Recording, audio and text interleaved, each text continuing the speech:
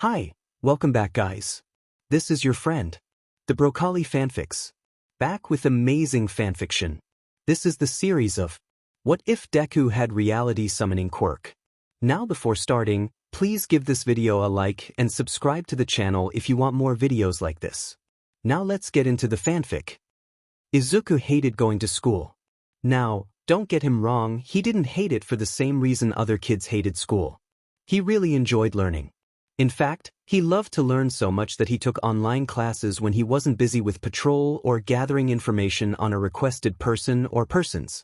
No, the reason he hated it was because of the students and teachers. It started out like any other normal day: don his restrictive and itchy middle school uniform, skip breakfast, try to tame his unruly hair, dodge some beer bottles thrown at him from behind by Inko as he headed out the door to school, and blend into the crowd so as not to be noticed by others. But the universe hated him apparently, so that idea went down the drain the second he stepped one foot into his godforsaken classroom. The Bakugo Katsuki, one of his main tormentors and childhood whatever you want to call them, growled as Izuku caught his eye. Izuku internally sighed at Bakugo's antics, hoping he could just get to his seat without any further altercations. "What is it, Katsuki?" Izuku repressed a sigh as he noticed Katsuki stand from his own seat near the window at the front of the classroom. Katsuki stilled in his movements towards Izuku at the use of his given name. "Is with that Katsuki bullshit? Ha Deku." Katsuki spat out his own name like it physically hurt to say. "Your name Katsuki?" Izuku looked at the blonde. "Or would you prefer I call you Bakugo?" Katsuki stopped in his tracks, staring at the greenette incredulously. Viridian eyes continued to look into red eyes unwavering and, though Katsuki would deny it to his last breath, just a bit unnerving. Izuku watched as Katsuki opened and closed his mouth like a fish, trying to form a response but coming up with nothing. He let out a quiet sigh in response to the blonde's expression and walked to his seat in the back corner of the room next to the farthest window overlooking the koi pond on the ground. He observed the peacefully swimming white and orange-spotted fish, deciding to go to the store for some fish later today. In his peripherals, Izuku noted as Katsuki sat down that his back was less slouched over than usual, probably because you used his given name to his face. Izuku still thought it weird for Katsuki to act like that just because he used his given name. Pulling out his notebook and pencil, Izuku began working on his next invention's blueprints. Time passed on quickly like that, and before he knew it, it was the last class of the day with his least favorite teacher. Izuku tuned out the teacher's nails on a chalkboard voice and continued on with his blueprints. Or as close to blueprints as he can get with him writing in his notebook. "Oriya also applied to UA as well, isn't that right?" Izuku snapped his head up and glared at his teacher from his seat. The class burst into laughs and giggles, throwing insults his way, very uncreative ones might he add, because the teacher decided to be a deech and not elaborate that he is going into the support course and not the hero course.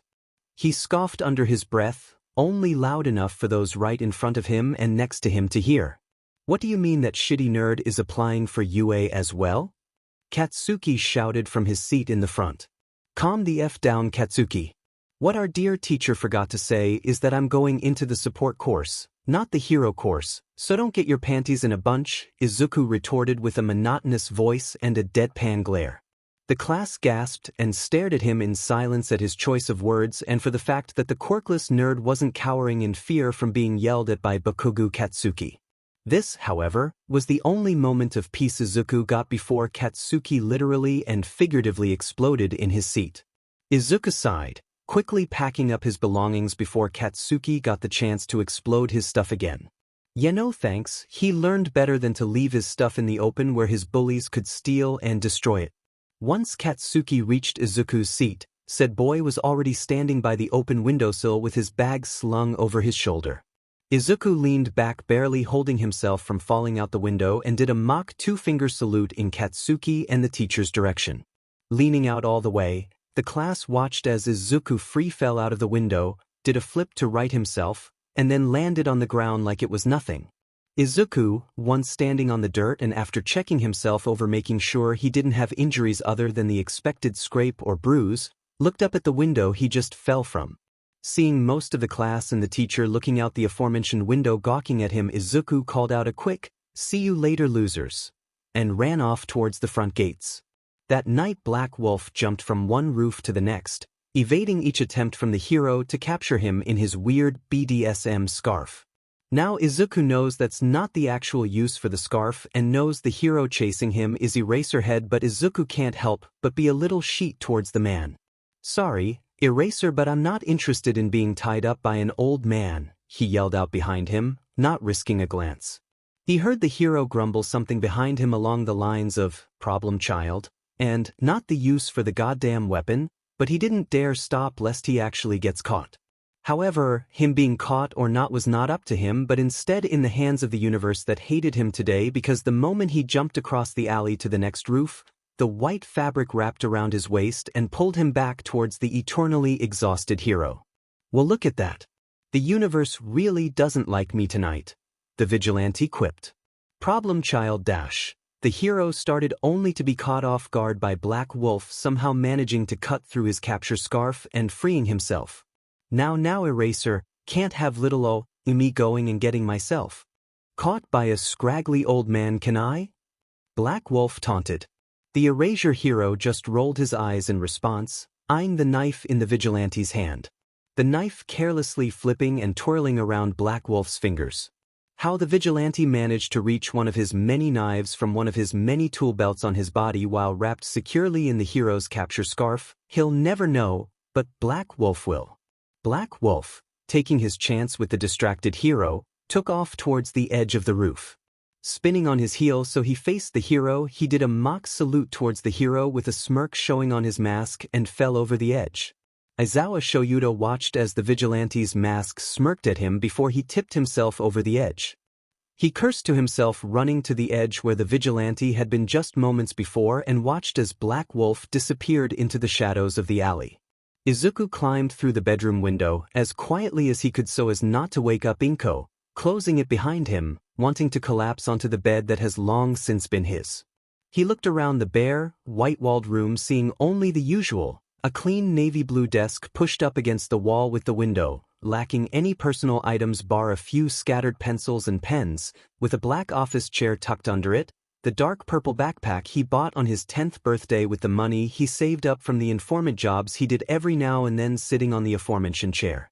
The bed on the opposite wall, wearing plain blue sheets, and his yellow abomination of a school bag that his mom bought for him before his false diagnosis, sitting at the edge. Izuku took the LED mask from his face and stripped off his black hoodie that had navy blue accents running up and down the sides of the torso in parallel lines, to reveal the black tank top underneath, along with his chest and arm utility belts filled with knives. Unclipping the belt from his chest, he left his tank top on, not having enough energy to change out of it, and proceeded to undo the utility belt that rested on the curve of his hips. He continued taking off his weapons and putting his vigilante clothes in the purple backpack. Towing off his steel-toed combat boots and setting them inside the farthest corner of the closest, he stripped himself of his reinforced black cargo pants, copying the design of his hoodie, throwing on the gray sweatpants he wears while he hacks into camera feeds and police databases or just lounges around the house. After feeling settled, and all his weapons and clothes were put in places Inko wouldn't find them, he looked at the time on his phone. Reading 3:47 a.m., he walked to his bed and flopped on top of the covers, only bothering to move under them when he began shivering due to the fact that his roommate turned off the heater in the room he resided in. The only reason she never got around to kicking him out was because he knew she was lonely and that Auntie Mitsuki, the only person who actually cares about him, would wonder where he was. That night Izuku fell into a dreamless sleep. Shoyuda entered his shared apartment at 4 a.m. whispering a soft, "I'm home," into the dark apartment. He knew his husband, Hizashi otherwise known as Present Mike, couldn't hear him due to the fact he was probably asleep, and because Shoyuda found his hearing aids on the kitchen counter when he went to get a much-needed glass of water. The Ravenet turned towards the hallway connecting the kitchen to his and his husband's shared room. Slowly walking down the hall, careful not to trip on any of the cats, Shoyuda made it to their room. Too exhausted, mentally and physically, he collapsed on the bed next to his partner, not even bothering to get under a blanket. Falling asleep next to his husband, Shoyuta dreamed of the vigilante he's been chasing for 7 odd years. Useless. Worthless. Quirkless. Deku. The voices in his head repeated those same 4 words like they were a mantra during his walk to Dagoba Beach. The sun was just rising over the horizon and what he could see of the ocean, painting the sky in pinks, oranges, and yellows, washing away the dark blues and blacks of the night sky. For such an amazing view, bar the trash in the way, Izuku's mood was a pretty shitty one. Inko had woken up earlier that morning in a hungover haze. Usually, those types of mornings are uneventful, but this time she was angry. For some reason, Izuku doesn't know. The sound that woke him up this time was the slamming of fists on the old wooden coffee table in front of the couches. Stomping could be heard heading towards the bathroom, then after a few moments, the stomping headed towards where he slept. The next thing he knew, he was being dragged out of his room by his hair and into the bathroom. Knowing it was better to not struggle against her, he let it play out. The water was already running, and by what he could catch a glimpse of, it was on the hottest setting available. He wasn't sure, but he assumed he caught a glimpse of a bottle of bleach sitting next to the white tub. Izuku internally sighed, coming to terms that this was the best he was gonna get from her. He never expected her to love him after he was diagnosed.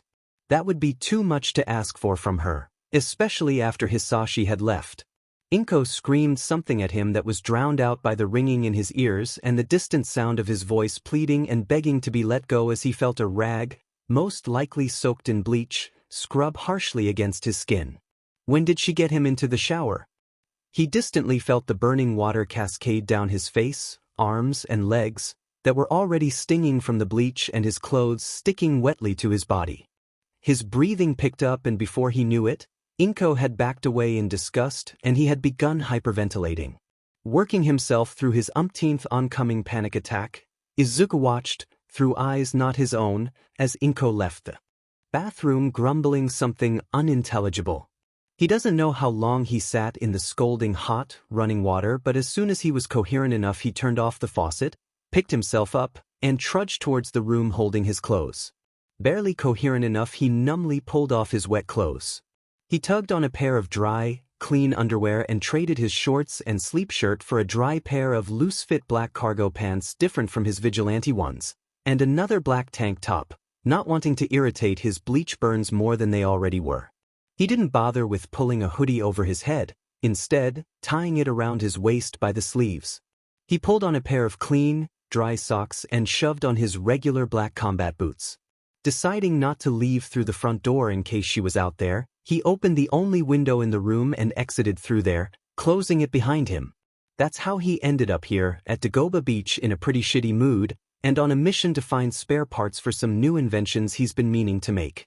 Engrossed in finding his materials, he failed to notice a person walking up behind him until they tapped him on the shoulder, causing him to jump up and spin on his heel in a roundhouse kick. He stopped his kick, just barely grazing their cheek, realizing the person wasn't that big of a threat besides the fact their muscles were sculpted well. Wow. Okay, that's on me. My bad. The person apologized. You're a feisty one, aren't ya? Izuku stared at the girl, her pink hair falling to her shoulders in dreadlocks, weird goggles sitting atop her head. Dark green, almost black cargo pants sat loosely around her waist while a coat of her own wrapped around her waist in a similar fashion to Izuku's. She wore a black and gray tank top that, like her face and the rest of her torso, was covered in soot, oil, and grease. He took note of her pupils that were in the shape of crosshairs and distantly wondered if it had something to do with her quirk. Hiya there. I'm Mei Hatsum, future CEO of Hatsum Industries. You can call me Mei. She exclaimed excitedly, getting a little too close for Izuku's comfort. Right, okay. I'm Izuku. He stated matter-of-factly. Right. Izuten, he internally cringed at the nickname, not having one before that wasn't Deku. Whatcha looking for? I've been watching you from over there. She pointed to a spot behind her and surrounded by trash on all sides bar the opening where she could get in and out, and you've been rummaging through the same pile of trash for at least. She looked at the wrist of her left hand, which was void of any type of watch, then glanced at the sun for a second before training her eyes back on him. An hour.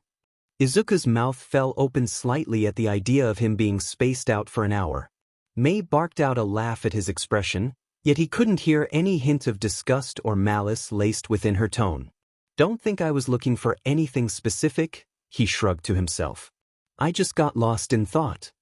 He looked down at his hands, taking notice of the dirt and sand stuck under his nails. He looked back at her, raising an eyebrow in silent questioning. She, however, didn't seem to pick up on this as she went on to explain how it seemed like he was just staring at nothing yet everything at the same time. Then the fateful question came. What's your quirk? She asked excitedly, staring into his eyes. He heaved an exasperated sigh, this time looking her in the eyes and in the most monotonous voice he could muster while simultaneously giving her the most deadpan stare. He replied, I call it, yeet. Shoyuta woke up in his husband's arms, subconsciously matching the rhythm of the blonde's breathing. He watched the rise and fall of Hizashi's chest as the man slept. Not wanting to get out of bed just yet, but not knowing the time, Shoyuta slowly worked his way out of the man's arms, careful not to wake him up. Leaning up against the bed frame, he grabbed his phone from his bedside table, turning the brightness down and looking at the time. He yawned as the time read 7:30 a.m. 3.5 hours. Shoyuta internally sighed at the amount of sleep. Hizashi stirred and Shoyuta watched as his husband groggily opened his eyes, blinking them up at the dark-haired man. What time is it? He asked, sleep still evident in his voice. 7:30. Hizashi grumbled at the time and grabbed Shoyuta by the waist. Come back to sleep. It's Saturday, we don't have classes today. Hizashi spoke into Shuta's side. Shoyuta looked down at the normally loud blonde as he pleaded to go back to sleep. Shoyuta scoffed fondly, I don't have classes any day. And whose fault is that? Hizashi stared up into Shuta's coal-black eyes, watching as the man blinked down at him and grumbled something along the lines of, not my fault, they didn't have potential. They stayed like that for a few more minutes before Hizashi huffed and both he and Shoyuta pushed back the covers, getting out of bed. Shoyuta looked down at his clothes he was wearing, mentally grumbling at how sweaty and gross he felt. Sighing, he walked to the bathroom to wash the dirt and grime from last night's patrol off his body. After getting in the shower, Shoyuta thought about Black Wolf and last night's patrol. Eraserhead was jumping and running from roof to roof, keeping an eye out for any trouble. Passing over an alley, he spotted an argument that looked close to becoming a full-on brawl. Jumping down on the larger person and knocking them out with a quick kick to the head, he wrapped the person in his capture weapon so as not to be able to flee or fight back.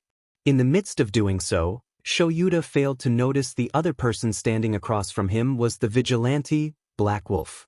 In his defense, someone in all black with only accents of a dark navy blue made it really hard to tell who the person was from above. That was my kill, Eraser. The vigilante pouted, he pouted.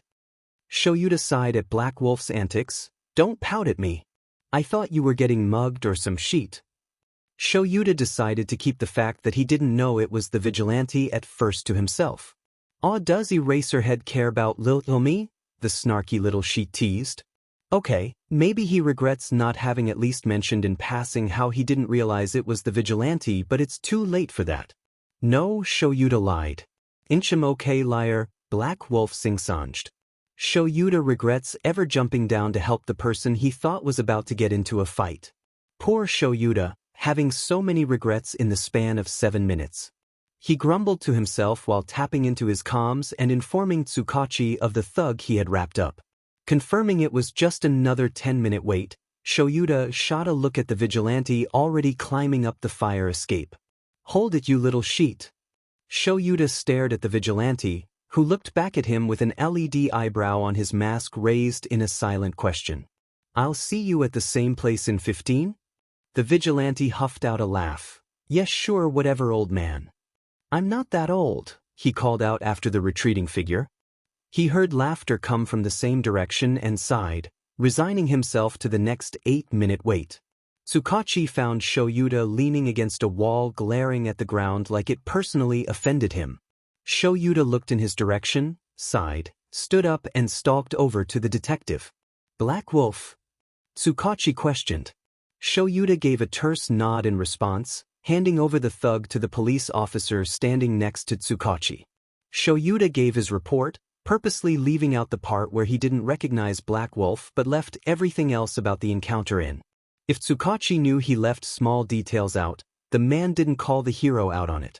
20 minutes later found Eraserhead chasing the same vigilante over rooftops after the little bee stole his canned coffee, chugged the rest of it, and then chucked it off the rooftop while yelling at the top of his lungs. And well, you know how the rest of the story goes. Shuda's capture scarf being insinuated that it's used for KNKS and the aforementioned little sheet somehow being able to reach one of his knives before cutting his way out of Shuda's capture scarf. Shoyuta walked out into the kitchen, the smell of omurice wafting throughout the apartment. Sitting at the counter, Shoyuta watched as the blonde moved around the kitchen while listening to his radio show. A small smile graced Shuda's face the moment Hisashi made eye contact with him, causing his cockatoo of a husband to grin boisterously. Hisashi set down 2 plates of omurice. One in front of Shoyuta and the other opposite the ravinette where the blonde sat down. Contented, the two ate in comfortable silence, the only sound being Hisashi's radio station and the pitter-patter of small paws signifying their 2 cats waking up. Izuku watched Mei's expression war through different emotions before one finally settled on her face and she burst out laughing once again. The two talked for 3 more hours about inventions they were planning and other, random stuff, before Mei's mom called asking where she was and Mei had to go home. After Mei left, Izuku went back to rummaging through the trash piles. What he was looking for he has no idea, but he does know that once he finds it, he'll know it's the thing he needs. Granted, he could just summon what he needs with his quirk, but where's the fun in that? No, Izuku wants to feel the sense of pride and joy he gets from doing things without his quirk. And because you really only choose to summon knives, Izuku. Knives.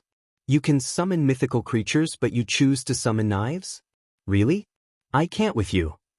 Just because he manifested his quirk at 7 years old and now can use it to literally bring anything he wants to him doesn't mean he will.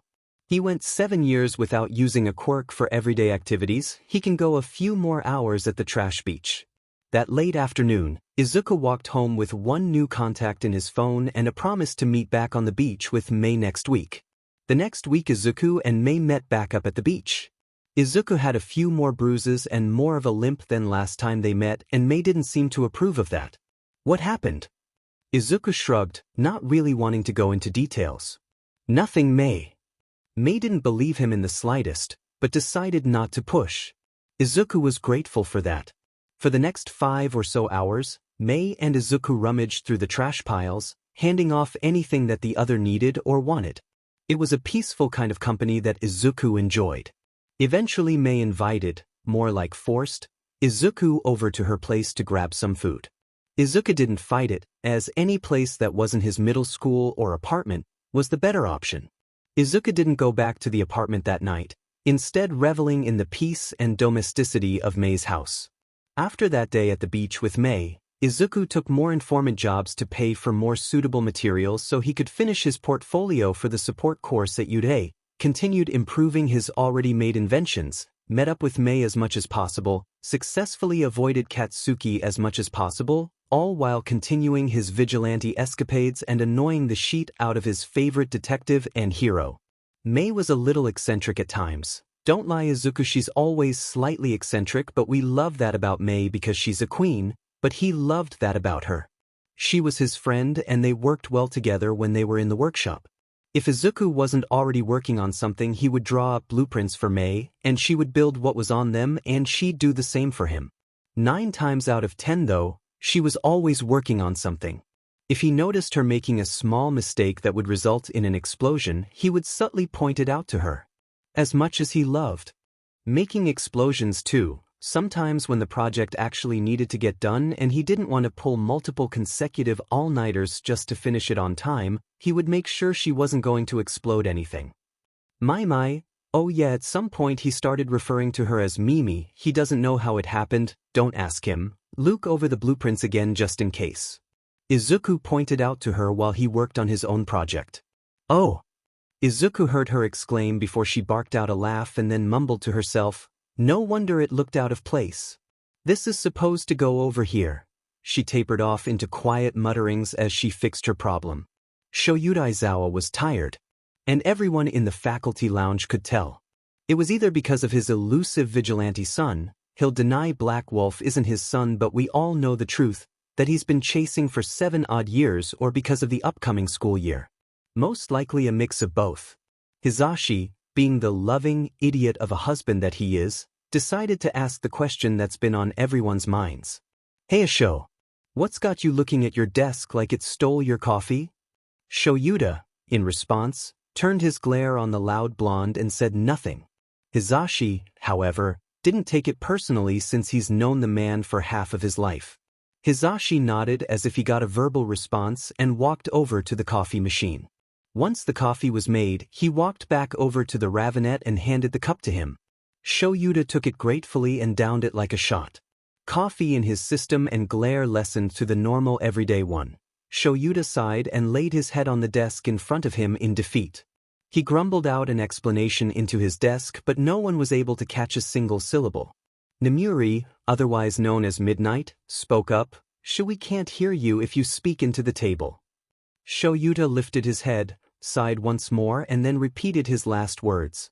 I have a slight idea of how old Black Wolf is now because he said he was going to take a while off in 5 or 6 months for personal issues, and when I asked him if it was related to high school, he looked at me up and down. Then his mask's LED expression smirked at me and he ran away. So it was both. But it was mainly both because Black Wolf was involved. The room's occupants sympathized with Shoyuta because they knew how hard he worked to get the vigilante to trust Shoyuta as much as he does and because they knew how long he'd been on the case. The ravinette grumbled under his breath and the people closest to him caught phrases along the lines of problem child and didn't say he was going to and being a little sheet. Hisashi smiled lovingly at his husband and just watched as Shoyuta tried to work through his vigilante problem. He had a feeling they were going to be welcoming a new family member in the coming months. But he wasn't going to touch the topic with Shoyuta knowing how the man is still in denial of the vigilante already being his son in everything but blood and legality. Shoyuta wanted to become dead to the world. Why is his problem child being a right little sheet and being vague about high school? He still doesn't know his problem child's quirk and it's been 7 years. Shoyuta, and the rest of the underground heroes and police force on the case, have a vague idea that it has something to do with knives or he wouldn't have so many on his person. Either way, Shoyuta will just have to watch the hero entrance exams to find his problem child. Since when had he started referring to the problem child as his problem child? Shoyuta sighed in resignation, accepting his fate as the problem child's father figure. Not that he was ever going to tell that to Hisashi or the problem child he thinks of as a son. Nope, never. Izuku looked up from his project when an explosion rang through the workshop. Strangely enough, all the oil and smoke stayed on the one side and avoided touching him. He wasn't complaining though. Mimi cackled as she tossed the ruined invention to the side, going back to tinkering with her other babies, as she liked to call them. Mimi, Izuku sighed. Of course he was already used to her antics, but sometimes he forgot how far she took them. Mimi didn't look up at her name being called. Instead she hummed in response. Izuku shook his head fondly at her and said what first came to mind, "Why are we friends?" Mimi looked up at him with an excited glint in her eyes, "Because I found you mindlessly rummaging through trash piles and we talked about inventions and support gear and you told me about your quirk yeet, and I gave you my number and your mom's a beach," she stated matter-of-factly. Did he forget to mention that Mimi knows about his sheet of a mother and how the beach treats him? Probably. Yeah, fair, he said with fondness and exasperation edging his tone. Mimi went back to her babies and Izuku went back to his projects. They worked like this in silence except for the sound of machines whirring and metal hitting metal until it got late enough where the moon was inching its way through in the sky. Izuku didn't mind though. He never looked forward to going home, and if he told Mimi he didn't want to go, she would offer him a place at her home for the night or however long he needed. It's not like Inko ever noticed anyways. Not going home today, Mimi, Izuku stated. I don't want to see her face right now. Okay, that's fine. What do you want for dinner? Mimi, like the amazing person she is, accepted it with no qualms. Izuku looked at his phone, and noticing how late it got as he read the time, 10:15 p.m., set down his current project, walked over to Mimi, and said what he hadn't had in a long time. Katsudan. That Saturday night, Izuku wasn't doing vigilante work. Tonight was designated more for keeping up on his hacker and informant personas, Deku and Canary respectively. Izuku loved annoying the sheet out of his favorite detective and hero as Black Wolf, but sometimes, the men needed a break from his antics. All his personas were familiar with each other in a way. Or at least that's what underground pro-heroes and the police thought. According to them, the hacker, informant, and vigilante were a team. How they came to that conclusion, Izuku has no idea. Okay, well maybe he has a slight idea, but that's besides the point. The point is that he has to go meet a client at a bar in 30 minutes and he somehow has to get past Mimi. Where are you going? Turning around, Izuku came face to face with Mimi. How does she always sneak up on him? Even Eraser can't do that, and that man is a seasoned pro-hero. The Pinkette was wearing the same outfit she wore when they were in the workshop, making it evident that she has been in there the whole time. Nowhere Mimi. That's a lie. You're dressed in another sketchy but outfit. What are you, an assassin now too? Mimi knew he was a vigilante, due to him being caught sneaking out one night and her not letting him leave until he explained what was going on. All she wanted was for him to let her make him gear every now and then. But she knew this wasn't his vigilante outfit. So Izuku guesses she had the right to feel at least a bit suspicious. She looked his outfit up and down. He was wearing his signature, tight fit ripped black jeans with a white undershirt that accentuated his muscles, tucked into the belt. Covering that so he doesn't get cold, and to hide his plethora of knives, he had a hooded jacket that was black with white accents in a similar design to his vigilante hoodie. The all-black mask he wore to protect his identity when meeting new clients hung limply around his neck. Mimi. Izuku sighed in faux exasperation. He was going to be late and Canary was never late. He slipped on his black combat boots and stood to face Mimi. I'll tell you when I get back, but I need to go or I'll be late. Mimi seemed to accept that and waved him off from the Genkan, leaving Izuku to assume that she'd locked the door after he left. Izuku, or now Canary, pulled up his mask to his nose, successfully cutting off all view of anything below his vibrant green eyes, and pulled out his phone to check the time. 11:55 p.m. 5 minutes until the allotted time they were to meet.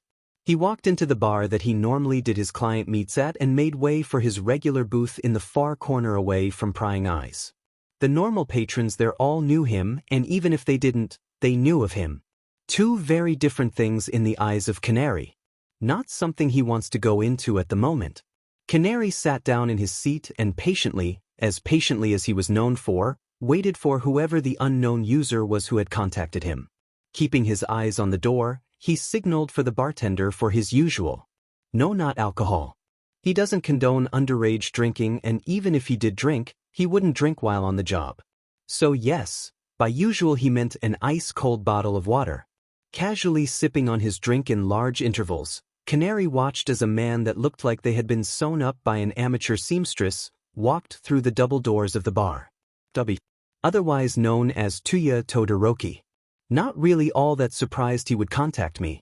Most likely in regards to his father. Canary gagged at the thought of the number 2 hero. Endeavor. Interesting but not at all surprising. The informant watched as Dobby made his way to the bartender and presumably asked where Canary was. The criminal turned in his direction and, once he waved off the barkeep, made his way over to the table. Sliding into the seat opposite the informant, Canary watched as Dobby scrutinized him. Dobby. Canary gave a shallow nod in the older's direction. I assume you're Canary then? Canary gave only a slight nod and a hum in confirmation. Canary watched as Dobby's eye twitched at the non-verbal answers. Obviously not how the man expected the meeting to go. Keeping his eyes blank so as to show no signs of his amusement, Canary waited for Dobby to spit out what the man wanted from the informant. The man rubbed the back of his neck before starting. I want any and all dirt you can dig up on Endeavor. Canary rested his chin on his hand, maintaining eye contact with the scarred man. And why specifically Endeavor? I mean, it's not like you have any personal relations or vendettas with the man. Unless... The informant trailed off purposely. Dobby tensed. His hands coming to rest face down on the table, burning the table under him in a clear threat. Canary knew how set off the barkeep was going to be after seeing that, and he also knew he'd have to pay for the damages too. Whoa, calm down there, Patchwork. Dobby clenched his fists at the nickname.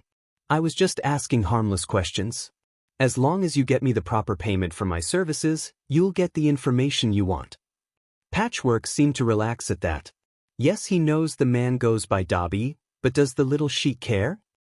But I also need any and all weaknesses that can be exploited. Canary's face screwed up at the implications of the statement, but as soon as the expression appeared it vanished just as quick, leaving Patchwork to wonder if he had imagined it or not. Now maybe you've heard or maybe you haven't, but I don't give out information that could be used to get someone killed. Patchwork frowned. Now I can get you any and all dirt on Endeavor from the time he was a tyke all the way until now, but I refuse to be a part of anything that, even if they deserve it, would wind up with a murder. Sue him, he has morals. Even if it is Endeavor, but still, Izuku does not want any murder on his hands. Indirectly or not. Fine. All right. The informant chirped. Let's get down to the logistics then.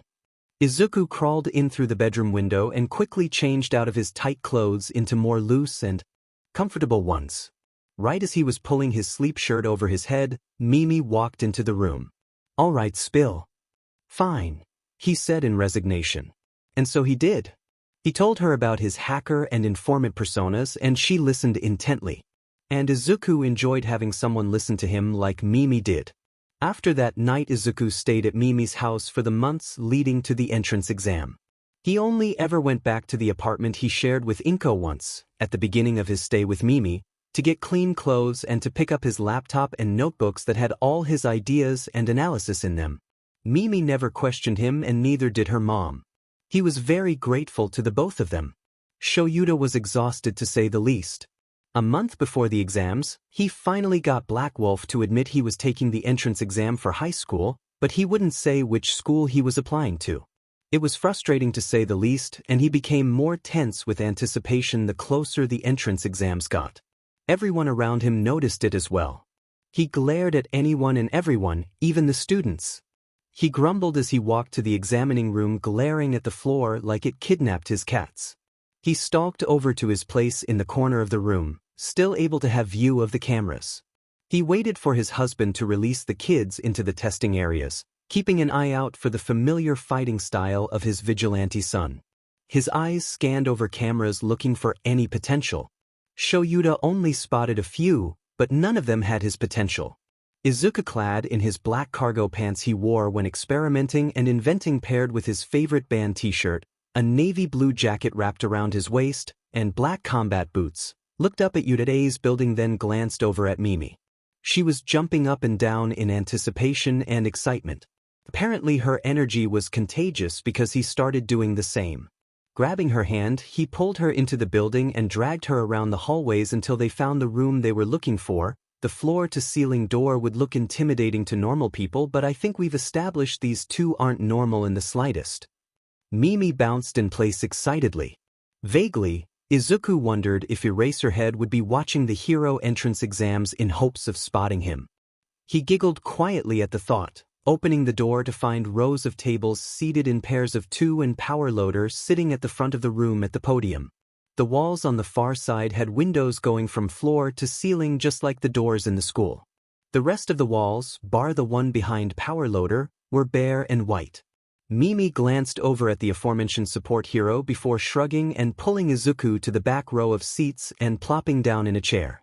Izuku followed her lead and pulled out his computer to work on other things while waiting for the written portion of the exam to start. The written test was easy in Izuku's opinion. Power Loader mentioned that the slotted amount of time for taking the test was roughly 3 hours. Izuku called bullshit because he finished it in half that. Or maybe that was just him. Either way, Izuku confidently stood up and strolled to the front, handing in his exam, not breaking eye contact with the hero for a single second. Mimi only spared him a glance before going back to work on her own test. Meanwhile, Power Loader gawked at him, then silently pointed to the door behind him that led to a separate hallway than the one he and Mimi walked through to get there. Izuku nodded and walked through the door. Noticing chairs lining the walls, he decided to take one and start working on his next invention's blueprints in the notebook he brought with him. It was going to be a close replica of Midnight's quirked gas. All he needed was a small sample of it so he could find the chemical components to recreate it, and maybe build some small hand grenades that he could infuse the gas into so it releases when the pin is pulled. 30 minutes later, more people started walking through the same door and sitting at the empty chairs. Izuku ignored them in favor of writing in his notebook. Izuku didn't look up until he heard the familiar cackle of his best friend, only friend, Mimi. Zuzu! Mimi called out. Izuku hummed in response, ignoring the looks the other people were giving them. You finished so early, Zuzu. I knew you were smart, but then... Izuku rolled his eyes at her. He knew he was smart. His middle school teachers always falsely graded his work thinking he never noticed, but he did, and one day he is going to destroy that school. Figuratively, of course.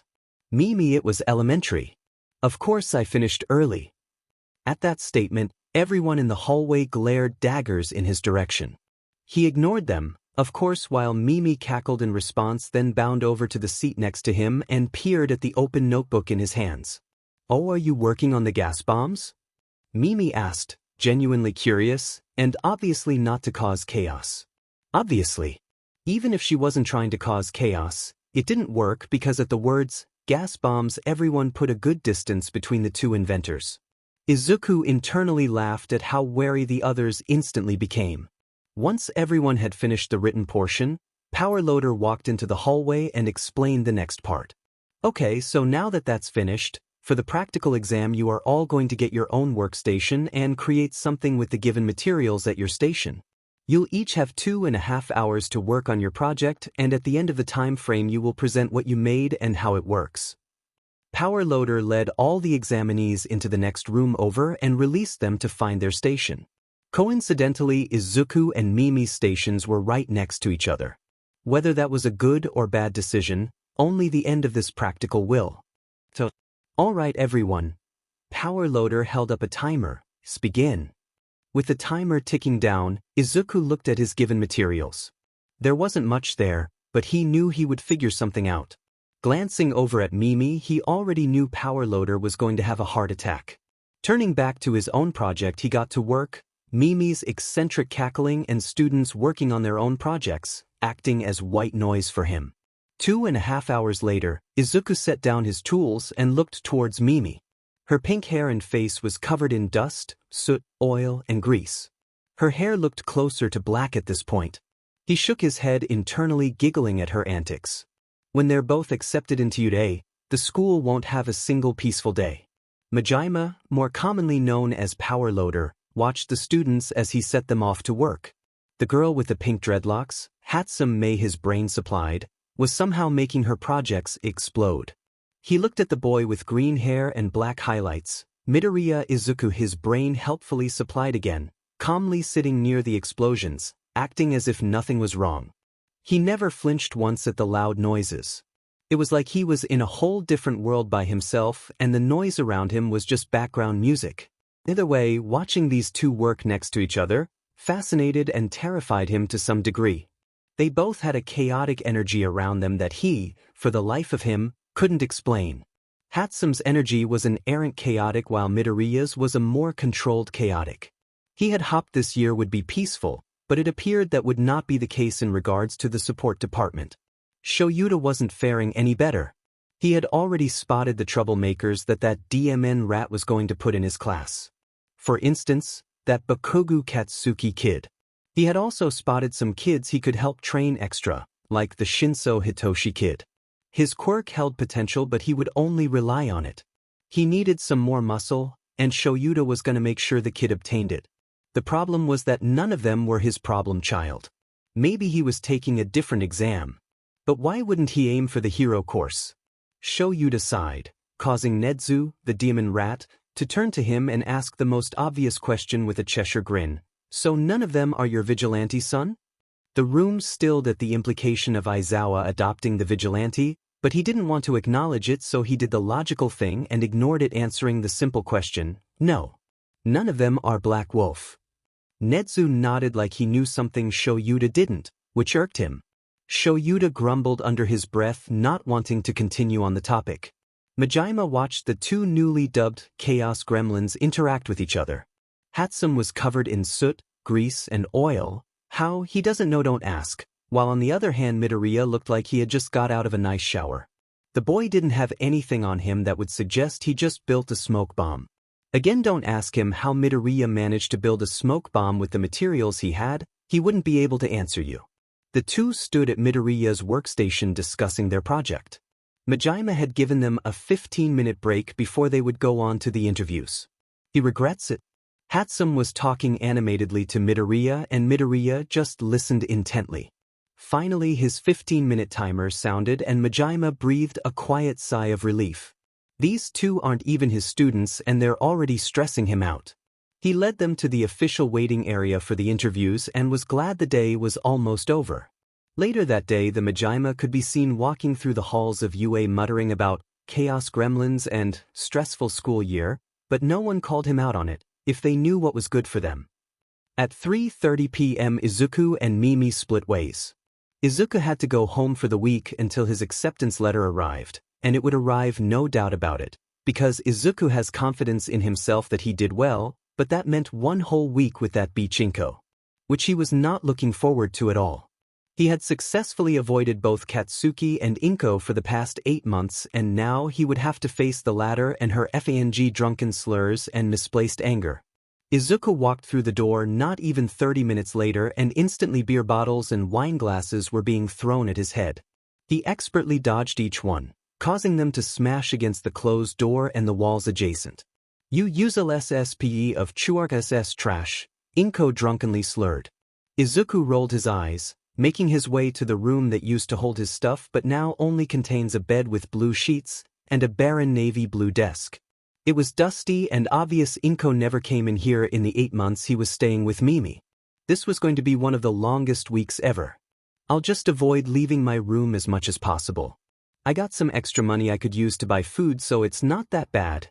Izuku trailed off into a muttering storm with no one there to reel him back in. He sat on his bed muttering about the best ways to avoid both Inko and Katsuki. His vigilante alarm rang at 7:30 p.m., signaling that it was time to get dressed and ready for his patrol. He was glad he decided to bring his bag of vigilante gear with him, or else he would have to go all the way to Mimi's house to get it. He quickly changed clothes and shoved his other ones into the bag and in the back of the now unused closet. Pulling the mask over his face, he quietly opened the window, climbed out, and shut the window. Little did the thugs he caught tonight know that Izuku was going to take out his frustration and built up energy on them. Black Wolf was all over the police radios the last few nights. Shoyuta could tell he was stressed about something, but every time the hero ran into the vigilante, the little sheet would be vague about the situation. "God damn it." Shoyuta groaned, walking into the police station and heading straight for Tsukachi's office. Slamming the door open caused the detective to look up from the paperwork in front of him and send a half-hearted glare towards the hero. Shoyuta slumped down into the chair across from the other man, glaring at the wall. "What happened now?" Tsukachi asked, already semi-knowing the answer. "The problem, child, is what's wrong," Shoyuta complained, shocking the detective because Eraserhead never complains. He grumbles, "Sure. But complain? He's only done it one other time, and that was when his favorite cat cafe closed down for the week. Care to elaborate, or are you just going to stew in your irritation?" Tsukachi asked, trying to sound teasing but failing miserably. "Haha, very funny." Shoyuta rolled his eyes but elaborated on the situation anyway. "FING problem child is stressed." "Obviously," Shoyuta huffed. "Yet he won't effing tell me what's going on. Being a vague little sheet and just taking it out on the thugs he brings down." Tsukachi listened intently to Shoyuta, internally smirking at the hero's dad vibes he was giving off. The day Izuku's UA acceptance letter finally came in the mail, he quickly threw on his black tank top and cargo pants with his purple hoodie tied around his waist, packed up the rest of the belongings he brought with him, slipped on his black combat boots and walked out the door with his already packed duffel bag of belongings, leaving Inko to drown in her liquor and bitchiness. Quickly slipping the hoodie that was around his waist on, he retrieved the letter from the mailbox, noting how heavier than a normal paper letter it was. Izuku didn't waste any time getting over to Mimi's house to open the letters together. 30 minutes is how long it took to get to his only best friend's house. Knocking on the door revealed the Pinkette excitedly gripping her own letter. Thankfully she wasn't covered in soot, oil, and grease, but instead wore her own pair of gray sweatpants and another black tank top. She beckoned him inside, and he toed off his shoes at the Genkin. They walked down the hall, the walls covered in framed photos of Mimi as a child all the way to the present and her mother. It had a nice domestic feeling to it that Izuku loved about the two. Reaching Mimi's, and unofficially Izuku's, room, Izuku set his bag full of possessions on the foot of the bed. Mimi's mom, Aki-san as she likes to be called, bought for him after a week of him staying at their house. The room had blueprints hanging on every wall and the two's beds were pushed right up against the adjacent walls to the door. There was a single, white, shared desk separating the two beds and the floors were hardwood. Surprisingly, the floor was cleaned of all projects Mimi and Izuku had worked on. Sitting opposite each other on the floor in the middle of the room, they each put their own respective letters in front of them. On the count of 3 we rip them open, Mimi exclaimed. Izuku nodded in reply and they both reached for the letters. 1. They held their hand to the corners of their own envelopes. 2. They put pressure, ready to tear them open and let whatever object that was inside fall onto the floor between them. 3. Mimi shouted. Instantaneously the envelopes were ripped open and a round disc fell out of both of them. As soon as the discs hit the floor, 2 projections were displayed in front of their faces. The projections were basic replicas to each other bar the names and scores, so Izuku tuned them out. He already knows he did well on the written exam. What he wants to know is his practical and interview portion. As soon as the power loader on the screen said the word, practical, Izuku tuned back in. Hatsum Mei Midoriya Izuku. Izuku cringed at the use of his last name. You did well on the practical portion of the exam. How you made a smoke bomb flamethrower with the materials I provided you with, I don't want to know. All I know is you, Hatsum Mei Midoriya Izuku, passed the practical exam showing terrifying prowess in inventing. Mimi squealed while listening to her video. The next part of the video talked about the interview with the teachers. Long story short, both Izuku and Mimi terrified the UA staff that was proctoring the exam, but have nonetheless been accepted into UA. Izuku grinned up at Mimi. Her response was less subdued, being a tackle to the ground, but he understood how ecstatic she was. He was too. We can mess with Baku bitch all year now, Mimi exclaimed. Izuku gave her a Cheshire grin. We can only slightly inconvenience him, but yes, now we can F with Baku bitch. Mimi giggled manically and hugged Izuku even tighter. When they walked out of the room to tell Aki-san, she had already heard the news, with how loud they were being and congratulated the both of them. Let's go out to eat in celebration, she exclaimed and the two kids vehemently agreed. Shoyuta was still upset he hadn't spotted Black Wolf at the entrance exam, so he acquiesced himself to waiting for the beginning of the school year. Surely Shoyuta would notice him once he was actually in his class. Burying his head in his hands at his desk, Shoyuta groaned. Majima at that moment walked into the teacher's lounge and groaned simultaneously with Shoyuta. What's got you groaning? Shoyuta asked with genuine curiosity. Could ask the same of you, but I have a feeling I already know the answer to that. Majima retorted. Shoyuta raised an eyebrow at the response and Majima continued. I've got 2 chaos gremlins this year. One has pink hair and is all over the place and the other has green hair and has a controlled chaotic air about him. Turns out they already know each other too, he tapered off with a sigh. Shoyuta understood Majima to some extent since his own classes, the ones he hadn't fully expelled, were their own chaos gremlins in their own right. The term, problem child, was only reserved for Black Wolf, but that's for him to know. The two teachers sat in a comfortable silence until Shuta's cockatoo of a husband burst into the room. Let's go get some takeout, the cockatoo exclaimed, running up to Shoyuta, grabbing his wrist and dragging him out the door. Shoyuta grumbled but didn't try to pull away. God, he was soft for the loud blonde. Izuku was excited. He hadn't seen his mom since the week of waiting for his acceptance letter and he continued to stay at Mimi's house afterwards. Today though, he was excited for a different reason. It was the first day of classes and he and Mimi had even walked to school together, because you literally live with her Izuku. The F, you making it sound like you met up at the train station for? Overall, he was ready to cause some chaos with his sister in all but blood and legality, you dumbass. The Chaos Duo, as they have rightfully dubbed themselves, walked through the halls of UA heading straight for their classroom, 1H. Turning a corner, they noticed a scraggly-looking homeless man with a white scarf around his neck walking in their direction. Izuku instantly recognized who it was and whispered to Mimi, "That's Eraserhead." Mimi giggled in excitement. "Are you going to mess with him?" "Obviously. So just follow my lead," Izuku affirmed. Picking up his pace a little, Izuku stopped in front of the hero. "Excuse me, sir, are you perhaps lost?" Izuku looked up at the hero, his face portraying the look of a kid asking an innocent and harmless question.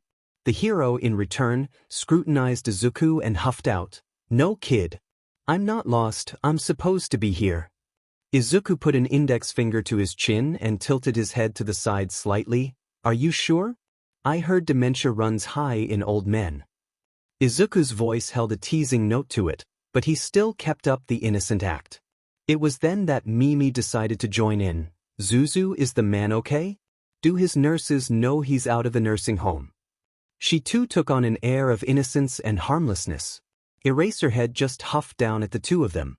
"Maybe we should call a teacher and ask if they know where his nurses are," Izuku said with the tone of someone who just had an amazing idea. The Chaos Duo heard the hero grumble, not able to get by because the two were blocking him in. Izuku pulled out his phone and pretended to go to the UA website to search for a phone number he already had memorized. Punching in the numbers, he held the phone up to his ear. It rang through twice before the familiar voice of Present Mike sounded through. Shoyuta grumbled as he walked down the hall. It was the beginning of the school year and he was really hoping he could find the troublesome vigilante before the end of the semester. Turning a corner, still grumbling and bemoaning his inability to spot one vigilante's fighting style, he didn't notice the two children who, if he paid attention to Majima's explanation of the two, were dubbed the Chaos Gremlins by Majima. All of a sudden, the green-haired child of the two waltzed up to him. Not sensing any hostility, the child asked a question most would find harmless, but Shoyuta just found exasperating and annoying. "Excuse me, sir, are you perhaps lost?" Shoyuta looked down at the greenette, scrutinizing him. "Why would he think I was lost? I know I look homeless, but seriously? Come on." "No, kid. I'm not lost, I'm supposed to be here," Shoyuta stated, hoping it left no room for argument. Oh, how wrong he was. Chaos Gremlin number 1 just tapped an index finger to his chin and continued with his questioning as his tone revealed a note of teasing. "Why is this child teasing me? What did I do? Do I know this child?" "Yes, Shoyuta, you do, but you don't know it yet. Are you sure? I heard dementia runs high in old men." Shoyuta stood a little shell-shocked that the child who he doesn't know even suggested that he has dementia. Chaos Gremlin number 2 decided to join in with her friend with another question most would find harmless. But no. Not Shoyuta. These two were out to mess with him and he didn't know why. "Zuzu, is the man okay? Do his nurses know he's out of the nursing home?" Shoyuta wanted to rip his hair out. Why are they insinuating I'm old enough to be in a home? Oh God, why is he pulling out his phone? What is he doing? Distantly, Shoyuta remembered him saying something about calling a teacher to ask if they knew where his supposed nurses are. Oh God, don't call who I think you're going to call. He'll never effa let me live it down. Why are you doing this to me, Chaos Gremlins? Aren't you supposed to be causing problems for Majima? The dial tone rang through twice before the familiar sound of his husband's voice rang through. "Hello? Who is this?" Hisashi asked, rightfully confused. "Hi," the green gremlin happily and innocently exclaimed into the phone. "There's this old guy wandering around the halls. Kinda tall, like 6 feet 0 inches, wearing all black and a scarf around his neck." He took a quick breath before continuing so as not to let the person on the other end get a word in. "And I asked him if he was lost and he said no, but I was worried that his nurses don't know he left the old folks home because my friend and I are worried about him hurting himself." He took another breath. This one taking longer than the other but still not enough time for Hisashi to speak. And so my friend and I thought we'd call a teacher to make sure he finds his nurses. He finished off cheerily like he was just doing someone a good service. Finally Hisashi was able to speak. Well, thank you for informing me, little listener.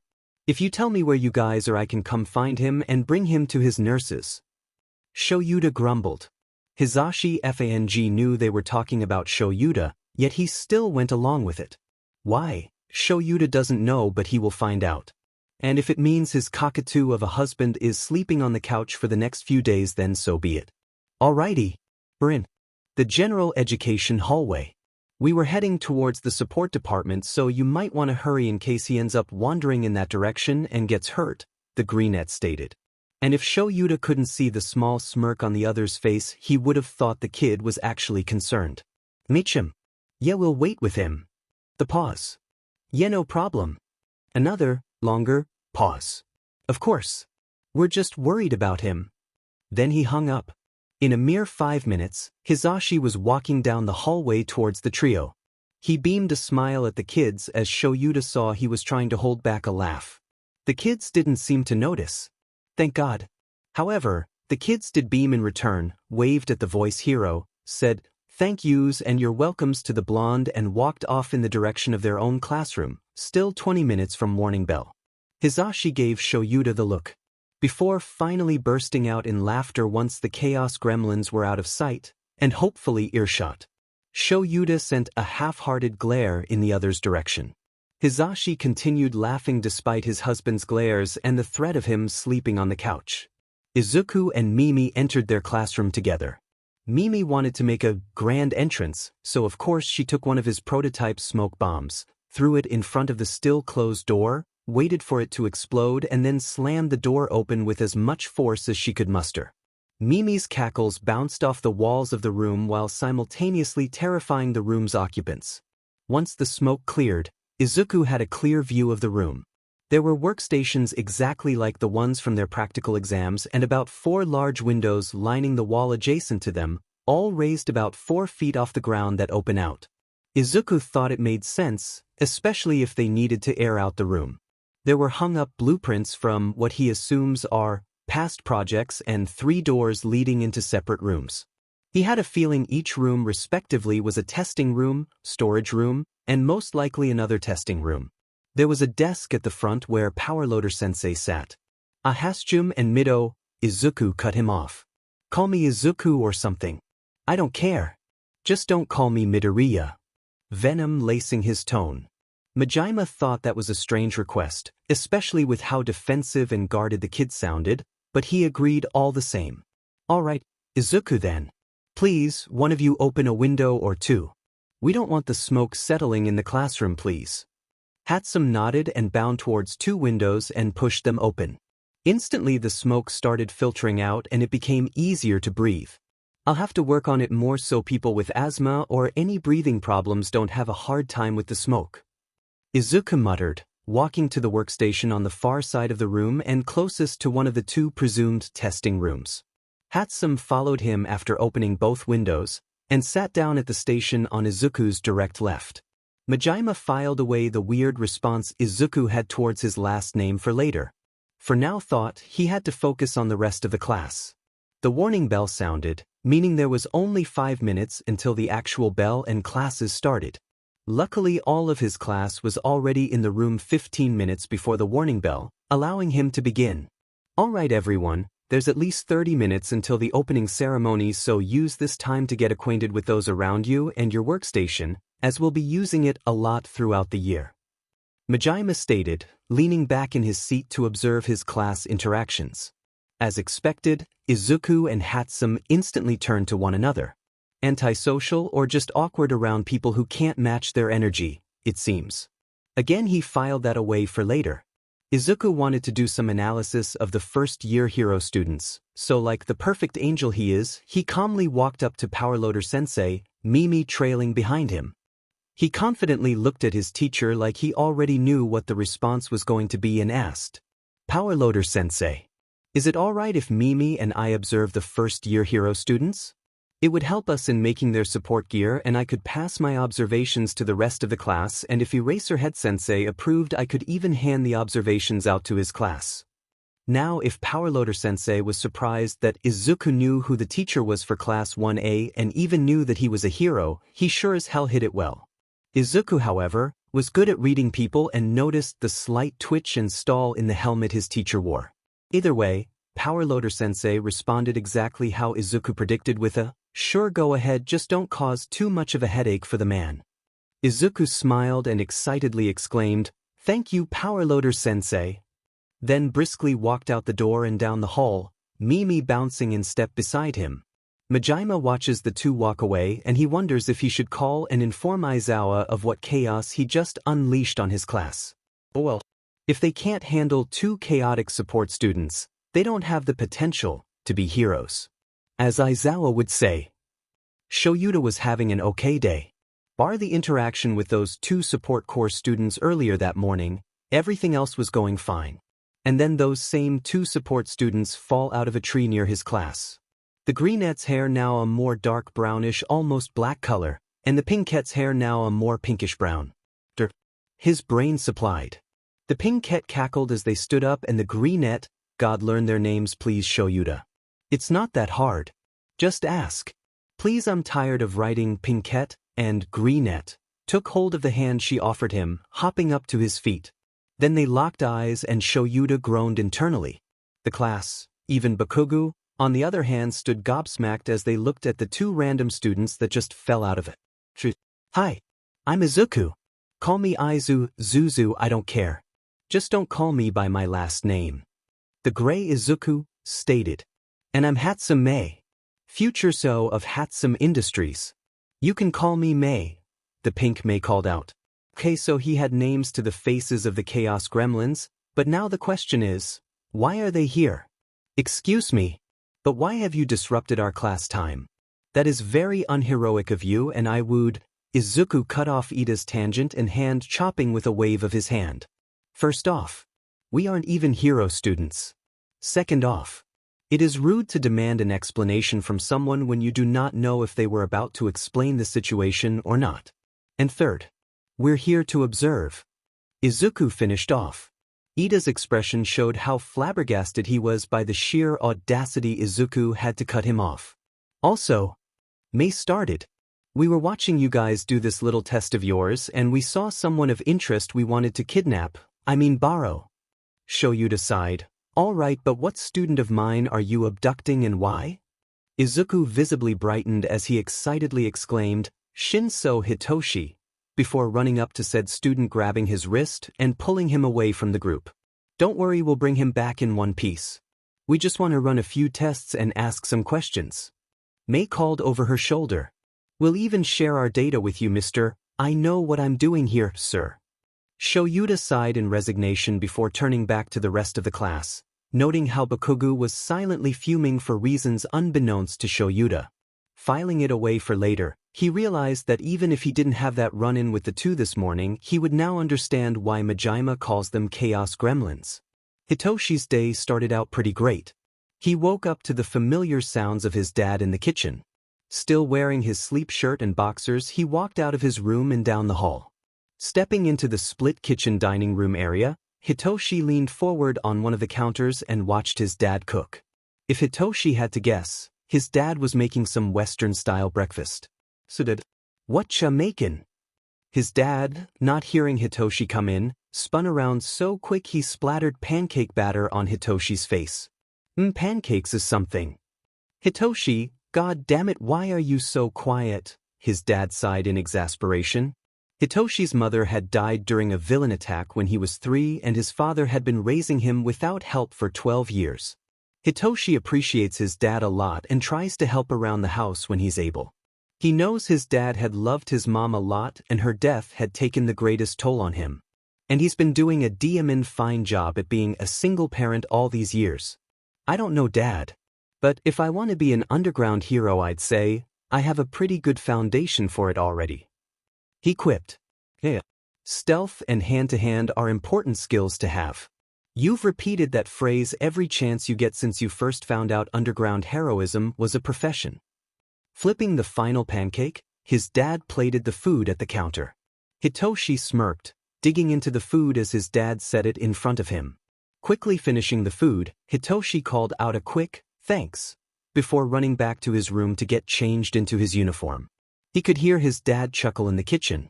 Slipping on the itchy, blue uniform and not bothering with the tie, Shinso exited his room. He read the clock on the wall in the living room. 7. Alright, it takes about 30 minutes to get there by train, so I'll have enough time to stop by that cafe and get some coffee. Hitoshi's thoughts whirred. Rushing to the gen-can, he shoved on his shoes and called out a quick, "Bye, Dad. Love you," before leaving the apartment. He didn't have to rush, but he really wanted to have time to get to the cafe and still be on time for class. Making it to the train station, he hopped from one foot to the other while waiting for the train to arrive. 5 minutes later, said train arrived and Hitoshi wasted no time getting on. Homeroom started at 8:30 and first started at 8:40, so Hitoshi figured he had time. Looking at his phone for the time, Hitoshi noted that it was 7. Alright, that should still give me some wiggle room. He mumbled to himself. 30 minutes later, Hitoshi arrived at his stop and got off the train, heading straight for the exit gates. Hitoshi walked to the cafe as quickly as possible without running into people. He spotted the LED cafe sign and made a beeline for it. Standing in front of the shop, he composed himself. Walking through the door made the bell on top jingle. He walked up to the front and ordered a to-go black coffee, nothing extra. After receiving his coffee, Hitoshi glanced at the time. 8. Good thing the school was only another 10 minutes away. Entering his new classroom, Hitoshi looked up at the board and found his seat. Far wall opposite the door, next to an already opened window. He nodded to himself and sat down. 15 minutes later saw Hitoshi outside in the PE grounds of UA in a gym uniform. Their teacher, Eraserhead or Aizawa as he's an underground hero, had told them to meet out here, but for what, Hitoshi didn't know. He assumed they were going to go to the opening ceremony that all the other classes were presumably going to as well. The rest of the class made it out to the field, standing in a group and looking to their teacher for directions. Aizawa-sensei explained what they would be doing and proceeded on with the tests. Everything was going smooth sailing, or as smooth sailing as things could go for Hitoshi, when 2 students fell out of the tree next to them. Have they been up there the whole time? How did nobody notice them? Before he realized what was happening, Hitoshi was being dragged away by the wrist by the green-haired teen. Izuku wasted no time leading Shinso through the halls of UA and to his and Mimi's classroom. Pulled Shinso towards the support classrooms. Once the trio reached the classroom, Mimi opened the door for Izuku and Shinso. Powerloader-sensei took one look at them, sighed, and ushered the rest of the class to the opening ceremony. "Just don't blow up the class while we're gone," he called out behind him. Even though their teacher couldn't see them, both Izuku and Mimi nodded in unison.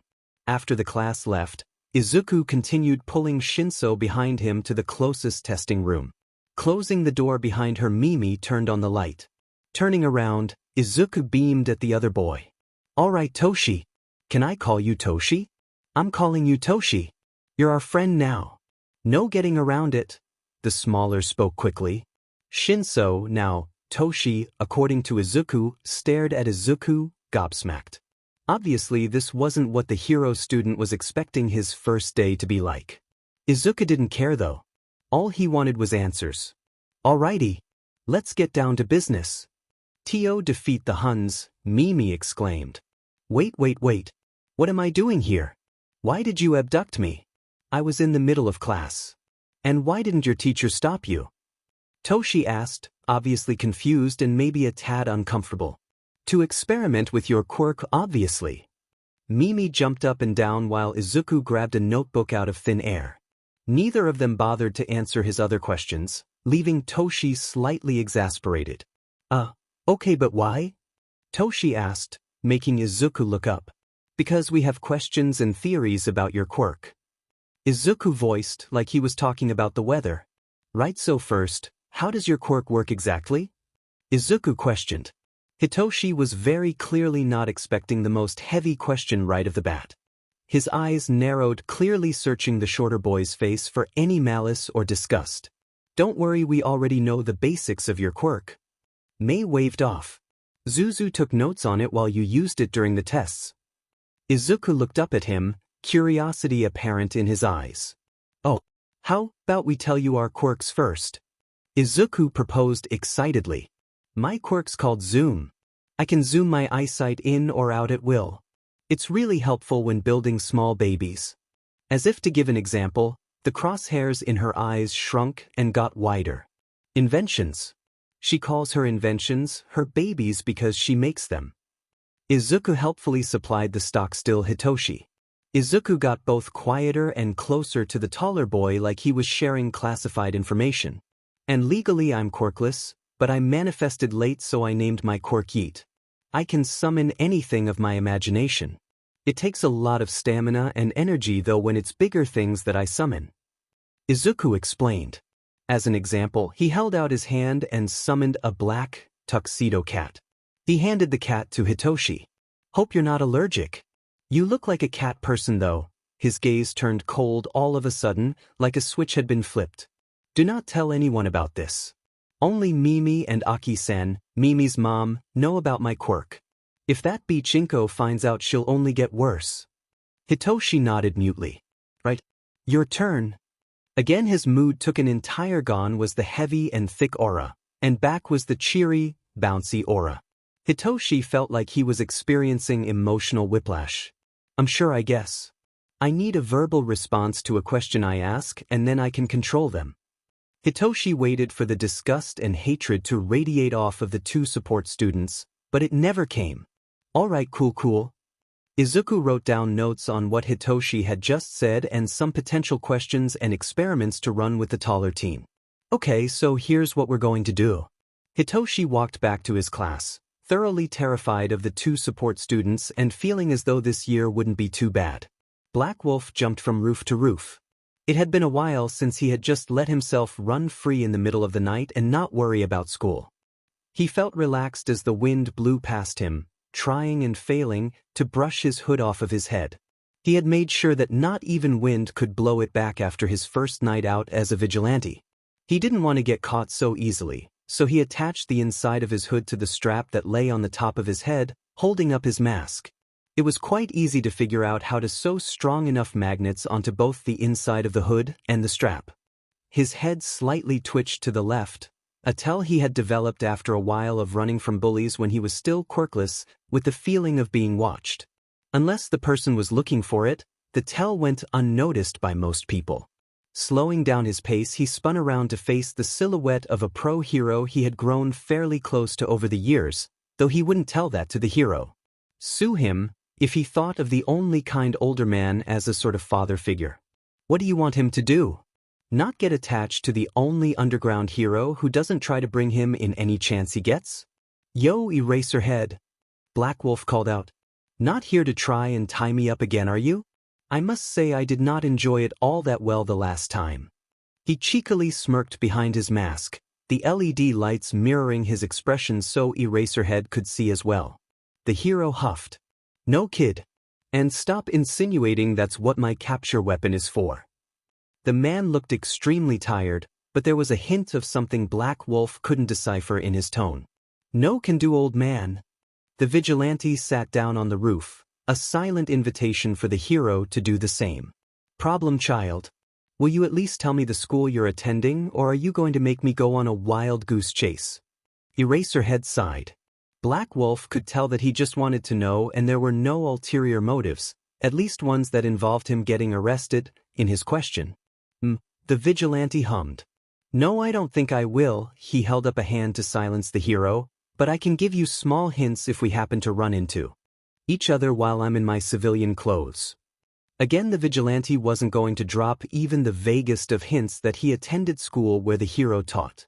Internally laughing at the hero's attempts to mask the disappointed expression on his face, Black Wolf was already planning all the ways he could drop hints for the hero. Oh, what a fun year this was going to be. The next morning, specifically 6:30 a.m., saw both Izuku and Mimi leaving the house together. It's a wonder your Aunt Mitsuki hasn't reported you as a missing child yet. Tiff? Oh. Donned in their cargo pants, Izuku's black and Mimi's dark blue, and UA uniform shirt with their own hoodies tied around their waists, Izuku with a homemade Eraserhead hoodie and Mimi with just a plain black hoodie dash, they made their way to the train station. Since it was so early in the morning, the train station wasn't packed with people. The two had left extra early so they could work on the gear they promised Toshi they'd have. Granted, they told Toshi they'd have it ready for him by the end of the week, but they were both excited. So they couldn't wait and wanted to get a head start on it. Luckily, their student passes let them into the school at any time, day or night. They waited for their train in not-so-quiet whispers. When the train arrived, without breaking conversation, the duo stepped onto the train and headed back towards an empty double-seater. Sitting down, they shoved their bags under their seats and continued discussing how best to go about making Toshi's support gear. Maybe we can make him his own scarf. Like Eraserhead's? Izuku exclaimed. Yeah, but first we'd have to take his scarf, and that's gonna be hard unless he's unconscious with no chance of waking up. Mimi defeatedly sighed. Oh, don't worry. I can get him to hand it over to us pretty easily. Izuku's grin stretched from ear to ear, almost an exact replica of Eraserhead's famous, logical ruse grin. The train ride lasted for 10 minutes, as they didn't live that far from UA in the first place. Quickly exiting the train station, they walked as quickly as they could to the front gates and scanned their passes. Shuda's day started out normal. Wake up, drink copious cups of coffee before husband wakes up. Once husband wakes up, get ready for the school day as aforementioned husband makes them both coffee and breakfast. Consume breakfast and coffee, then head out to work at 7:20 after the blonde gets himself ready for work. Keyword, started. When he got to school, there was an ominous note on his desk. Cautiously picking up the note, he opened it to read out a quick, "Yo, Eraserhead. Dude buddy.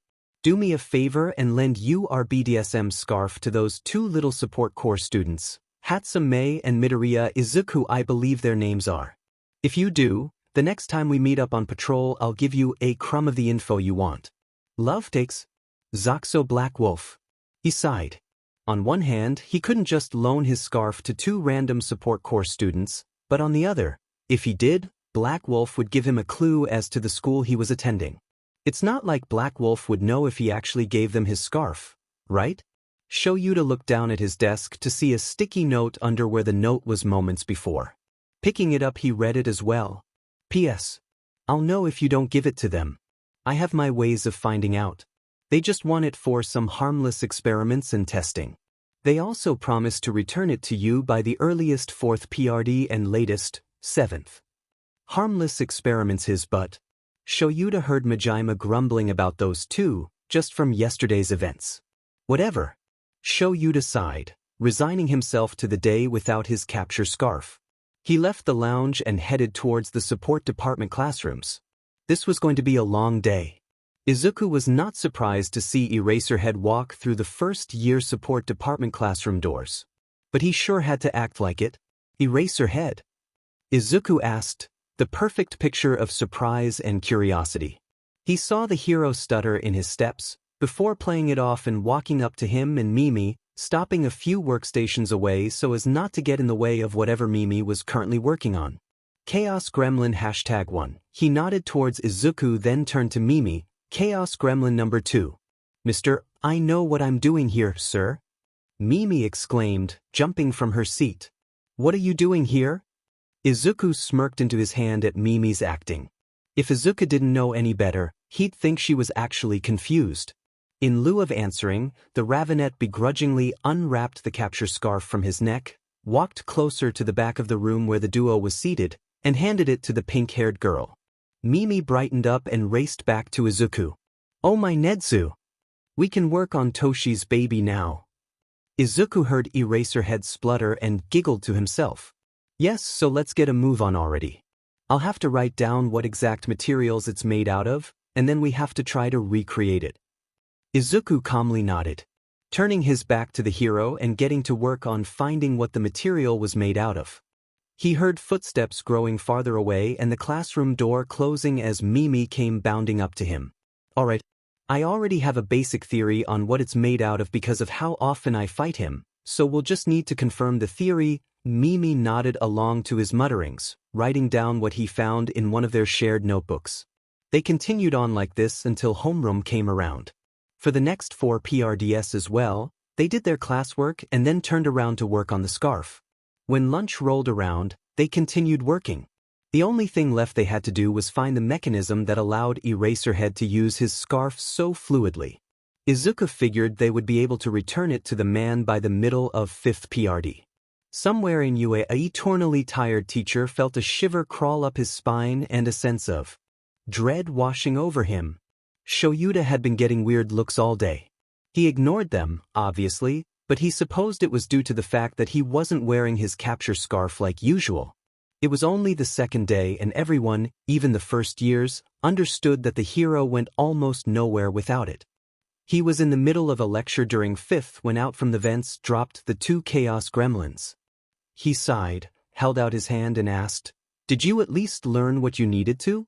Or are you just giving this back just because and you'll need it again later?" The taller of the 2 teens took mock offense to his question. "We have learned everything about your capture scarf. From how it was made to how you use it so fluidly. We will not need it back." He was cut off by the pinkette turning around and yelling out into his class, "Toshi, we can make your baby now." The whole class sputtered at the declaration and turned to a red-faced Shinso, who looked like he wanted the ground to swallow him whole right at that moment. Izuku giggled, turned around and 2 fingers saluted the class, his green hair bouncing with his movements. "Hello Class 1A. The teen called out, a hint of a Cheshire grin taking place on the kid's face. "Do not mind Mimi, she calls her inventions babies. So no, we are not making Toshi an actual child." He gagged a bit at the thought. "Anyways, thank you for having us, but we have to go work on Toshi's gear now." Shoyuta watched as the green child pulled Mei out by the wrist as she yelled over her shoulder, "Come see us at lunch on Thursday, Toshi. We should have it done by then." Turning back to his class, capture scarf already sat on his shoulders, he addressed his class. "All right, back to the lesson, hellions." Majima walked into the teacher's lounge. It was lunch break and he wanted to get as much time away from the 2 most chaotic students he's ever had that he could. He knew the 2 were most likely just going to be giving the Shinso kid the gear they had made for him, so he didn't have too much to worry about. Right? Thursday's lunch PRD saw Hitoshi walking to the support department. He walked in silence, racking his brain to come up with anything the 2 chaotic support students would have made for him. Spotting the door, Hitoshi reached forward towards the handle, about to open it when the door was blown off its hinges and cackling could be heard from inside. "Mimi, you blew the door off again." Izuku's voice came from inside. "It's part of the process, Zuzu," Mei's voice carried out. Hitoshi decided to just F and walk inside. The moment he stepped in, the 2 stopped what they were doing and turned to him. Mei jumped at him, but Izuku was quicker and pulled her back by the collar. Hitoshi looked on at what was happening, slightly amused at the 2's antics. Kami, this was going to take forever if he didn't get the 2 support students on track. "All right, you called me here the other day. What is it?" he asked bluntly. Izuku turned to him, then looked to Mei, nodded, and ran off to the door in the middle of the opposite wall. He was gone for 5 minutes. 5 minutes too long in Hitoshi's opinion, but he couldn't complain. He was finally getting the mysterious support gear the 2 were making for him and for some reason needed his teacher's capture weapon for it. During that time though, he inched away from Mei as she turned back to what she was working on. Finally, Izuku came back holding a bundle of cloth. All right, now he was definitely confused. Why'd they make a big deal out of it? Mysterious support gear. Needed Aizawa-sensei's capture scarf. Bundle of cloth that looks eerily similar to his teacher's weapon. Did they make him a capture scarf? Yes, Toshi, they did. And in 2 days, with no sleep and a sheet ton of monster energy and chips. The power of geniuses. Hitoshi walked back to class at the end of the lunch PRD with a capture scarf sat around his shoulder, reminiscent of his teacher's. And if he refused to take it off during class when Aizawa-sensei asked him to because it was warm? Well then, who can blame him? Certainly not his teacher. Once Toshi had left, Izuku and Mimi simultaneously turned back to work on their own projects. Izuku continued tweaking the final stages to Toshi's voice changer. It wasn't perfect, but it was close, and Izuku would need more experimentation observation on how the other's quirk worked to make it perfect. Just as he was finishing with the voice modulator, Power Loader Sensei walked into the room, sighed, and made his way to the desk at the front. Mimi, how well do you think it would work if I implemented comms into Toshi's mask? Mimi didn't look up at him and without breaking focus said, do it. Great feedback. The best of the best. His tone dripped with sarcasm as he stood up and made his way over to the storage closet. He rummaged around all of the boxes and shelves where materials were kept when an idea hit him. Rushing back out of the room, ignoring Power Loader Sensei's call of, no running in the lab. Izuku slid to a stop next to Mimi, his shoes squeaking on the floor. Mimi! Mimi stopped working to look up at his excited call. Okay, so I really need to make comms that will fit into Toshi's mask so he can communicate with his team and whatnot, right? Right. So what if we make comms for all of Class 1A? Like we can even link them to Eraserhead's comms so when they're at the USJ tomorrow, Power Loader Sensei coughed at the mention of the training facility. They can communicate with everyone. And we can make them all rely on an outside source so if they're ever out on the field and the villain has a communication blocking quirk, their comms won't disconnect. Though they'd have to wait till after the USJ because it'll take a while to make. Izuku tapered off, his voice becoming quieter as he started mumbling. Mimi looked excited and started bouncing in place. Zuzu. Let's do it. But we need measurements first. Mimi brought Izuku out of his mutterings. The duo turned to their teacher, both him and the other students' sweat dropped. Izuku bounced up to Power Loader Sensei's desk and slapped his hands on the wood excitedly. Just don't kill anyone. Power Loader Sensei sighed in resignation. I didn't. Izuku started only to be cut off by Mimi dragging him back to their shared table to grab what they need. Shoyuda Aizawa was hoping for no more disruptions today. It was the middle of Hero Law and Ethics when those two chaos gremlins once again dropped from the vents in the ceilings onto the desks underneath. Why can't they just enter through the door like normal people? Oh, that's right. They're not normal people, Shoyuda. They have been dubbed Chaos Gremlins and it's only the first week. They were obviously living up to the title. Sighing, he watched Izuku and Mei jump off their respective desks and make their way to the front of the classroom. What now, Chaos Gremlins? Shoyuda sighed in the most done-with-life way he could. We just want to take measurements of your students' ears. Izuku exclaimed, pumping a fist in the air as Mei took out a notebook and pencil already with the class names on it. Deciding not to question the antics of the green and pink gremlins, he nodded his head and turned to address the class. All right, Hellions. I don't know what they're doing this for and frankly I'm not sure I want to know. To make babies. Mei cheered. So I will continue on with the lesson as they take measurements of your ears. Pay attention and don't let them distract you. Shoyuda continued, ignoring the outburst. The class nodded in sync and Izuku and Mei took that as their cue to start with the first student closest to them, which just so happened to be Aoyama Yuga. Turning back to the board, Shoyuda resumed the lesson. Izuku and Mimi worked as efficiently as they could. One of them took the measurements and relayed the information to the other to record under the student's name. It went on like this for 30 more minutes, only doing about half the class so far. Which really shouldn't have taken that long, but Izuku would randomly go into rants about a student's quirk until Mimi noticed and snapped him out of it. When they got to the student who Mimi had dubbed Human Taser Kuin, Izuku had to hold back more analysis. His quirk was just so interesting and Izuku wanted to learn more about it and strengthen its limitations. Eventually, Izuku and Mimi approached Katsuki. The blonde obviously wanted to blow Izuku's and Mimi's heads off for even entering his general proximity, but both support corps students had measurements to take. Grumbling, Katsuki had reluctantly let the two teens measure his ears, even if the support corps students were a little reluctant themselves.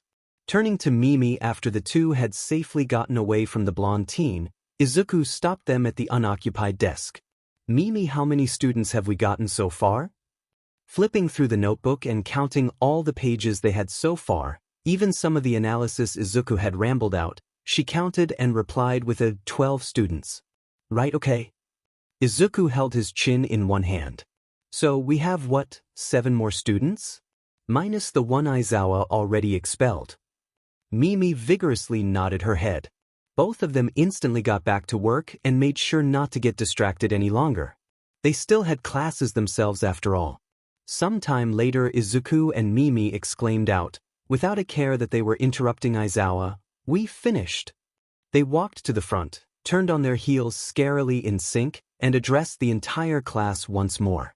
"Alright, we were hoping to make these for you before the USJ, but even we know that's impossible unless we ignore all our classes and personal hygiene without leaving the school." Izuku paused, letting Mimi finish off. "So you'll have these by next Monday earliest. And what exactly are you making for my class?" Aizawa asked with a hint of suspicion in his voice. "It's a surprise."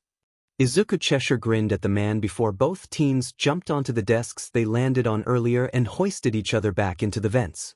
Mimi poked her head back out of the vent to yell a quick, "By 1A," before pulling back in and replacing the vent cover, successfully leaving a confused class and weary teacher in their wake. Shoyuta sighed before returning his attention back to the stunned class of 19 students and resumed the lesson once more.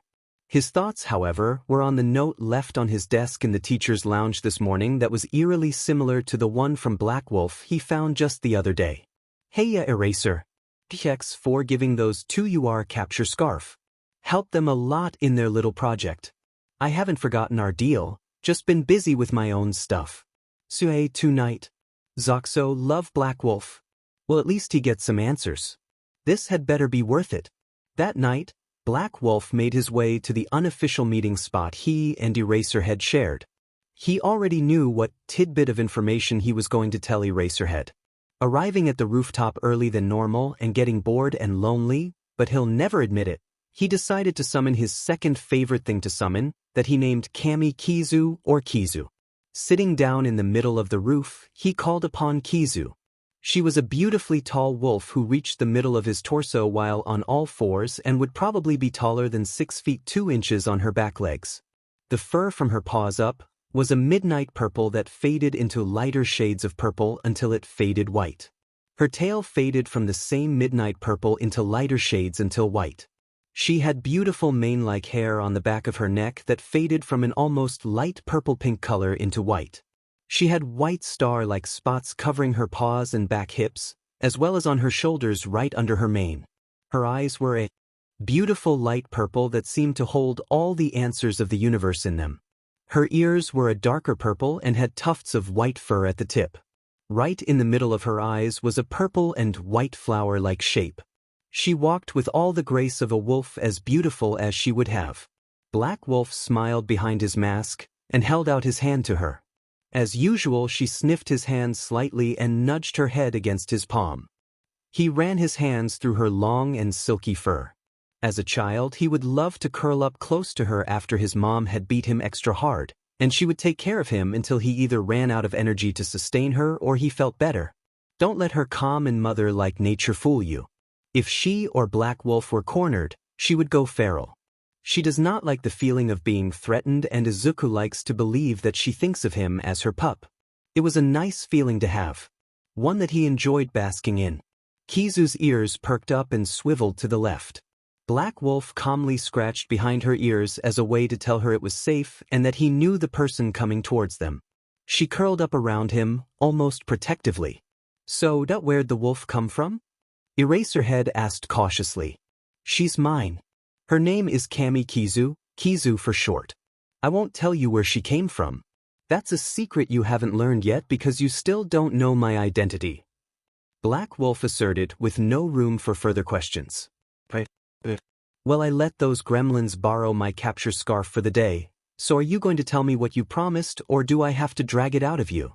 Black Wolf knew the hero wouldn't force information out of him. Offering the spot across from him, Eraserhead sat down. Kizu eyed him warily. Her eyes narrowed at the man in suspicion as she curled around Black Wolf more. "Right, I only have a small time frame to tell you the information I promised, so I'm only going to say this once," the vigilante started. "I do go to the school you teach at, and you may or may not have already met me." The hero in front of him nodded, and he could see him filing the information away for later after his patrol.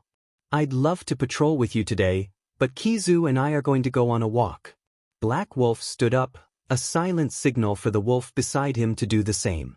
"Don't come looking for us or Kizu may attack you." He jumped off into the night, the wolf right beside him. Shoyuta burst into Tsukachi's office at the police station. The aforementioned man startled in his seat at the sudden noise. The hero stopped in front of the detective's desk before sitting down in a chair. I have a bit of information on Black Wolf.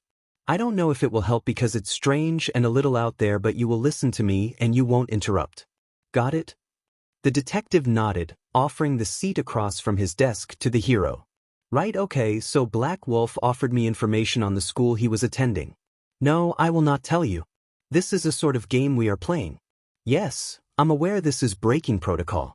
No, I do not care. The hero paused and took a breath before continuing. The detective only looked on at the hero.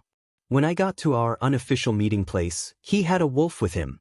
Not just any wolf that you can find out in the wild, but a really big-sized wolf. Like it reached the middle of his torso while on all fours. And its fur was purple. It wasn't a normal wolf is all I'm saying, and he refused to tell me where it came from. Also said her name was KamiDeku for short. The hero took another breath. Said I haven't learned his civilian identity yet, so I can't learn where the wolf originated. The hero dragged a hand down his face and groaned, leaning his elbows on his knees. He knew it wasn't the most useful information because they already had an assumed quirk for the vigilante, but he was obligated to share it anyways. This information just threw all of their knowledge about the vigilante out the window. Tsukachi nodded and wrote down his statement.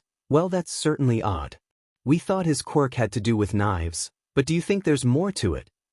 Maybe. I don't know. I just want to sleep for a century. Tsukachi nodded in understanding.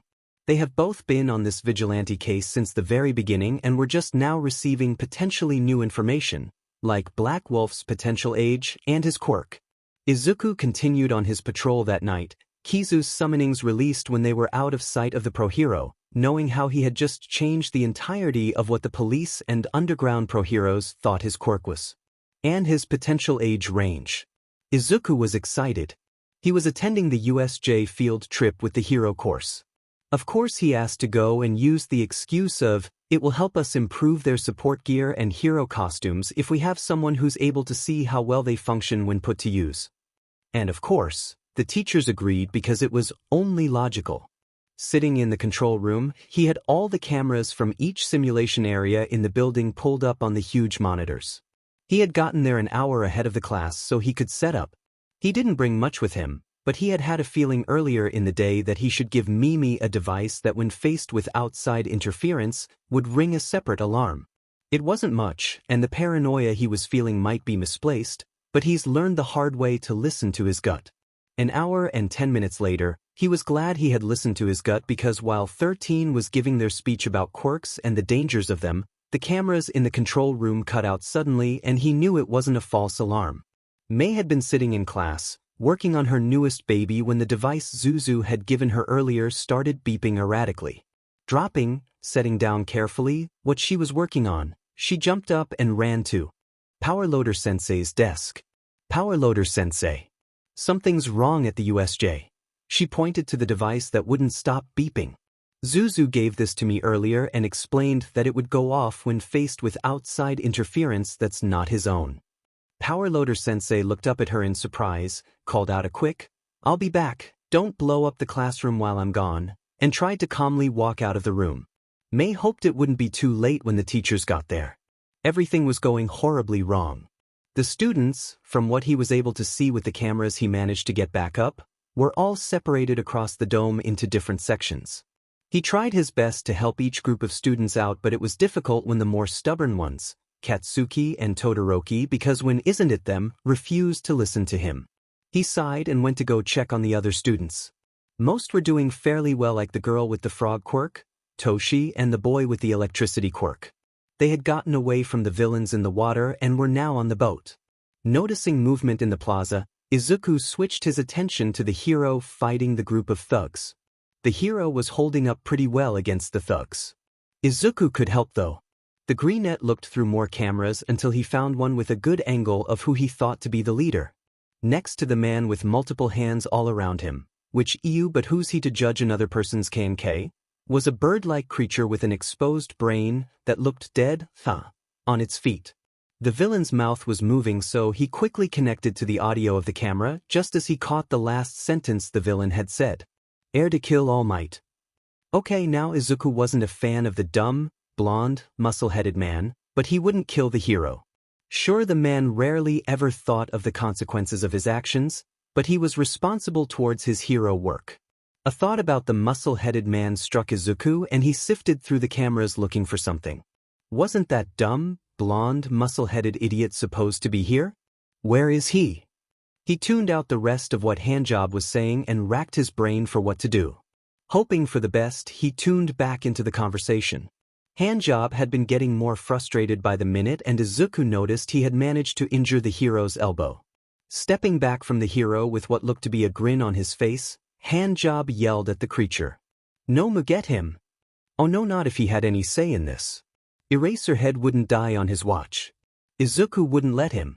Focusing on the area in front of the Nomu allowed him to summon Bedelia, an orange and red phoenix with wings covered in flames. Her wingspan spread out to 4 meters, blocking the Nomu's path to the hero. Izuku trusted her to take care of the Nomu, and Bedelia wouldn't let anything happen to his hero. He walked out of the control room as calmly as he could, trying to slow the erratic beating of his heart against his ribs. "Oi, Handjob," he called out. The villain turned at the degrading name and glared at Izuku. "Yeah, you. Why don't you F right off?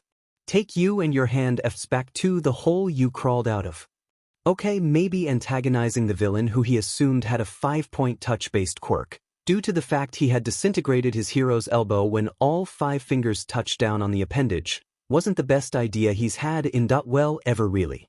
The villain narrowed his eyes at Izuku, and strangely enough, the Nomu had paused in its lunge at Eraserhead. He shook his head of the thoughts that weren't contributing to his plan. "All right, Izuku. You can do this. Bedelia is similar to Kizu. They're both smart, and neither of them can receive injuries due to them being supernatural beings, and if they did, you just have to release their summons. You just have to focus on the villain in front of you." "Who are you?" The villain growled. "You look like an NPC." "NPC? Why is he talking like this is a video game?" "I, personally, don't think I'm an NPC. I mean, I am the one who summoned Bedelia." He pointed towards the phoenix who was protecting the hero. "The phoenix, over there. I think I'm more of a mini-boss." He smirked, not needing to fake the confidence. Quickly summoning a couple knives for himself, Izuku crouched low in preparation to attack. Handjob growled, glaring at Izuku. The greenette just hoped the backup arrived soon. "That dumb idiot better be with them too. If not, I am going to tear him a new one." He was confident in his abilities to hold back the villains, but he didn't want to risk anything, especially getting injuries that could hinder his building. He glanced at Bedelia and gave a slight nod. She knew what to do, and Izuku trusted her. They were a team. McGee lunged at Izuku. Spinning on the ball of his feet, he twisted around the villain until he ended up behind him. He looked for any openings he could find to potentially hurt the villain and force him to be unable to use his quirk for the time being and essentially fight quirkless. Something Izuku excelled in. It took a while of dodging and receiving some minor injuries until he found an opening and went for the villain's hands, careful not to get his knives disintegrated. Cutting the tendons in both of his pinky fingers, Izuku swerved out of the way when the villain lunged at him again in anger and pain. Bedelia was protecting her human's hero. Her human had spoken of the man at times, and she could tell how important he was to her little human. She'd do anything to protect the ones her human cares about. She would admit, it was hard incapacitating something that could regenerate limbs and didn't seem to have a weak point. That's when she spotted the revealed brain of the monster. Hoping it would be enough to bring the creature down, she shot a stream of fire at it. The inhuman creature in front of her screamed in what she assumed was agony. The creature eventually fell to the floor and didn't get back up. She cawed in pride and flew to the dark-covered hero, checking him over for any injuries other than the obvious one on his elbow. Seeing none, she nudged his cheek until he woke up and cawed once more. The hero man looked up at her and she flapped her wings, nudging his face once more. The other small humans that she could see looked at her in awe and fright. She turned back to her human to see the hand villain screaming in pain. She flew to her human, hovering over the two and crowing. Izuku looked up and spotted Bedelia. He smiled in gratitude and released his summonings. Bedelia disappeared as she cawed once more in goodbye. He continued dodging handjob. This was getting boring and repetitive. He noticed the mist villain warp to them and stop beside Han McFuckface. Tamura Shigaraki. A student escaped and is going to call for backup. We must leave, he said monotonously. Okay, so given the Mimi had the device and it's been about 30 minutes since this whole fiasco started, there should be a 5-minute time frame between now and when the heroes get here. No. Not until I kill that kid. Handjob, Shigaraki, screamed in a childlike way. Oh, is Handjob McFuckface sad he can't kill Lil, Elmi? Izuku taunted in a condescending way. Izuku internally sighed. Just 5 more minutes and then he can sleep. Shoyuta watched from where he sat cradling his arm, as the support course student antagonized the villain. Why is he antagonizing a villain? Why are the villain's hands bloody? Did he hurt the kid? No, he doesn't look hurt past the minor scrapes and bruises. Did the kid injure him? Seems likely. Shoyuta shook his head and went to stand up, only to fall back down from the dizziness the blood loss was causing. He should wrap his arm up first or he won't be able to help the kid. Pulling out the gauze from his utility belt, he began the process of wrapping his elbow the best he could. He looked around for the creature that was going to attack him when that big, on fire, bird had gotten in its way, only to see the creature lying on the floor, its exposed brain charred. The appearance of the bird had apparently kept the other villains at bay too, seeing as how they decided to step back from where he was so as to avoid the wrath of what looked to be a phoenix. The bird crowed at him before nudging his cheek one more time.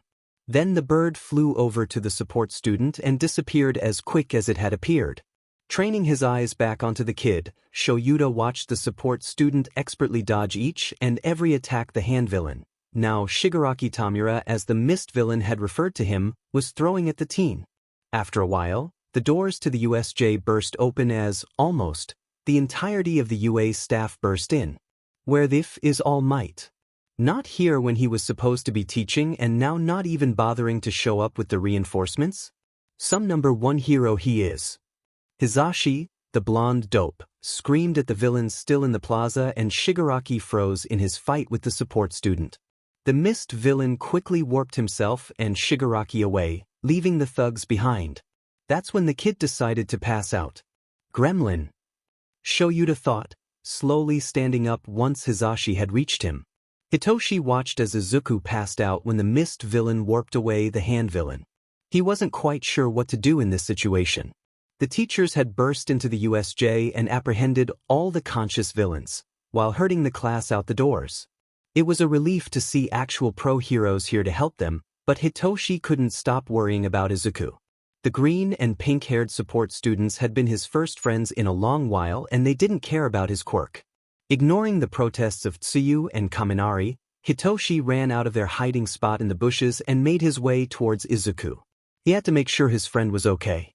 He knelt down next to the always energetic and snarky teen and looked him over. He sighed a breath of relief when all he saw on the greenette was dirt and the occasional bruise and cut. It didn't seem like the smaller teen had any serious injuries and Hitoshi was thankful he hadn't lost a friend. But no matter how uninjured Izuku appeared to be, Hitoshi was definitely going to chew him out for pulling that stunt. Hizashi put a hand on Shuta's shoulder and led him to the 2 teens that were just a few meters away. The purple-haired teen, Shinso Hitoshi, his mind supplied, seemed relatively okay and Hizashi was grateful for that. The green-haired teen, who he recognized as Majima's support student, looked to be sleeping. He supposed it made sense after the brief explanation Shoyuta had given him. At least the students are safe. Hizashi bent down next to the teens and offered to carry the greenette out of the youth. Shinso reluctantly let his teacher take the teen and the blonde led the student and his husband out of the facility. Shoyuta let his husband lead them out of the building and to the waiting ambulances. All of his students looked relatively unharmed and he sighed quietly in relief at the fact. His husband handed Izuku off to the paramedics as Hitoshi was pulled away by separate ones. Shoyuta had a lot of questions for Izuku, but for now he'd have to wait for the kid to wake up. Majima was worried for his gremlin kid. When Hatsum had told him that something was happening at the USJ, he tried to calmly walk out of the classroom before sprinting his way to the principal's office. The principal had gathered all available teachers together before they all headed out. Along the way they had run into a student who gave them a rundown of the situation, and the heroes all sped up their pace. When Majima had arrived at the USJ, the sight he saw made a part of him wish he never let his student go with the hero course. However, another part of him was grateful he let his student go with them, because if the kid hadn't gone, they would have had a very long time frame between getting the information and getting to the facility. When he saw his student being carted away, he ran up to Aizawa and Yamada to ask if his student was okay. They had informed him that Izuku was perfectly fine, bar a few bruises and cuts, and was just tired from having to go up against the ringleader. Reckless brat. At least he's okay though. That's all that matters really. Majima sighed, eternally grateful that his student and the hero course were okay. Doesn't mean he won't be reprimanding said student though. Shigaraki Tamura stepped through the portal and into the bar, furiously itching at his neck, his digging nails eventually drawing blood from his skin. Stupid NPC. Stupid. Stupid. Stupid. He growled out, reaching for one of the bar stools, dusting it completely. Kurojairi sighed at the man's childish antics and went to clean a dirty glass behind the bar counter. Tamura paced angrily in front of the counter, muttering phrases along the lines of, cheater, Tfan NPC, Fan thinks he's a mini-boss, and took out the Fang Nomu. It was a wonder why Sensei thought young Tamura was ready for this mission. Young master, I think you should go to the doctor to get your hands checked. Kurojairi suggested. Shut up. My hands are fine. They'll heal on their own if I just bandage them up. The small TV connected to the wall at the end of the counter all of a sudden turned on, causing Tamura to stop in his pacing. The screen only showed the words audio only, but Tamura knew exactly who it was. Sensei. Tamura. How'd it go? Sensei asked, his voice deep and gravely. An NPC ruined it all. Tamura screamed angrily, banging a fist on the bar tabletop before going back to aggressively scratching at his neck. Well, that is a problem. What happens to be this NPC's name? Kurojairi saw this as the moment to step in, hopefully allowing young master to calm down. We do not know, master. We were unable to elicit a name from him in the midst of the fighting. All we know is what his quirk could possibly be. And what was his quirk, Kurojairi?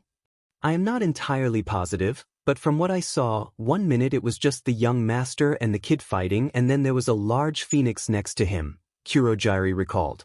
It also appeared as though he took out the Nomu. Sensei hummed behind the screen. Thank you, Kurojairi. I will look into it. Of course, master. And Tamura? Yes, sensei? Go to the doctor and get your hands fixed. If you don't, you might not be able to use your quirk anymore. Of course, sensei. The screen cut out to black and the bar was silent except for the faint sound of Tamura scratching at his neck and his angry muttering. Kurojairi sighed to himself and resumed cleaning the glass in his hands while the young master walked towards the room where the doctor resided. Shoyuta was worried. The support course student still hadn't woken up. It had been 2 days. 2 days where the kid didn't even stir in his sleep.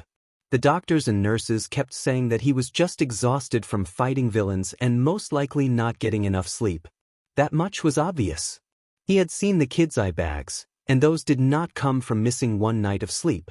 Hizashi had started to worry about Shoyuta because the Ravenet had stopped sleeping due to the worry the kid was putting him through. How could he not be worried though? The kid fought villains for Kami's sake. Majima had also torn him a new one because one of his chaos gremlins was put in harm's way. Shoyuta couldn't put it past the support hero. Currently, Shoyuta was pacing in his living room on a Thursday night while pulling at his hair. Hizashi wasn't home to stop him because the blonde still had to go to his other jobs even if classes at UA had been postponed until Monday. God damn it, the kid better be okay. I have questions and he better have answers. Shoyuta grumbled. Hitsuhei didn't know what to do with his time. Usually Izuku would be texting him random things or cat pictures, yet after the USJ he hadn't heard from the Greenette in 2 days. He'll admit he was worried. He finally had friends who didn't care about his quirk and were actually excited about it, Then one of his friends goes and gets himself hurt. When he asked Aizawa-sensei, the man promised Izuku was fine and wasn't hurt and told him not to worry because the greenette was just exhausted, but it still worried him nonetheless. Hitoshi wanted to go visit his friend and make sure the other was actually okay, but he didn't have the hospital or room number his friend was in, so he was stuck at home until Monday when classes started back up again. Or until Izuku got around to messaging him. Izuku woke up to the smell of antiseptics and the sound of machines beeping. He groggily opened his eyes and was overwhelmed with the amount of white. Slowly sitting himself up against the headboard, Izuku looked around. Seeing as no one else was in the room or outside the windows looking out into the hallway, Izuku called upon Kizu. Kizu appeared on the left of his bed, closest to the windows showing the sky. The sun was beginning to lower, making room for the moon and casting the sky in purples and blues. Kizu nudged Izuku's hand, and he reached forward to slide her mane. He made some room on his bed for her to lay across his lap and also on the bed. It was a comfort for the both of them. Kizu nuzzled her head into his stomach, and he continued brushing his fingers through her silky fur. They stayed like this for a long time, neither knowing what day it was, until a nurse entered and almost passed out. Kizu's growl was low and threatening, and Izuku whispered to her that the nurse wouldn't hurt him, and was here just to check up on him. "It's fine. She won't attack you unless you give her a reason to," Izuku assured. "Do you need to check my vitals?" Izuku held out the arm with the needle. In the crook of his elbow. The nurse gulped and slowly walked toward him, keeping an eye on Kizu. "How long was I out?" "Just 2 days. Your teacher, the black-haired one, has come by to check on you. He just left though because visiting hours are over. Your other teacher, the one with the helmet, visited you as well." The nurse paused, then looked back at Izuku with an emotion he couldn't quite place. "We were unable to contact your mom. She kept sending us to voicemail." "Figures." He looked back up at the nurse with a kind smile that didn't fully reach his eyes. "It's fine.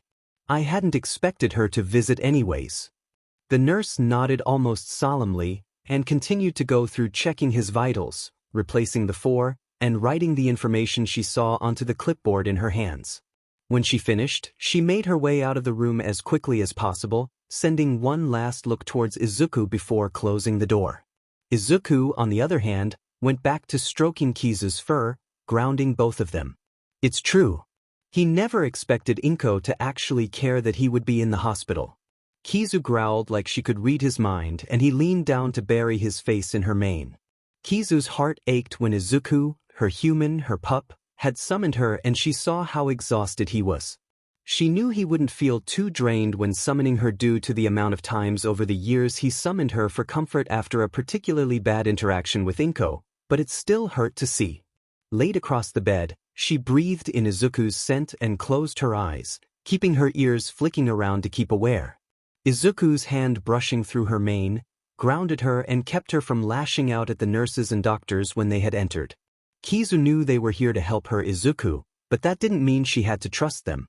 The adults in her pup's past were supposed to help Izuku too, but they didn't.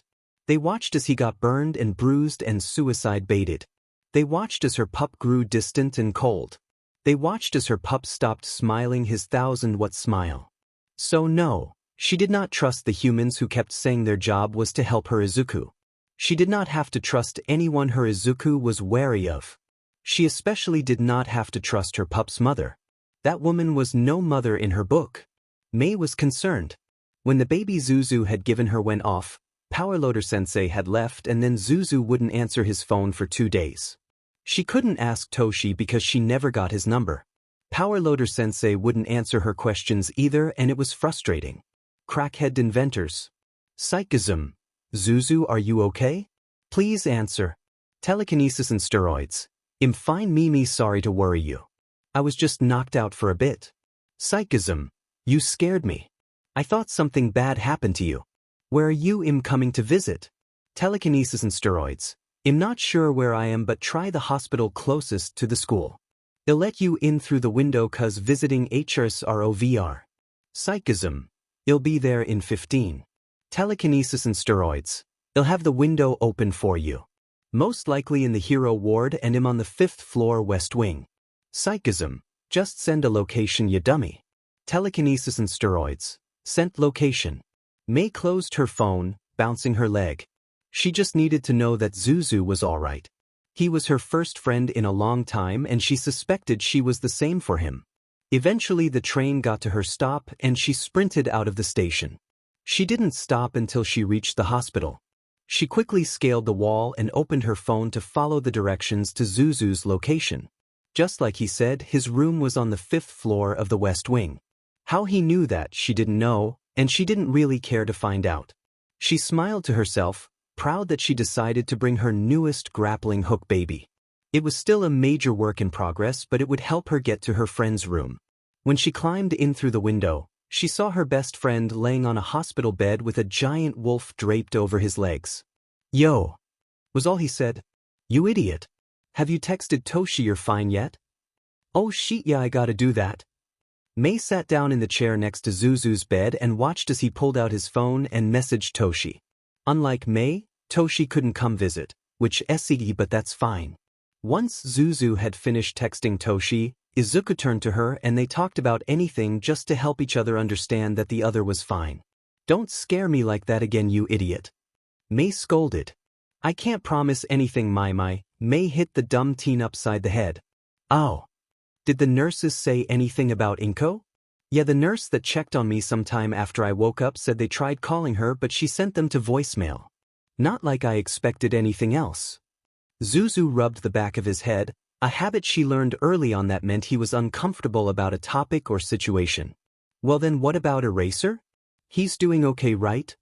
"Yeah, when I passed out he was just nursing a wound on his elbow. Didn't look too serious." "He better have been or I'd have to sick my babies on him." "Oh my god, Mimi." Zuzu laughed. He quickly changed the subject and Mei didn't call him out on it. "Did you use the new baby you were working on to get up here?" "Yes." Mei pulled out her grappling hook baby to show to Zuzu. They talked about potential plans for the grappling hook and moved on to other more tame topics. Eventually Mei fell asleep to Zuzu rambling about lizard species. It was nice. And if nurses came in and saw one more teenager than there was supposed to be, no they didn't. That morning, when Shoyuta had stepped into Izuku's hospital room, he did not expect to see Kizu, Black Wolf's wolf, sitting across the boy's lap and Hatsum Mei sitting beside the boy's bed. Izuku looked up at him from his conversation with Hatsum as he entered and smirked. "The brat." Not knowing how to start the conversation, Shoyuta stood there awkwardly, glancing from Kizu to Izuku to Hatsum, then back to Kizu. "Not going to say anything, old man?" Izuku teased. He heard Hatsum snicker beside the greenette, not even trying to hide it. Shoyuta huffed in slight annoyance and fondness in lieu of responding. "Are you scared of Lilo Kizu?" Izuku's tone was condescending but playful. Kizu looked up at the call of her name and Shoyuta noticed the look of thankfulness and relaxation in her eyes. It was like she knew something about Shoyuta that he didn't. "No. I am not scared of Kizu." Shoyuta grumbled, making his way to a chair on the side of the bed closest to the door. Izuku watched him with an emotion in his eyes that Shoyuta couldn't decipher. "Hold out your hand. Let her sniff you. Granted, she doesn't really need to because she already knows you and she trusts you to some extent." Izuku explained. Shoyuta did as told and instantly Kizu nudged his hand. He started scratching between her ears, feeling the soft fur brushing against his fingers. "It feels as though he's running his fingers through a cloud." "Well, this isn't how my identity reveal was supposed to go." The kid laughed awkwardly, absent-mindedly running his own hands through fur. Hatsum sent a glance to the other before meeting Shuta's eyes. "So, how did you think it was going to go?" Shoyuta asked, a little bit curious. "I don't know, but I know for sure it wasn't going to be during a villain attack." He rubbed the back of his neck and Hatsum rolled her eyes fondly. "Well, I guess I'll answer some questions you have. However, I reserve the right to deny answering questions that are too personal." Shoyuta nodded. The term sounded fair and all Shoyuta really wants to know is what the kid's quirk is and why he isn't in the hero course. He supposes he'll start with the former. "Okay, I really only have 2 questions because I trust you'll tell me more information in your own time." Izuku nodded, so Shoyuta took that as confirmation to continue. First I want to know your quirk and how it works because the police force and all the underground heroes you've run into think it has something to do with knives. Izuku giggled and Hatsum smirked. They both loved testing out the more complex parts of his quirk after all, and to think they confused the whole police and underground hero network was a feat in and of itself. I guess you could say it's related to knives, but really it's more of a mix of a transformation quirk and accumulation quirk, I guess you could say. See, I'm able to summon things to me. Whether it be a grain of sand, he held out his hand, palm up, and grains of sand endlessly appeared and flowed onto the hospital bed, or it be a mythical being, he motioned towards Kizu, I can summon it. So yes, I guess you could say knives are a part of my quirk. I can summon deities as well, but that takes a lot of energy, so I only do it when I'm stuck and there's no other choice. So to sum it all up, anything with matter, whether organic or not, I am able to summon. There's a lot of complex details that I don't have the energy to go into right now though. Shoyuta nodded, trying to wrap his head around all the information. It was a lot to take in and it would take a while, but he would come to terms that such a powerful quirk existed. He looked over at Hatsum and noticed the look of excitement on her face. He assumed she already knew about the Greenette's quirk and was just excited to test it out.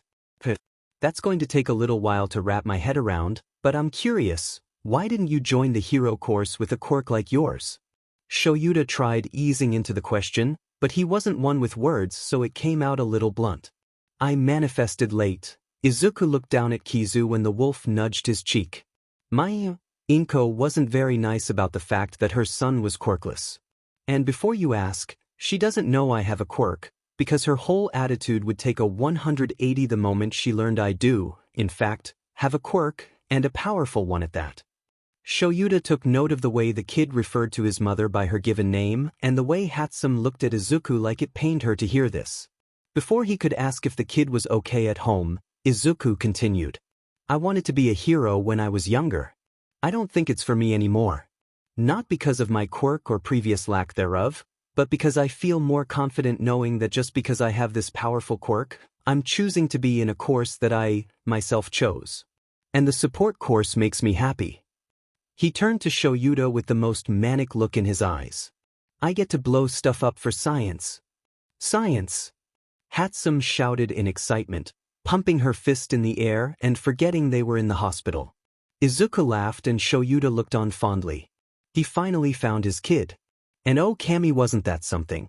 He could finally bring his son home to their apartment with his husband.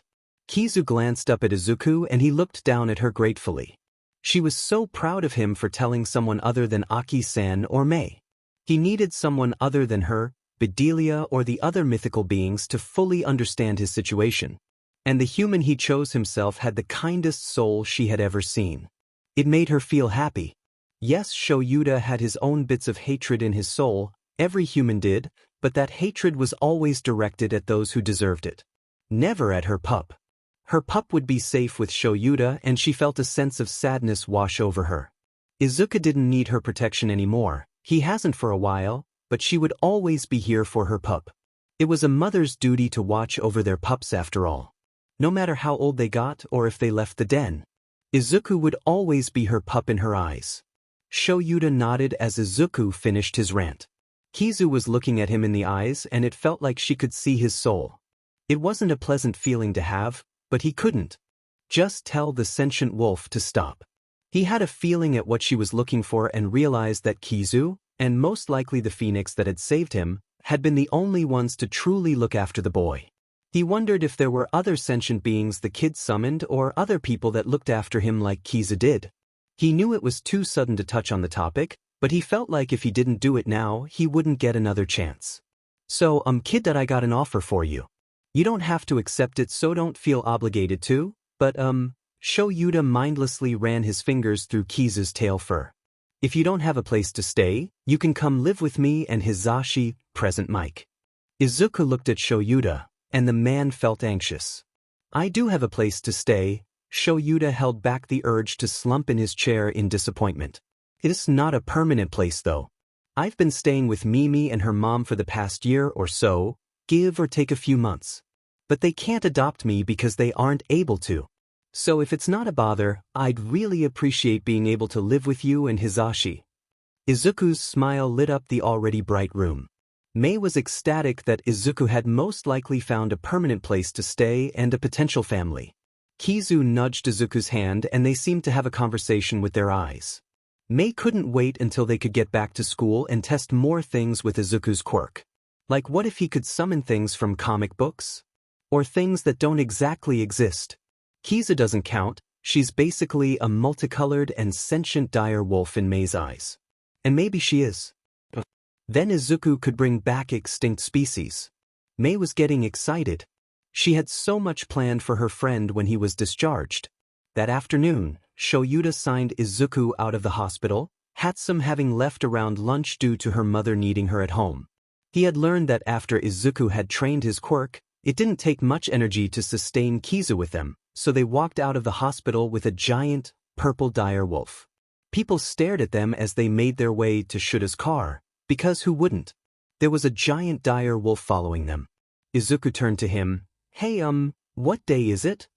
It's Friday. You were only out since Wednesday, but school has been cancelled until next Monday. Shoyuta explained, while leading Izuku to his car. People looked at them weirdly, probably because of the large wolf trailing next to them, but both Teen and Hiro ignored them. We'll have to visit Detective Tsukachi tomorrow so you can give your statement to them, and hopefully, if you're up for it, tell them about your mom. Shoyuta paused, looking down at Izuku. I assume she hasn't filed a missing persons report in the months you've been gone? Izuku shook his head, sliding into the back seat with Kizu laying across the seats, her head resting in his lap. Alright, so I or Tsukachi can explain all the legal happenings tomorrow if you'd like, but today is just for you to get settled in. Aizawa slid into the driver's seat, put the key in the ignition and turned the key. The car roared to life, and Shoyuta drove out of the hospital parking garage. The ride to his and Hizashi's apartment was a quiet one.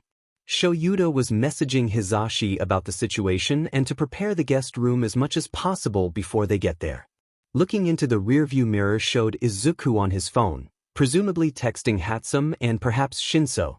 When they got to the apartment complex, Shoyuta unbuckled his seatbelt and looked back at Izuku. You aren't allergic to cats, are you? Izuku shook his head. Kizu lifted her head so Izuku could slide out of the car, and she followed immediately after.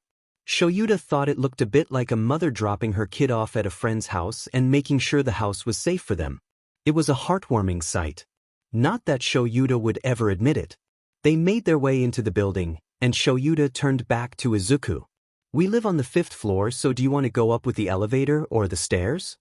He questioned, not pushing for an immediate answer. Izuku looked up at Shoyuta and the kid smirked at him. I want to go with the stairs, but I don't know if an old man like you would be able to make it up all those flights. Shoyuta could have sworn he saw Kizu smirk at the statement. I can handle that many flights. The question is, can you? He challenged. Izuku heard the obvious challenge and ran to the stairwell entrance, Kizu right behind him. Shoyuta chased after them, barely making it to the door before it closed in his face. Shoyuta looked up to find Izuku climbing up the stair railings like a monkey, Kizu bounding up the steps. Seeing this, Shoyuta used his capture scarf to latch onto the railings and fling himself up.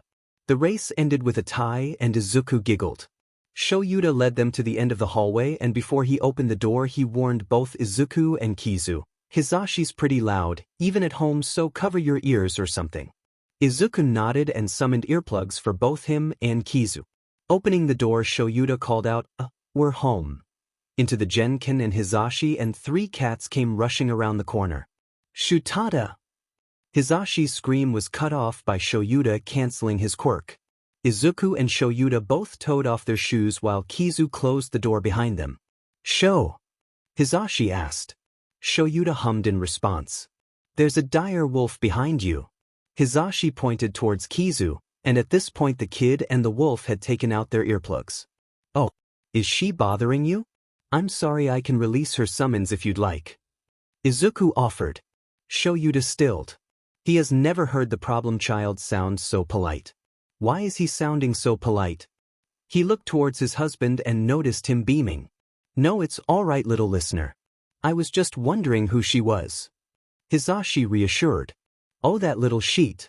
Wrapping Hizashi around his finger the first chance he Gets. Shoyuta sighed quietly while leading them farther into the house. Surprisingly, the cats weren't scared of Kizu. Maybe it was because she was a mythical wolf, or she just gave off this air of comfort. Either way, he liked it.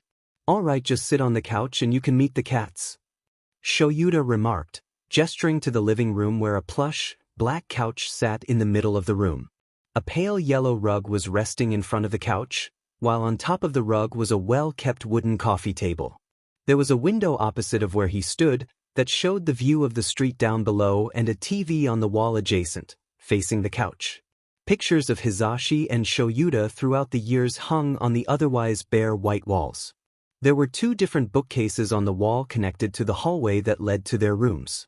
In other words, it had a nice domestic feel to it. He watched as Izuku and Kizu made their way to the couch, the latter resting her head on the former's lap. Shoyuta rounded up all 3 of the cats before walking towards the wolf and her human.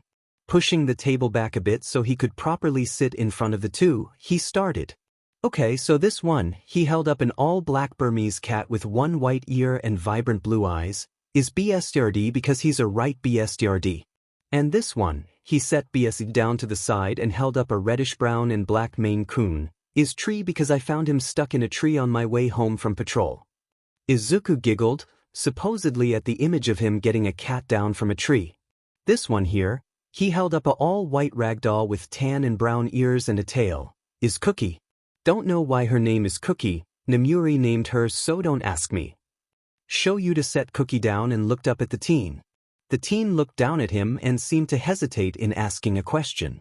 Shoyuta patiently waited and watched as the teen turned to Kizu, and it seemed like they had a silent conversation.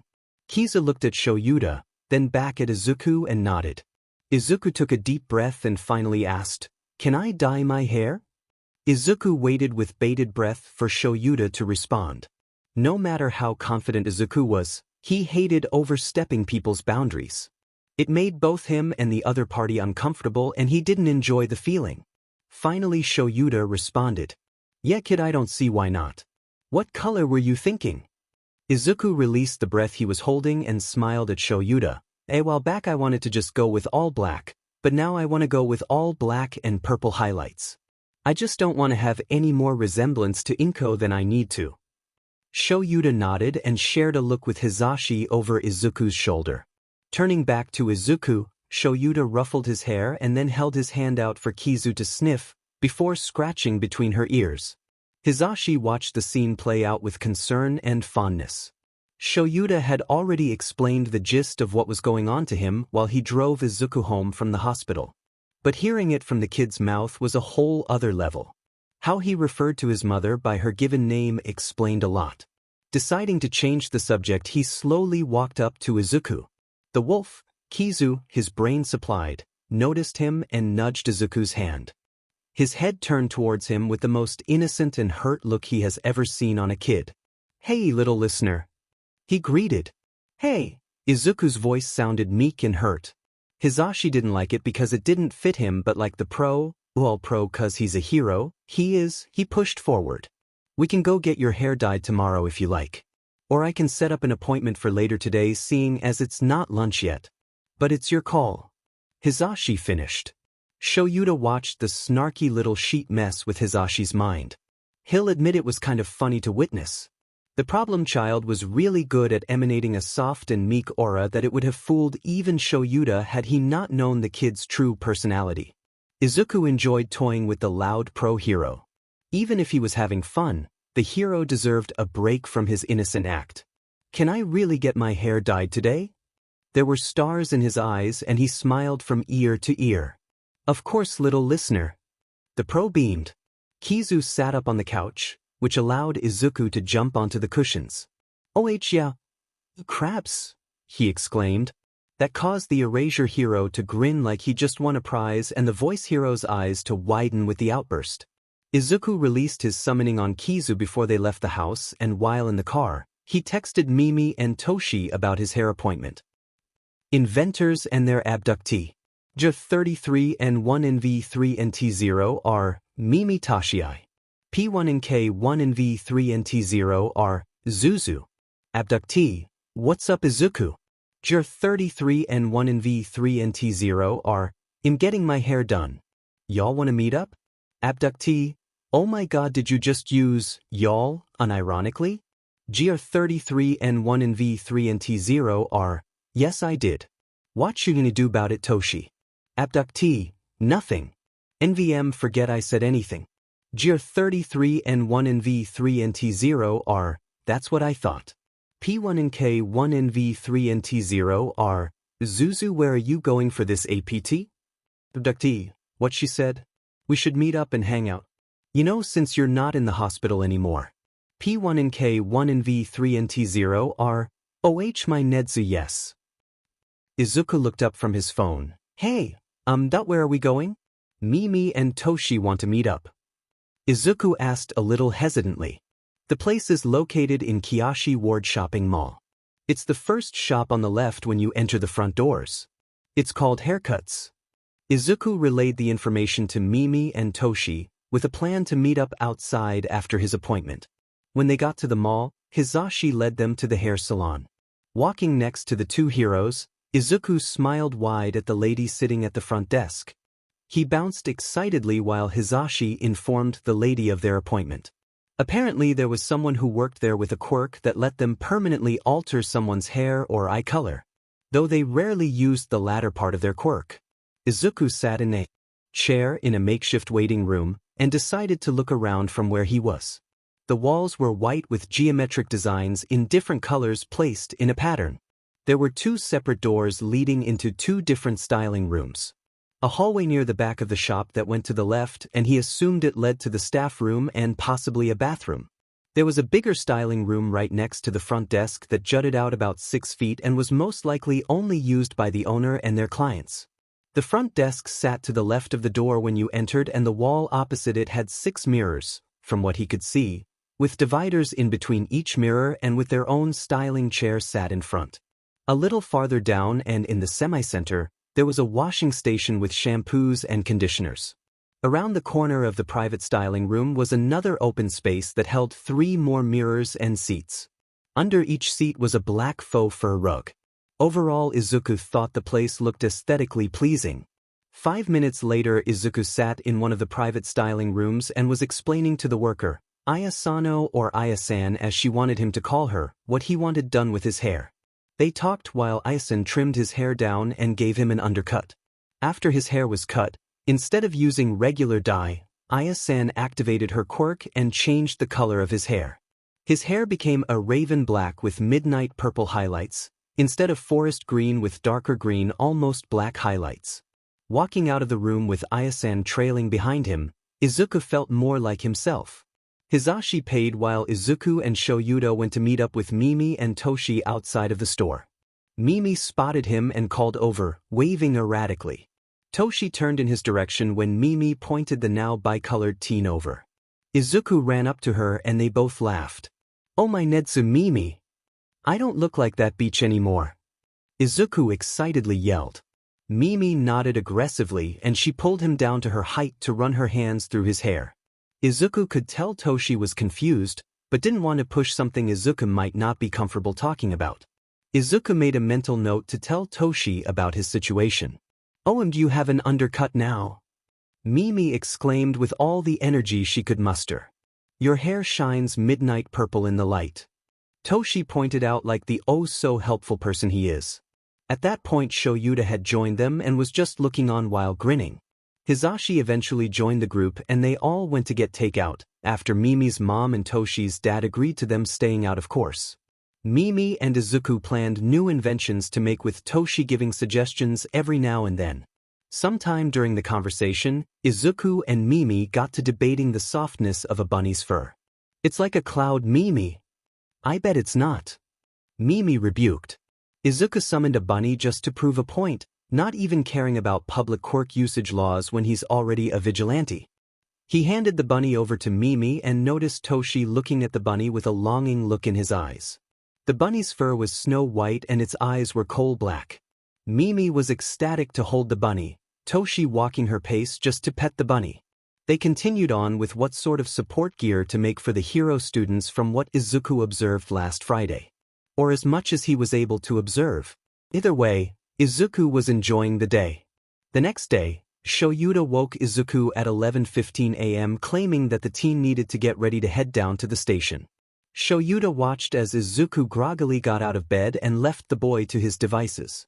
It was 15 minutes later when the boy walked out of his room, hair attempted to be tamed, teeth brushed and clothes on. He wore his favorite pair of ripped black jeans and a pre-Quirk era band t-shirt with the sleeves cut off to the middle of his torso, over a black skin-tight long-sleeve shirt. Shoyuta didn't know the band, but he appreciated that the boy at least wore an undershirt with the ripped t-shirt. Handing Izuku his own plate of toast and eggs, because he doesn't know how to cook all that well and Hisashi is at the studio, he sipped on his cup of black coffee. The moment Izuku finished his food, the kid jumped from his seat and ran to the Genkan to put on his black combat boots. Does the kid not wear anything other than combat boots? Alright kid. So we'll stop by the station to give your statement, which shouldn't take more than 1 to 2 hours, give or take a few minutes. After that we can stop by the mall and you can get some new clothes or things for your room if you want. Shoyuta explained. Izuku nodded in confirmation that he understood and stood up from where he was tying his shoes. Turning around, the kid gave him a Cheshire grin and asked, "You mind if I summon Kizu to hang out with me in the station?" Shoyuta felt dread crawl up his spine but sighed and responded with a, "Sure, go for it kid, anyway." Shoyuta sighed and hustled the problem child and dire wolf out the door. When they got to the car, Izuku slid into his seat before Kizu slid in after him, resting her head on his lap. The ride to the station was quiet, the only sound being Hisashi's station playing as background noise. Every now and then, Shoyuta would hear the kids softly humming along to the song, Kizu chirping along when she felt like it. To put it simply, it was very domestic. Arriving at the station, Kizu stood next to Izuku as the two confidently walked into the building like he owned the place.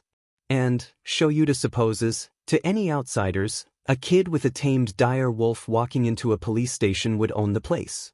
Officers stopped what they were doing and stared at the smaller purple a raven-haired teen warily. Shoyuta walked up to the receptionist desk and asked for Tsukachi. They were directed to the detective's office and Izuku signaled for Shoyuta to go ahead because the kid wanted to let Kizu get used to the station and not be stressed. So that's what Shoyuta did. Shoyuta rapped his knuckles on the wooden door, opening it when a soft yet loud, "Come in" could be heard. He left the door open which caused Tsukachi to look at him strangely. "Where's the kid?" Tsukachi asked, looking up from the pile of paperwork in front of him. "He's here, he just has to let someone get used to the place so they're not stressed." Shoyuta replied, taking his seat across from the detective. He took the seat farthest from the door, not wanting Izuku to feel trapped. "Who is this someone? I thought it was just going to be you and the kid coming here." Tsukachi said, pushing the pile of paperwork to the side. "I'd tell you but I don't think the kid would appreciate me ruining the surprise." Shoyuta said, leaning back in his chair. "What?" A loud yipping could be heard throughout the station as a purple dire wolf made her way into the detective's office. Tsukachi looked from the wolf to Shoyuta and the hero only shrugged in response.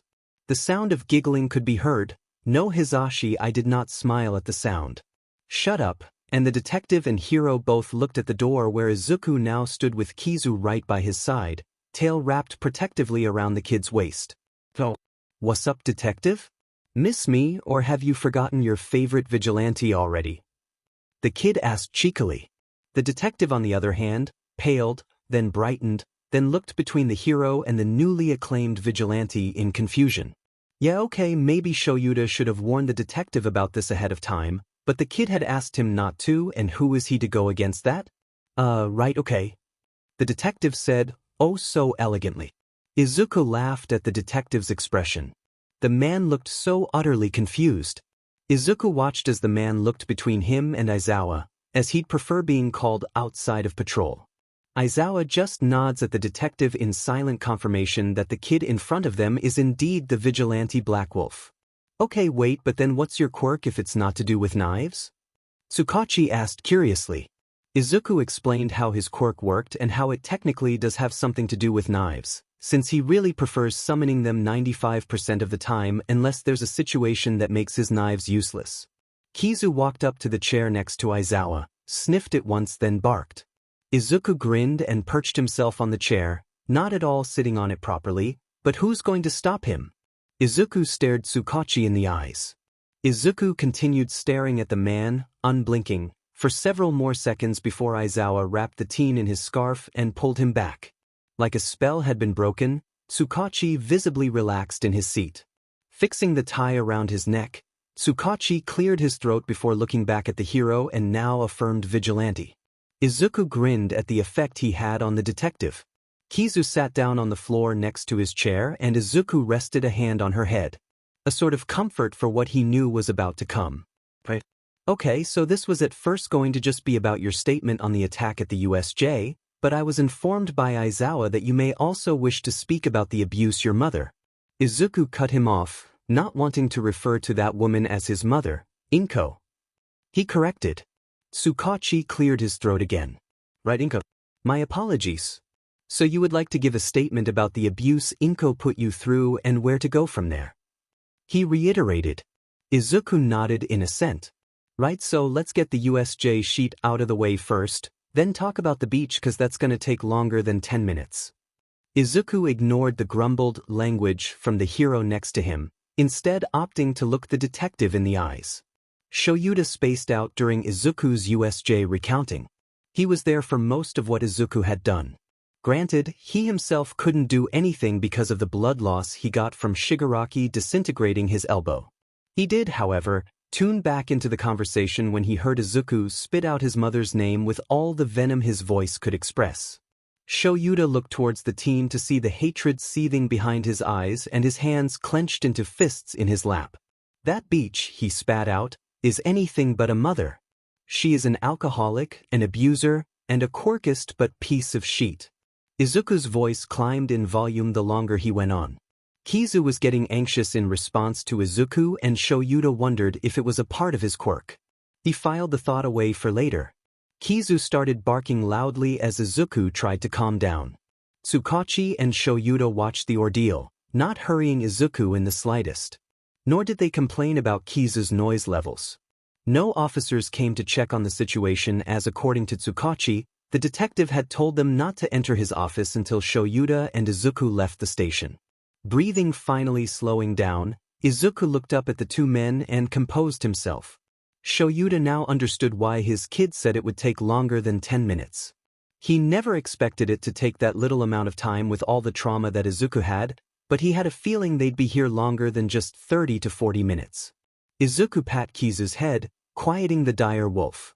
Shoyuta watched Izuku string his thoughts together in his head for a few more minutes, before taking a deep breath and asking if Tsukachi wanted to record what he was about to say. Tsukachi nodded in appreciation and pulled out a recording device, pressing the on switch. Izuku, after a few more composing breaths, began from the beginning. Izuku explained the day when he was diagnosed quirkless, and the day he knew his life wouldn't be the same. Aizawa and Tsukachi didn't interrupt him as he recounted the first few years of the constant abuse and neglect from Inko, and he was grateful because he wasn't sure he would be able to continue if they did. If you tried to not focus too much on what he was saying and instead just getting it out there for the detective to have a record of. It was harder than it sounded, and Izuku at some point felt like all the relived memories were pushing down on his mind. Everything was too much and not enough at the same time. He was hot and cold, but he pushed through it. There were moments he skipped over and moments he went into full detail about. One such moment was a few months into his start of being a vigilante. Since Inko hadn't been home in months, Izuku became used to not having to sneak out as well as coming home late into the night before his patrol route started. However, Inko was home and waiting on the couch for him in a drunken state of anger. Izuku tried to quietly slip past her and to the room he slept in. He was close to the door when the old wooden floorboard underneath his feet made a loud creaking noise, alerting Inko to his presence. Her head whipped around so quickly, he thought he heard a snap. Her eyes narrowed in a menacing way and he gulped knowing the punishment he was in for. It was currently 3:30 in the morning and Izuku had just come home from a long patrol, meaning, if Inko was even coherent enough, when she read the time, her punishment would last until 6:30 or 7 a.m. He watched her eyes look at the clock, widen, and then sharpen with something akin to hatred and betrayal. What right does she have to feel betrayed? She doesn't get to feel betrayed by what time I come home. Izuku's thoughts were racing and none of them were happy thoughts. They were all angry and disgusted thoughts, aimed at his mother. Why you h me so lie? Why didn't you call me and tell me you were going to be gone so long? I sat here worrying about you. Inko exclaimed, her words slurred considerably. Bullshit. Worrying my butt. Why should I have to tell you anything? You haven't been home in God knows how effing long. Izuku retorted, voice tinging with disgust for Inko. Inko gasped appalled, like she hadn't expected Izuku, her precious baby Izuku, to talk back to her. She even had the audacity to start tearing up. Izuku glared at the short, pudgy woman standing opposite him. He didn't want to hear her manipulative but try to guilt-trip him. Apparently, she had been talking to him and when Izuku didn't answer, Inko used her quirk to stop the flow of blood to his heart. Izuku could feel his chest tighten as he struggled to not pass out. Inko released his arteries from her quirk's hold and he flopped to the floor, curling up into a tight ball. Sheet. Izuku cursed under his breath, trying to regulate the amount of oxygen by controlled breathing. Izuku knew the moment he talked back to her, this would happen. He continued on with recounting the story, up until he met Mimi. He summarized him living with Mimi and Aki-san and how he almost never went home. Kizu nudged her head into his hand as he finished off what he was saying. After all that, Izuku needed a break, maybe some ice cream before going shopping. Remembering all of the painful memories was hard on him, and he understood the amount of therapy he needed. He was able to acknowledge that building a wall of snarkiness around himself so as to not feel vulnerable was an unhealthy coping mechanism, but he also knew it was the only way to protect himself from being hurt, emotionally and physically. He quickly finished off his statement, not wanting to take any longer than he already had. To sum it all up, Inko would threaten me with my life. Literally. If I stepped even a toe out of line, she would use her quirk on me to get me to remember my place, so I wouldn't fight back. She would leave home for a few months at a time. Don't ask me where she went during those time PRDS, I won't be able to answer you. She would injure me in ways that couldn't be found unless I went to the hospital so no one noticed. I went to school with aching ribs, blocked arteries, and a fed-up mentality every now and then. Tsukachi's eyes held something fierce in them. A sort of protectiveness that Izuku didn't want to look into at the moment, so he filed the thought away for later. Aizawa on the other hand had let loose and was fuming.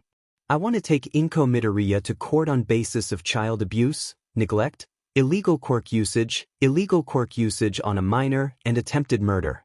I assume with the recording you have of Izuku giving his statement, the kid won't need to make an appearance and it'll be smooth sailing. Aizawa had declared with no room for argument. Tsukachi wouldn't have argued either way, because he wanted to throw this woman in jail for the rest of her life. Izuku watched the whole ordeal, a foreign emotion worming its way up his spine and into his chest. Great! Izuku cheered, clapping his hands. He was sitting normally in his chair this time and Kizu's summoning had been released near the end of his statement. Can we go get ice cream, Dad? Izuku asked, a teasing tone edging his voice. He watched Aizawa's eyes widen a little at the term and the hero promptly hid his face in his capture scarf. Izuku smirked to himself. Yeah, whatever, kid. Let's go get you some ice cream and then go shopping for supplies for your room. It's been a long day. Tsukachi, I think you can wrap everything up on your own? Aizawa may have worded it like a question, yet to both the detective and teen, it was like a threat saying, we're leaving. Try and stop us and see just what happens. Tsukachi nodded tersely and turned to neatly file everything into a manila folder. Both teen and hero walked out of the police station, walked to the car and promptly headed for the mall. Everything would be okay. Both detective and hero would make sure of it. Shoyuta watched as Izuku bounced with a chocolate shake in hand. Smiling behind his capture scarf, he continued to keep an eye on the boy. They were looking through stores to find things that the boy could use to decorate his room. Izuku kept saying the clothes he had were enough, but Shoyuta insisted that they buy at least a few more shirts and pants that weren't cargo pants because have you seen the amount of cargo pants that boy owns? It's insane. They were currently heading to a store Izuku said he had wanted to visit when the kid stalled in his bouncing. The kids' eyes were locked on the fountain in the middle of the mall below them. Following the teen's gaze, Shoyuta saw a pudgy, green-haired woman talking to a slightly taller, gaunt brunette woman.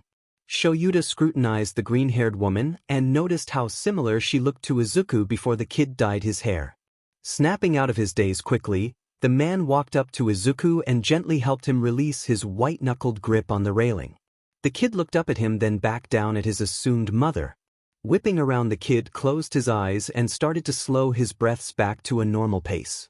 Shoyuta stood next to Izuku and continuously rubbed circles in his back. "Can we go to the next store now? I'll be fine as long as we don't actually come across her." Izuku looked up at Shoyuta. Shoyuta contemplated it for a minute before agreeing and proceeding to lead Izuku to the next store. He sent off a text to Tsukachi with the woman's general location as they walked to the next store. Izuku pushed thoughts of Inko to the back burner of his mind and looked around the store. There were a lot of pre-Quirk era band shirts hanging on the racks. He distantly heard yelling from further down the mall, but ignored it in favor of looking for another AC/DC shirt he could cut the sleeves off of and some sweatpants maybe. "No more cargo pants," he says.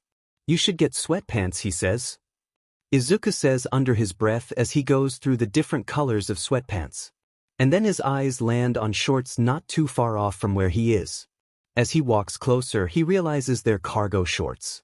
Shorts, not pants. Beat that, Shoyuta. Walking back to Shoyuta, Izuku holds up the shorts for the man to see and smiles innocently. "I said no more cargo pants, kid." Shoyuta sighs. "But they're not pants. See? They're shorts." Izuku quips.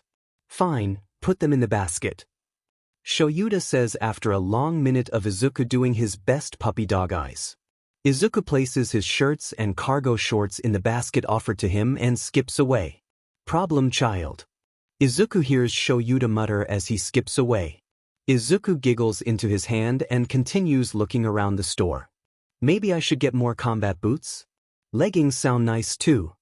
Izuku says, nodding to himself as he navigates his way through the store, Shoyuta following not too far behind. Tsukachi looks at the woman through the glass. Shoyuta had messaged him with Inko Midoriya's location, so Tsukachi had promptly sent out a couple police officers to arrest her. More like bring her in for questioning, but he hopes he'll be able to get the woman sentenced to prison, so he refers to her as being arrested. Tsukachi walks into the interrogation room 5 minutes after silently watching how the woman acts, and sits down at the table. He doesn't introduce himself yet, and instead keeps an eye on the woman as he pulls out files from Izuku's questioning earlier that day. "Inko Midoriya, correct?" Tsukachi asks. "Yes, I am her. What am I being held for, may I ask?" Ms. Midoriya questions. "I'm Detective Tsukachi Naomasa and I would like to ask you some questions about your son." Tsukachi states, purposely leaving out what his quirk is. "I don't have a son." Tsukachi's eye twitches at her blatant lie. "Ma'am, please tell the truth. Your son is Izuku Midoriya, correct?" Tsukachi asks. "Like I said, I don't have a son." She insists, trying to fix her hair out of her eyes when the quirk suppressant cuffs dig into her skin. "I may have forgotten to inform you of my quirk. See, my quirk is lie detector, so I know if a person is lying or not, so once again I ask you. Is Izuku Midoriya your son?" Tsukachi says, holding back a smug smile at the way her eyes widen. "Teeth, fine, yet the worthless sheet is my son." She sneers. "Please refrain from using such language for the duration of the questioning." Tsukachi says. "He doesn't say interrogation because legally, it's not one." "Whatever." She scoffs, rolling her eyes. "When was the last time you've seen your son?" Tsukachi asks. "I don't know, like a month ago maybe?" She says, trying to lift her hands to her hair once again. "Ma'am, need I remind you of my quirk?" Tsukachi says, looking at the woman. "Fine, it was like a year ago," she said, rolling her eyes. Tsukachi wanted to keep a tally of all the times she had rolled her eyes so far, but he held back. "And you never thought to file a missing persons report?" Tsukachi asks, looking at her with disgust disguised as disbelief. "No. He's a worthless Deku. I thought he had finally gotten himself killed," she says. Tsukachi hates how the woman talks about her son's possible death like it's the weather. Have you ever used your quirk on him? Accidental or otherwise? Tsukachi asks, keeping his face carefully blank. He watches as the woman's eyes narrow at him in suspicion. Oh, so she's caught on to things already. Tsukachi thinks, not showing his surprise on his face. No. Why would I ever do that to my poor baby? I love him so much. She pleads, fake tears rolling down her cheeks and her voice going higher in pitch. He hates how his quirk registers her ending statement as a lie. Ma'am, please stop lying. Tsukachi warns, letting a small amount of the disgust he feels towards the woman lace his tone. It works because her posture relaxes and she stares straight at him as she says, yeah, I used it on that little twerp. Caused him a great deal of pain too. It's what he gets for ruining my life and my body. Have you ever tried to kill him? Using your quirk or otherwise? Tsukachi clarifies. Yeah, who wouldn't? He's useless and a waste of space. You should die already. Venom laces her words and Tsukachi stands up, clearing his throat. On accounts of child abuse, neglect, illegal quirk usage on a minor, and attempted murder, Inko Midoriya, you are under arrest. Tsukachi says, letting the officers come in and take the woman away. She screams at them to get their hands off of her, but neither listen as they drag away the woman who shouldn't be called a mother. This whole station has a soft spot for their vigilante after all. Izuku watches as Shoyuta talks into his phone and turns to the teen every now and then. He's watching a hero documentary with Hizashi at the moment while Shoyuta works on grading assignments for his class. Then Shoyuta turns to him. Inko's been arrested. Her trial is in 2 months, kiddo. Izuku stares at Shoyuta in shock. Can I get my stuff from the apartment? Izuku asks, his brain not fully comprehending the situation. Sure, kiddo. Shoyuta says.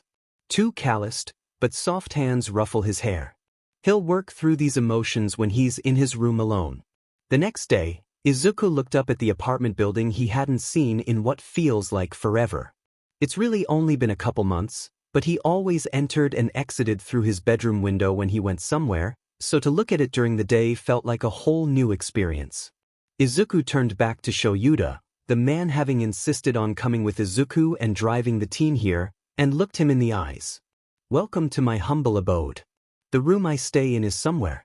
Not entirely sure since I haven't been through the front door in ages. Izuku says, starting to walk up the flights of stairs leading to the apartment. He opens the door. Yes, I know how to pick locks. Right, why am I even surprised? And steps inside, trying to remember the way to his room. It really shouldn't be that hard, given it's a 2-bedroom, 2-bathroom apartment, but it is, so Shoyuta patiently follows behind him.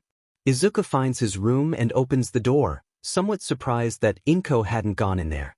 All his stuff is how he left it. Well, most of his stuff, his gear and inventions are still at Mimi's house, but she said that Aki-san would be more than happy to drop it off at the Yamazawa apartment. Izuku said it was fine to leave his extra clothes there for when he inevitably, because he will, in the near future, spend nights at Mimi's house. So he grabs the backpack Hizashi had let him borrow and moves to his desk drawer. He had left some things in the fake compartment, just in case he ever needed to come back here. He removes the fake bottom and lifts up the syringes and capsules, all filled with a quirk suppressant he had remade from scratch. It had taken longer than he had liked, but once he had the formula he coded it and kept the liquid in the fake drawer.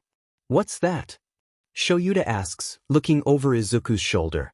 Just quirk suppressants I made before I started living with Mimi and Aki-san in case Inko went too far and I needed to get out of the situation. Izuku said offhandedly, moving to carefully place the syringes and capsules in the backpack. Never got around to using them, but I don't want to leave them here. Right. Well, what are you going to do with them? Shoyuta asks, stepping back as Izuku turns to make his way to the closet. I dunno. Try to make stronger ones and probably try to incorporate them into support gear. Hopefully I can make some that work on mutant quirks too. Izuku says, going through the little clothes he left in the closet. There was one thing he forgot here. Where did he put it again? Izuku crawls into the small closet and pulls out the loose floorboard. He pulls out the notebooks he used for information gathering and to keep track of people who owe him favors. There was also the set-aside wad of cash he saved for the same reason as the Quirk suppressant capsules and syringes. He moves the syringes and capsules to lay on top of the notebook and money and backs out of the closet, not bothering to replace the floorboard. I doubt you'd want chemicals in your apartment, so I'll just drop them off with Mimi later, Izuku said, turning to Shoyuta. Shoyuta raised an eyebrow at that. You just have chemicals laying around in your room? Shoyuta asked, looking around the space. Yeah. How else do you think I made all those Quirk suppressants and other things that you don't want to know about? Izuku asked, somewhat confused at Shuta's thought process. He goes to the secret compartment behind his bed and pulls out the different chemicals, carefully placing them in a different pocket in his bag so they don't accidentally spill or mix with his Quirk suppressants. Though he doubts they will, but always better to be safe than sorry. He stood up and looked at Shoyuta, nodding in indication that he was ready to go. Did Inko know you had chemicals just laying around the house? Shoyuta asked, leading them out of the apartment. No, but it wasn't that hard to sneak them past her when I really only used my window as an entrance and exit. Izuku shrugs, carefully putting the backpack on his shoulders. Well, you're correct in the assumption that I'd prefer not having non-household chemicals in my house. Shoyuta says, unlocking the car door. So I'll drop them off at Mimi's house later. Izuku said, pulling the seat belt across his chest. I think it would be best to keep them in the support labs. Shoyuta suggested, turning the key and starting up the car. Classes start up again tomorrow, so you'll be back in the labs. Or, I can just drop them off at Mimi's house later. Izuku said, raising a finger like he came up with the best idea. Because then the chemicals wouldn't be in your house for the rest of the day. Shoyuta sighs, no heat behind it, and simply asks, what's her address? Izuku grins and gives him Mimi's address.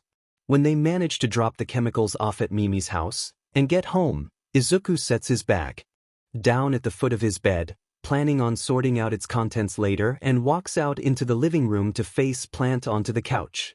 He welcomes all the cat cuddles he receives when he does fall onto the couch. He hears Shoyuta chuckle behind him from the kitchen table. How would you feel about me and Hizashi adopting you? Shoyuta says after a few minutes of quiet. I thought you already did. Izuku jokes, not really knowing how else to react other than shock.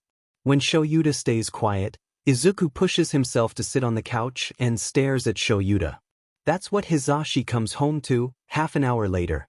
His husband and Izuku are just silently staring at each other. It's as if both of their minds blue-screened and he can see the gears turning in their heads. However slow it may be. Shows the first to break the silent staring contest after however long with a what? A very elegant, composed, not at all undignified squawk of the one word. That has Hizashi turning a questioning look to his husband, and the raven-haired man clears his throat. I just brought up the topic of adoption. Shoyuta says, rubbing his temples. It was a nervous habit he had picked up in high school that Hizashi understands. And what did the little listener say? Hizashi asks, looking at Izuku, hope most definitely shining in his eyes. I just joked that I thought you guys already had, 'cause it's like a defense mechanism and I really can't control it sometimes and I'm sorry. Izuku rushes out, twisting his hands together. Nothing to be sorry for, little listener.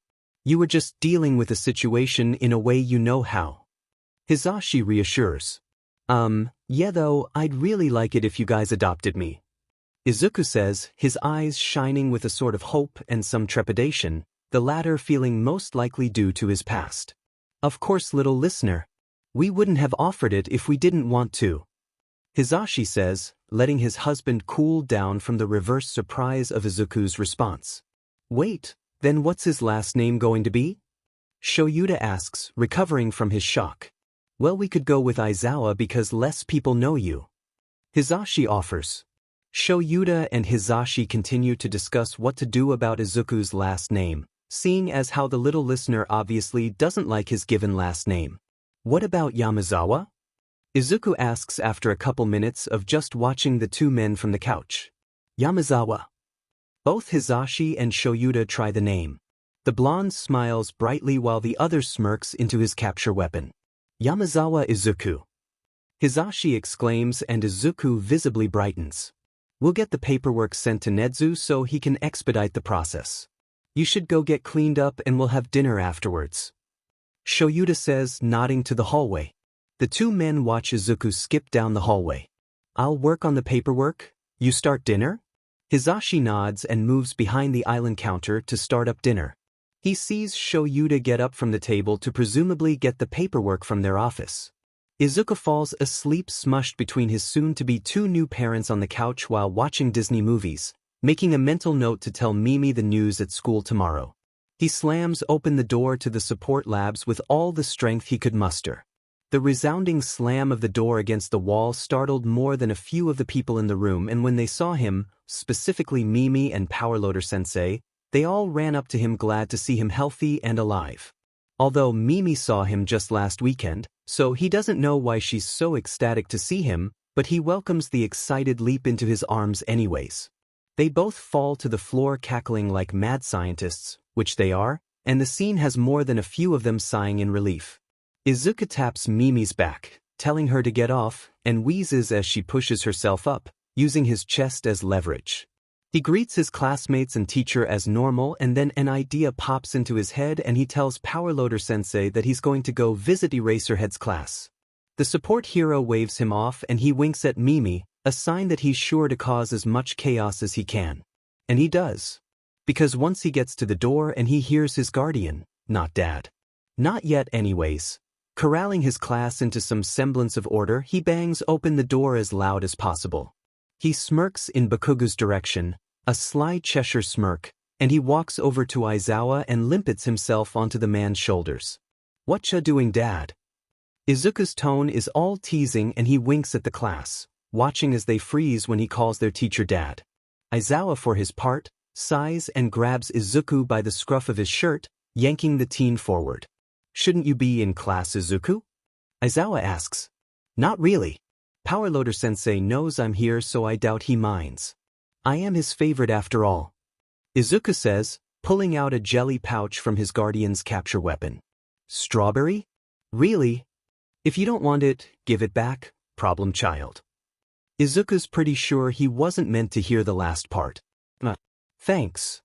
Izuku falls off Aizawa's back, landing on his feet. He locks eyes with Toshi and immediately runs towards the boy, jumping over heads and on desks, ignoring the designated pathways because those are boring. He can tell Toshi wants the ground to open up and swallow him whole, but Izuku doesn't care.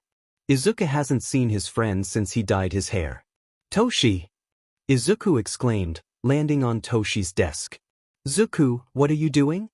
Toshi asked. "Do you like my hair? I know you saw it when I first dyed it, but look at it." Izuku didn't really care about what Toshi thought of his hair. Like he said, the other boy had already seen it when it was first finished, and it wasn't like the dye was going to come out. He wasn't worried about Bakugo noticing him either. So maybe he was doing this to take the fast-approaching trial for Inko off of his mind. Can you really blame him? Either way.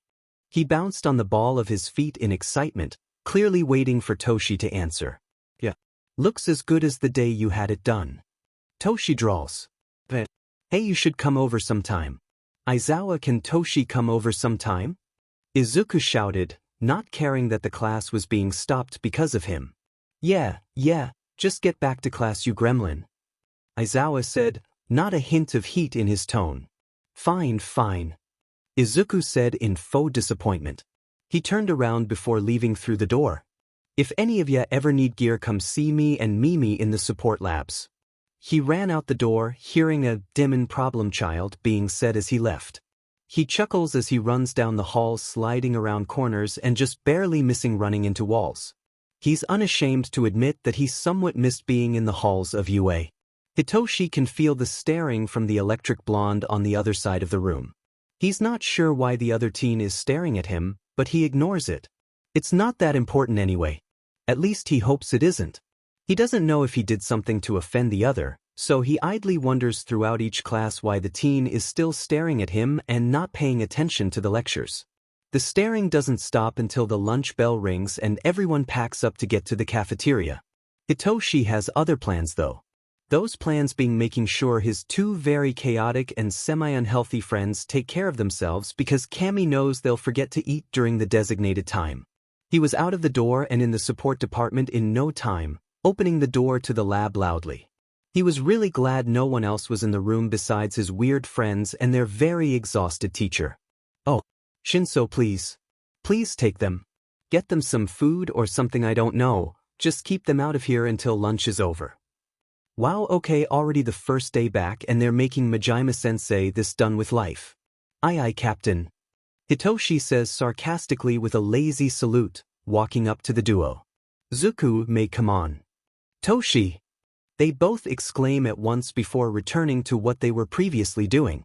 Yeah, he doesn't know how he's friends with the two most energetic people in Japan, but he is and he can't get away, so he might as well make sure they're taking care of themselves. Come on, I think lunch rush made katsudon today. That gets Izuku's attention and he drops his tools. Mei follows because they both know how bored she gets when Izuku's not there to work on projects with her. Hitoshi swears they're twins with how alike they act. Izuku all but grabs Hitoshi's wrist and drags him out of the lab into the cafeteria, Mei cackling behind them. They make it to the cafeteria, Izuku pushing his way through the crowd and Hitoshi letting himself be dragged along. Mei already went to get them a table, so the boys got all of them food. Izuku grabs the katsudon, obviously, and Hitoshi gets himself and Mei some kind of noodle dish.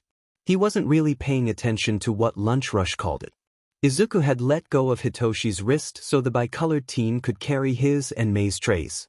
Izuku slides in next to Mei when they get to the table and hands her her tray, peeking over her shoulder to see what project she's planning out in her notebook.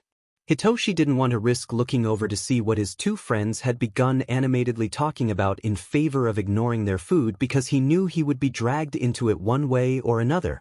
He knows, in the deepest parts of his mind, that he'll end up getting dragged into their schemes whether he inputs himself into them willingly or not, so he decides to remind them to eat. Kami, he feels like a mother worrying about his friends. Lunch is going fine. Izuku and Mei haven't blown up the cafeteria yet, and with Hitoshi constantly reminding them to eat, they finish their food. When there's 15 minutes of lunch left, Hitoshi feels eyes on the back of his head again. He really wants to know what he did to upset the blonde for him to be staring at Hitoshi so much, but he doesn't feel like asking. It's too much of a hassle if he's being honest. She? Toshi? Izuku's voice sounds over the noise of the cafeteria. HM? What? Hitoshi asks, bringing his attention back to the support duo. What's wrong? You spaced out. Izuku says, leaning forward and placing a hand on Hitoshi's forehead. Nope. No fever. I'm not sick, Izuku. Just thinking. Hitoshi says. Oh, but... Well, what are you thinking about? Izuku asks, Mei having already gone back to her notebook once Hitoshi said he wasn't sick. One of my classmates has been staring at me all day. Hitoshi says, deciding it's more effort than it's worth to lie. Well, just ignore them then. Izuku exclaims, sitting back down. That's what I'm planning on doing. Hitoshi says, going back to his phone. He ignores the staring for the rest of lunch, hoping the other teen will come talk to him about why he keeps staring. Hitoshi said goodbye to Izuku and Mei at the end of lunch, and they both went their separate ways to their classrooms. The staring started up again the closer Hitoshi got to his classroom. It was, in all honesty, starting to get really annoying. He scowled into his capture weapon, that he definitely did not forget was there, and tried his best to ignore it. Well tried being the main word here, because when the blonde grabbed Hitoshi's wrist and pulled him to the side, he openly scowled. What do you want, Kaminari? Okay, maybe his tone was harsher than he meant for it to be by the way the blonde flinched, but he didn't care. Sorry, man. I just had a question. Kaminari rubbed the back of his neck awkwardly. Hitoshi didn't let up on his scowling. He really didn't care if the blonde was feeling intimidated. He's been staring at Hitoshi all day. Spit it out. Hitoshi growled, his patience thinning more than it already was. All right. Do you think you could introduce me to that support student you're always with? Kaminari finally asked. Which one? Hitoshi asked, his curiosity definitely not piqued. The black and purple-haired one? I think you called him Zuku. Kaminari said. And oh, Hitoshi had a feeling he knew what was going on in that blonde head. Oh no.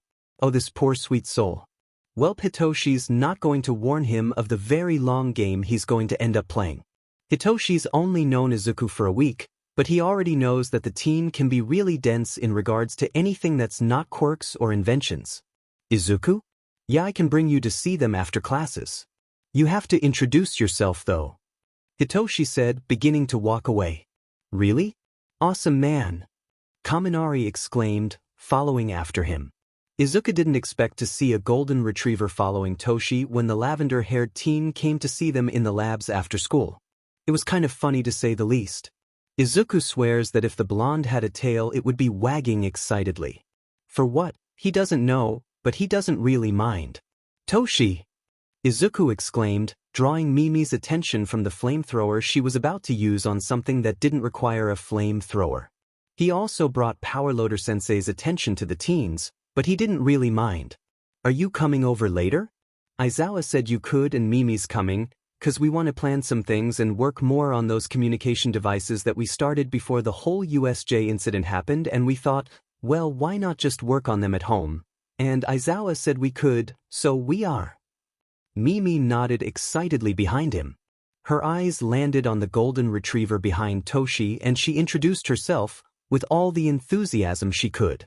Hiya. I'm Hatsum Mei, you already know that though. Are you here for new babies? Zuzu, we get to make more babies.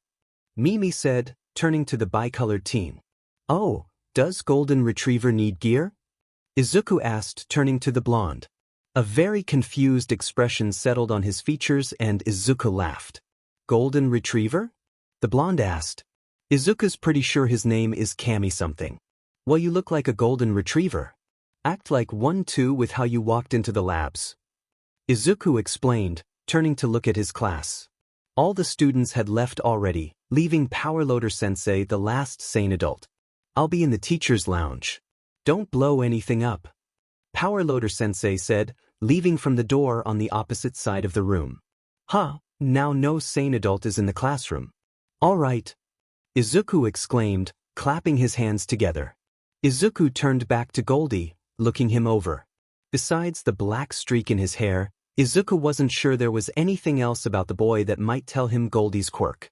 And even going off the black streak was a stretch. So what's your quirk, Goldie? Mimi asked as Izuku continued to scrutinize the blonde. I can produce electricity from my body. Goldie replied, backing up a bit as Mimi got in his face. So what did you need? Izuku asked, getting just as close as Mimi. Well, Goldie began. Izuku. Aizawa's voice said from the door. Let's go. Aizawa. Izuku cheered, turning to Mimi. He was hyper today. Maybe it was being back at school with his friends or finally getting out of the apartment, but he liked it. And Mimi matched his energy without complaint. We're going to get takeout on the way home, so hurry up before the restaurant closes. Aizawa said, turning around and walking away. Aye, Captain.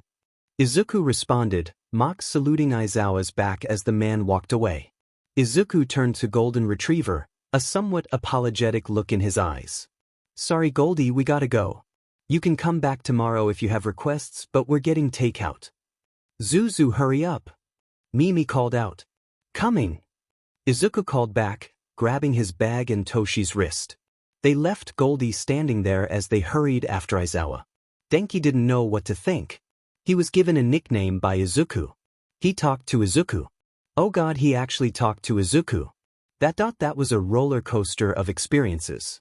He knew he had something for the support student after seeing the boy around and being unable to stop thinking about him, but now actually being face to face with the teen? Yeah, he definitely has feelings for the other. He doesn't know how or why, but his brain just works like that. He really hopes this isn't just a hyperfixation because Izuku seems like a really cool dude. Well, I'll just have to get closer to him. Shinso can help especially with how close the three of them seem to be. Denki said to himself as he walked away from the support labs. Welp, time to go home and not get any work done because of a certain support student. Izuku bounced in his seat on his way home, Yamada driving because Aizawa would break speeding laws. Toshi and Mimi were with him, meaning they were coming over to his, Aizawa's and Yamada's apartment. He idly wondered what Goldie wanted from him and Mimi, but pushed those thoughts aside in favor of excitedly telling Toshi what he and Mimi were making the other teen. All thoughts about Inko and her trial were pushed to the back of his mind in favor of hanging out with his friends and the cats and Kizu. Hitoshi and Mimi ended up sleeping over, all of them piled onto Izuku's bed, Kizu at the foot because Mimi wanted to cuddle with her and BSRD curled up in Hitoshi's lap. Izuku sat in the middle of the bed absent-mindedly tinkering with one of his smaller inventions. We should come up with game plans for the sports festival. Izuku says the next day at lunch, looking up from his notebook filled with plans and semi-blueprints. Toshi had said Goldie would visit after school again, so Izuku and Mimi had enough time to come up with support gear for the blonde. Maybe something to direct the lightning, seeing as how Toshi said Goldie can't do that very well. They'd have to ask Goldie himself. Why? Toshi's sweet, naive Toshi thoughts. Because it'll help Mimi and I get our names out there, and you need to at least get to the later half of the final round. Izuku says, like it's the most obvious thing in the world. And maybe to the two inventors it is, but to a Hero Corps student, it's not. Especially not to Toshi, who is planning on going into the underground side of heroics because he doesn't want his name out there. Nor does he want his quirk to be known. Okay, but we all know that I can't have my name out there if I'm going underground. Toshi says. Yes, so Mimi and I will help you get to the final round without showing your quirk and keeping you out of the spotlight. Izuku says, holding up a finger. You'll be like our shadow. Mimi adds. Toshi still looks hesitant, but he agrees to make a plan nonetheless. He might as well go along with whatever crazy scheme the two crazy inventors make, then be pulled into it without knowing anything later on. Hitoshi is glad he agreed to at least listen to what the two inventors had in mind, because after hearing their plans for each round, how Izuku knows what each round entails, Hitoshi's not sure, and he doesn't think he'll ever know. He's more than happy to keep them from accidentally killing or maiming someone, specifically Bakugo in Mei's eyes, because there are still things Hitoshi doesn't know about Izuku that Mei does, but he's okay with that because he'll learn when Izuku's ready to tell him. Currently, Hitoshi, Mei, and Izuku are all practicing how they're going to simultaneously hide Hitoshi from the spotlight and how Izuku and Mei are going to get their names out there as inventors.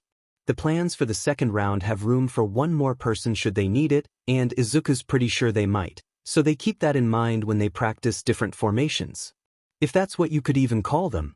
Really, Hitoshi is just staring at the written-out plans, trying to wrap his head around them as Izuku and Mei discuss what types of things to make for this event that's flashy, but not overly so. It's quite peaceful if Hitoshi's being honest, until the gym doors slam open, because that's where they are while they wait for Aizawa-sensei and Yamada-sensei to be finished with what they usually do after school so they can go back to the apartment and plan some more, and there stands Kaminari in all his loud blonde self. Not glory, because Hitoshi doesn't think Kaminari has any of that, so he rolls his eyes at the blonde's antics and watches as his gold eyes search the room for something or someone. Izuku and Mei don't notice the sound of the doors banging open.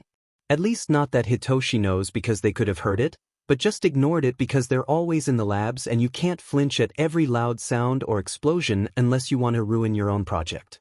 Izuku Mei. Hitoshi calls from where he's sitting on the floor. Both inventors look up from their notebook filled to the brim with plans at the call of their names.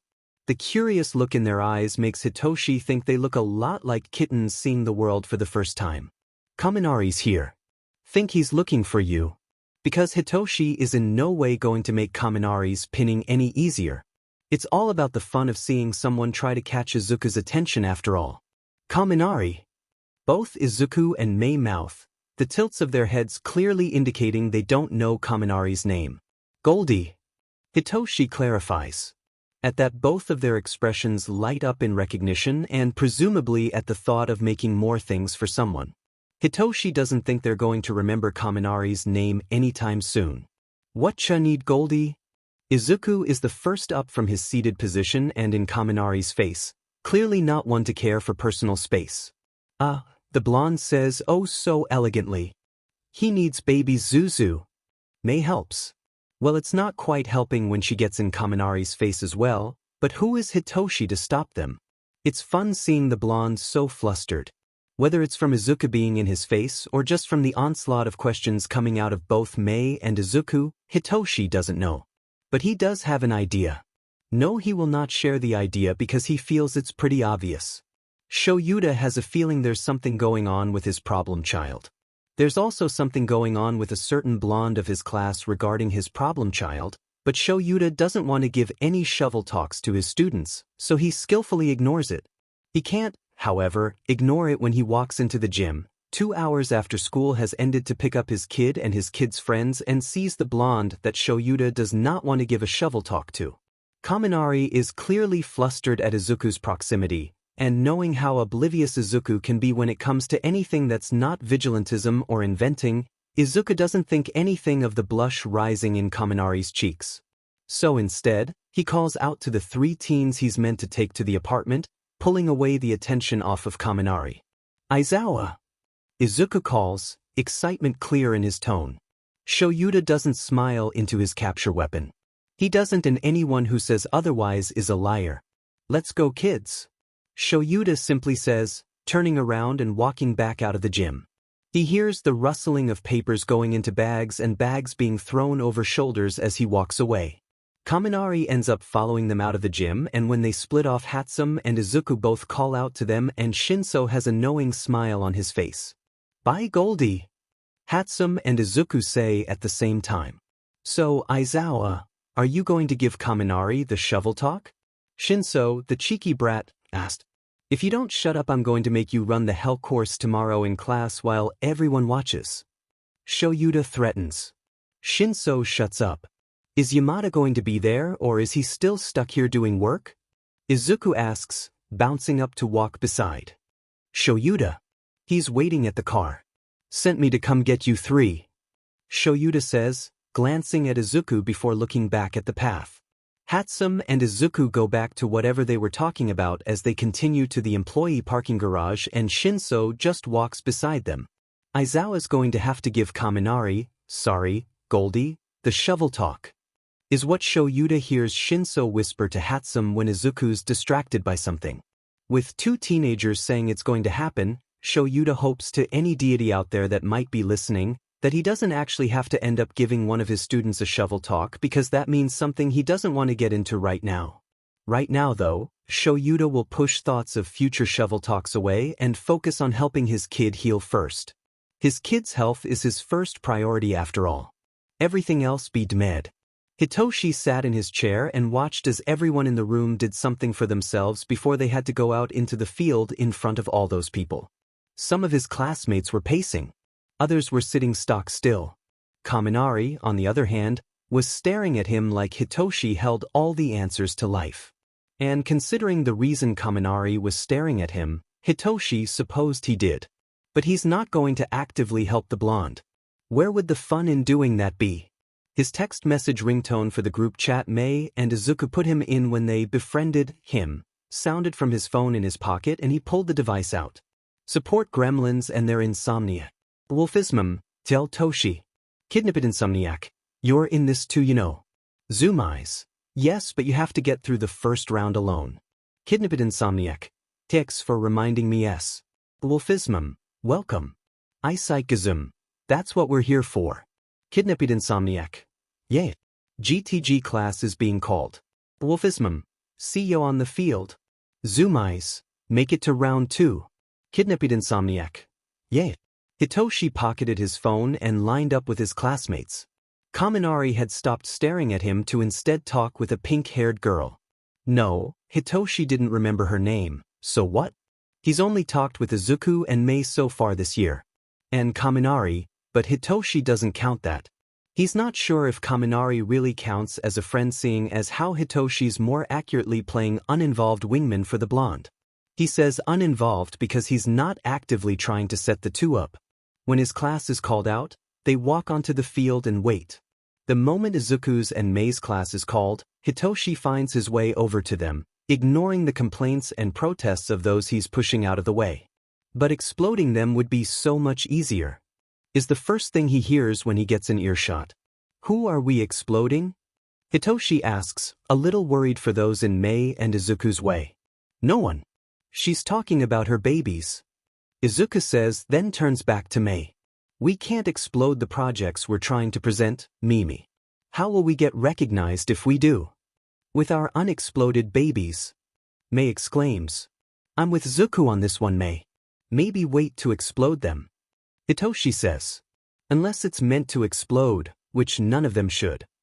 Izuku adds, looking directly into Mei's eyes. Fine. Mei pouts after a minute of the two support demons staring at each other. Who's doing the pledge? Hitoshi asks, looking at Izuku, because for some reason he knows more than he should, and then up at the podium. Bakugo Katsuki. Izuku says simply. Who? Mei and Hitoshi ask at the same time. Kacchan. Loud explosion boy with a sheet personality. Izuku explains. Let's get him out. Mei says, a particularly aggressive and chaotic smile on her face. Hitoshi's not sure the reason for Mei to be so aggressive towards another person, but he trusts her judgment, and the fact that she's known Izuku longer so she may have information he doesn't at the moment, and instantly agrees. Izuku doesn't protest, so that must mean something. They watch as the blonde goes up to the podium and promises to beat all the extras. Too bad for him, Hitoshi can tell Mei is thinking up something that'll get him out in the first round. Hitoshi doesn't care though. One less person to compete against. Shoyuta watches from the announcer's booth as Hatsum grins in a way that couldn't mean anything good and how Izuku doesn't try to protest whatever ideas she may be offering. He groans because this might be the most chaotic sports festival in all of UA history. He looks down at the script his husband was given and cringes internally at how the blonde is being made to broadcast the quirks of the students. Hopefully no future or current villains are watching the sports festival. He also hopes he doesn't have to intervene in whatever may happen. Sho, you're grimacing like something bad is going to happen. Hisashi says, turning to Shoyuta once he mutes his mic. Just look at the face Hatsum has on right now. That's bound to spell trouble. Shoyuta groans. Hisashi just laughs at his suffering. If anything happens, maybe he can ground Izuku from going on patrols for a while. Just because. You can't ground Izuku for what Hatsum's going to do. Hisashi says before turning on his mic and counting down for the student's start. And damn it, his husband knows him too well if he knew Shoyuta was considering grounding Izuku. Shoyuta watches as his son and his son's friends clear the first obstacle of Todoroki's ice. He should probably talk to Todoroki about overkill. When the kids get to the 0-point robots used in the entrance exam, Izuku and Hatsum set off from Shinso. The lavender-haired teen continues on his path while Izuku and Hatsum seem to hijack one of the robots. Most likely Izuku's doing. They get far along, using the robot as some kind of Uber and then abandoning it when they get to the pitfall. He hears Hisashi announcing all of this as it happens. He'll hold off on maybe possibly grounding Izuku. For now. Izuku and Mimi ditch the robot, the fact that it is too big to maneuver over the ropes making them sad. And then Mimi brings out the hover boots they worked on. They have multiple spares of each invention secured safely away in their lockers, almost all of them being prototypes. There's only a few that are finished products, and those are the ones without a spare. Putting on his pair of hover boots, Izuku activates them and immediately holds back a scream. He opts for quietly cursing under his breath a mantra of, shit, oh my, I knew we should have tested these more, as he makes his way across the chasm, Mimi following behind and cackling. They get halfway before they have to land on one of the platforms and take off their hover boots. They put the hover boots back wherever Mimi kept them. Izuku swears she has a second quirk that lets her have pocket dimensions where she can keep inventions she's not using, and resign themselves to crossing the chasm like the other students. Everything goes sheet, if it's in a good way has yet to be seen by the inventors, when they finally cross the Godawful Canyon and make it to the last obstacle. Hopefully it's a good thing that everything goes to sheet.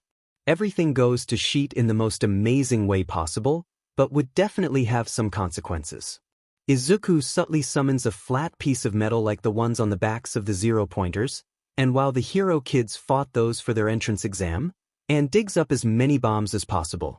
They won't harm him or Mimi in any way. She decided to stick with him because she could smell chaos brewing and it would help her get closer to Bakugo, but piling up 50 maybe 60 would definitely cause an explosion big enough to launch them to the front. Ready, Mimi? For chaos? Always. Mimi cheers. Izuku nods and has her get on his back. The moment she's secured, he jumps on the bombs and, like expected, they get launched forward. I am so effing getting grounded for this, he says over the wind in their ears. What? Mimi calls back. Nothing. Izuku calls. He can worry about his definite grounding later. Right now, he just needs to get Mimi to Bakugo if he doesn't want to be attacked for hindering her scheme. As soon as they're right behind the half and Bakugo, Izuku takes Mimi by the waist and chucks her at the blonde. She cackles as she's thrown into the Pomeranian and Izuku tucks and rolls, setting off more bombs, except he doesn't have the protection of a plate. He knows he said everything went to shit when he said of 50 to 60 bombs, but when Elsa sends a glacier his way trying to trap him in ice and Izuku ends up clinging to the kid's back, he'd say that also went to shit because the minute Izuku latches on, the kid bursts in flames. Ah effing shit! Izuku exclaims, launching himself off of the kid's shoulders and to the end of the minefield, putting out the fire on his uniform as he does so. He was not expecting to get blasted with fire by Elsa. In the process of launching himself off of Zuko Elsa, Izuku ends up pushing the teen face first into at least 10 bombs. Whoa, that was something, folks. Yamazawa Izuku of the support course just took out Todoroki Shudo of the hero course, and I don't even think he meant to do it. He hears Hisashi exclaim, Todoroki? Is that Elsa's name?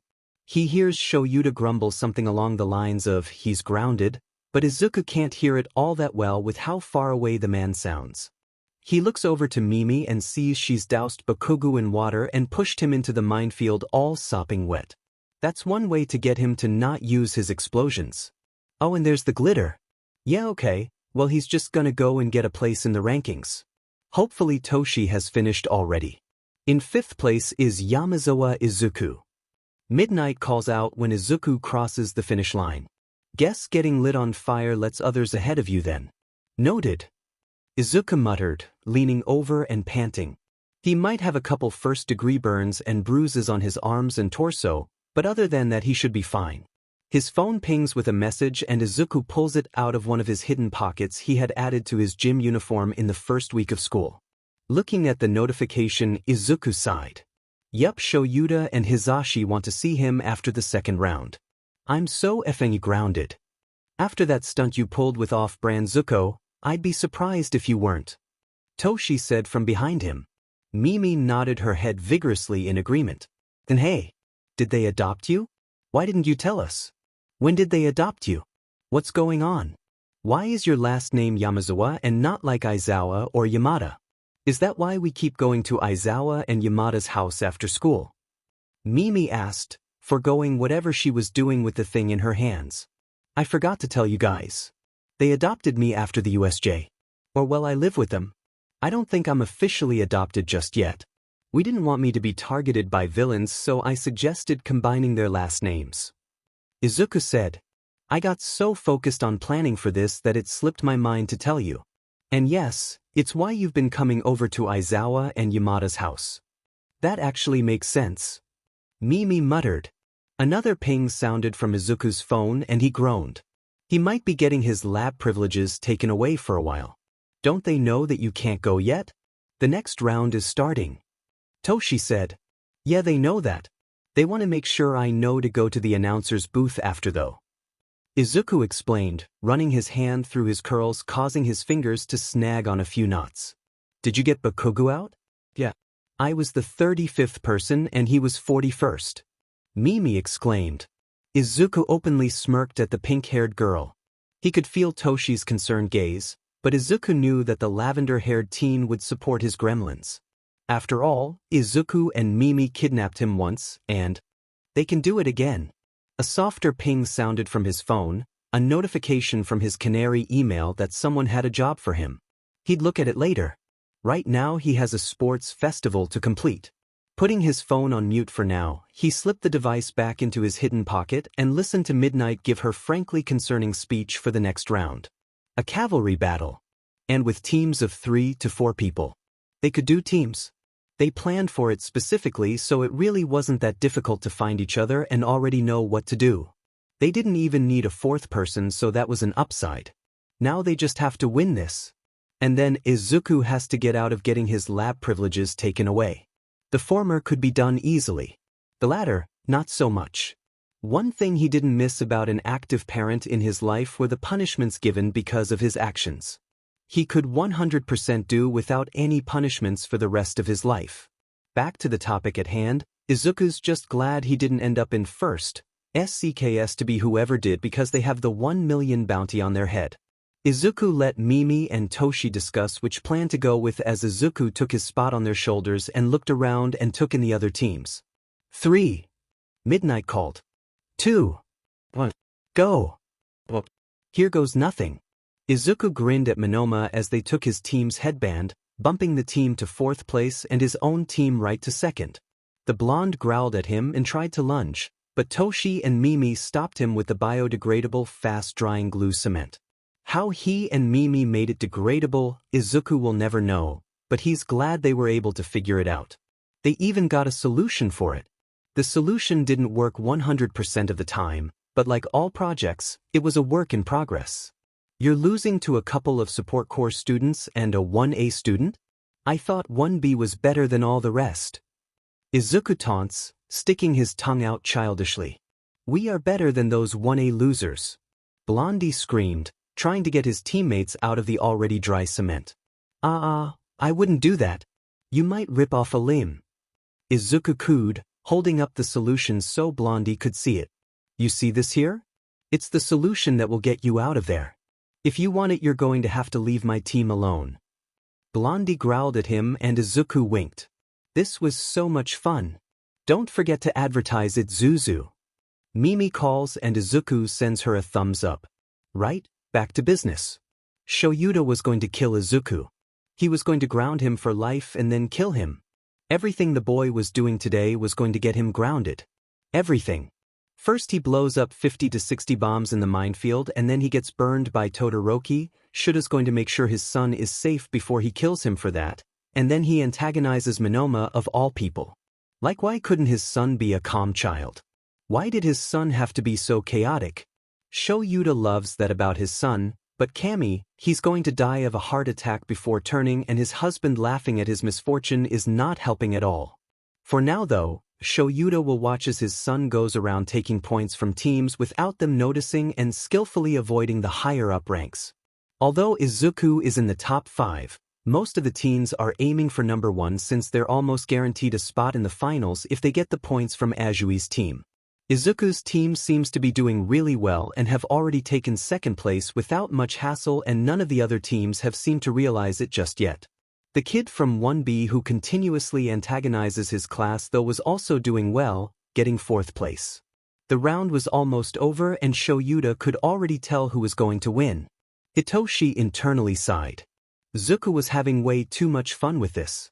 Sure, taunting Monoma was fun, but going all out and fibbing about potentially ripping off a limb if they struggle in the harmless cement was just going a little too far.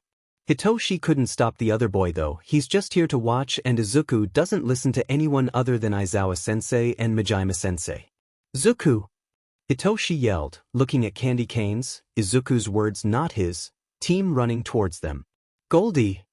Izuku yelled in a happy voice, turning towards the approaching team.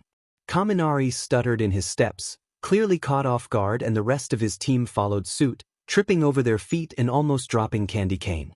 Hitoshi turned to his left when Izuku wrote the kanji 4-3 on his shoulder blade. He assumes the teen on his shoulders did the exact same to Mei's shoulder as they ran towards Monoma's team. Candy Cane's team continued towards them, Kaminari with a dopey smile on his face like he short-circuited. Hitoshi smirks. The idiot. Even being called a nickname makes him happy. Hitoshi could never understand that, but he can think about it later. Right now he has to run towards one team and away from another. How did his life get like this? He could have just sailed by in the hero course, not causing any disruptions, but he just had to get kidnapped by 2 support students. Zuzu! Mei called, holding up some kind of button. Already? Oh no. Was this one of those plans Izuku and Mei wouldn't tell him about? Okami, he hopes not. Yup. 15 seconds left, little listeners. Mike-sensei called out. Izuku grabbed the button from Mei's hand and pressed the big red button. You know the ones that typically look like self-destruct buttons? Yeah. That one. Except when this button was pressed, a gas-like substance wafted out of their sleeves. How the F is it in Hitoshi's shirt? And started filling the field. He feels like he should be more surprised than he is, but he really just can't find it in himself. Oh. What's this? Purple gas is covering the field. It seems to be coming from Team Yamazawa. Mike-sensei calls out. Hell yeah, it worked. Mimi, it worked. Izuku cheered, pumping a fist in the 10 seconds. That seemed to snap everyone out of their stupor, and it seemed like all the teams had collectively decided to go after their team. Well, shit. Hitoshi curses, gripping Izuku's ankle tighter than needed. 9. Mimi. Izuku yells. 8. On it. She replies. 7. The teams freeze in their movements when Mei presses the big red button again. 6. Hitoshi doesn't know what's happening, but he has a feeling he shouldn't touch the gas. Especially since it's formed something of a barrier around them. 5. 4. 3. 2. 1. All the teams besides their team collapse onto the ground right as the buzzard for the end of the cavalry battle rings out. Note to self, don't touch any gas Izuku and Mei make. Hitoshi and Mei set Izuku down on his feet, and the bi-hair-colored team pumps a fist in the air, cheering at their second-place victory. Hitoshi looks up at the screen for the winning teams as Mei and Izuku scream at each other in excitement. Most likely excitement at the prospect of causing more chaos. Winning teams. First place, Team Azui. Okay, seriously, how in the ever-living F did they retain first place? Hitoshi just wants to know. Second place, Team Yamazawa. Third place, Team Todoroki. Fourth place, Team Minoma. Not too bad. That's all, kiddies. Midnight Sensei yelled. For those who didn't make it to the final round, we'll have extra games to play during the break, so if you're interested in those, come out onto the field. It's at this point Izuku stops cheering with Mei and turns pale. Oh yeah, that's right. He has to go get grounded now. Good luck, Izuku. Hitoshi says, patting Izuku on the shoulder. I don't want to get my lab privileges taken away. Izuku whines as Mei pushes him forward. Well, just hurry up so we can make babies again. Mei calls as Izuku finally takes it upon himself to walk towards the announcer's booth. Hitoshi shakes his head and walks off towards the cafeteria with Mei. Izuku whistles innocently, scuffing the toe of his shoe on the ground and looking at a wall to his right. Shuta's currently staring holes into Izuku's head, and the teen has no intention of making eye contact. Hizashi, on the other hand, is trying to not laugh while also looking somewhat angry. And let him just tell you, seeing two very different emotions displayed on a face is a strange thing to see.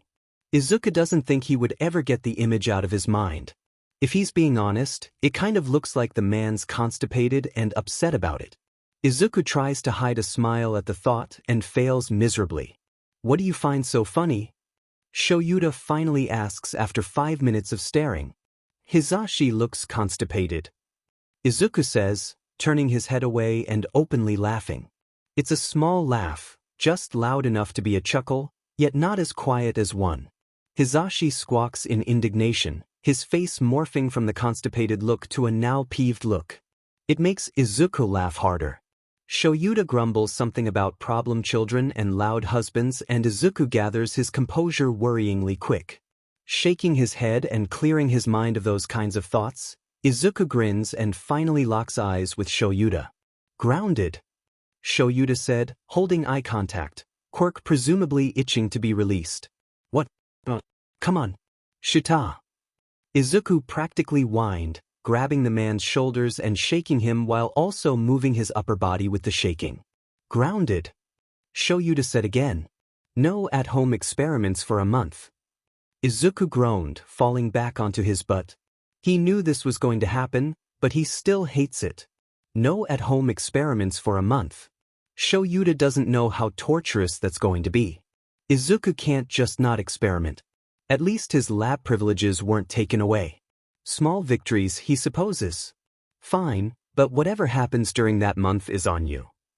Izuku said, grumbling in faux annoyance. He's a little disgruntled, but he couldn't be annoyed. He knew this was going to happen with the stunts he pulled, but not to this extent. He's going to make this month a living hell for Shoyuta. No, don't smirk. Whatever you're thinking, Izuku, stop it.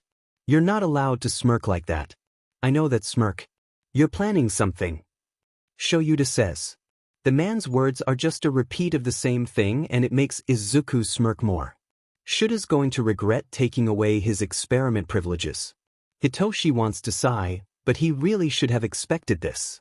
Kaminari and his gaggle of friends had migrated to the table Mei and him were occupying and were very loud. It wasn't as loud as Mei and Izuku ended up being when they were in the labs together, but it was still loud nonetheless. Where's Yamazawa? Is that his name or is it Izuku? Pinky, he thinks her name was Mina, asks, looking pointedly at Mei and Hitoshi. Getting grounded? Hitoshi says like they're talking about the weather. For what? Mina asks. Being him. Hitoshi answers drilly. Exploding Zuko. Mei cheers at the same time. Zuko? Tapes Zero? Hitoshi doesn't know and doesn't think he really cares, asks, rightfully confused. Zuku's words, not mine.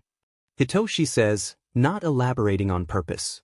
When they realize neither Mei nor Hitoshi are going to elaborate on Zuko, Kaminari and his friends go back to talking about whatever it was they were talking about before. Toshi. Mimi. Izuku's voice whines from behind them, said Teen jumping onto them and pulling their heads closer towards each other. Zuzu. Mei exclaims. How'd it go? Can't do at-home experiments for a month. Izuku pouts, releasing their heads and standing behind them, not even trying to find a seat. That's okay. We'll just have to do in-lab experiments. Mei exclaims, scooting over for Izuku to squeeze in between them. And make this next month a living hell for show. Izuku says, nodding like he just had the greatest idea. And Hitoshi supposes it was a great idea in regards to Izuku and his experimentation time. Yeah. Mei exclaims, pumping a fist into the air. Hitoshi doesn't know how she has so much energy. For that matter, he doesn't know how either of his friends have all the energy that they do. He knows for a fact they barely sleep enough as it is when they're working in the labs. All right, little listeners.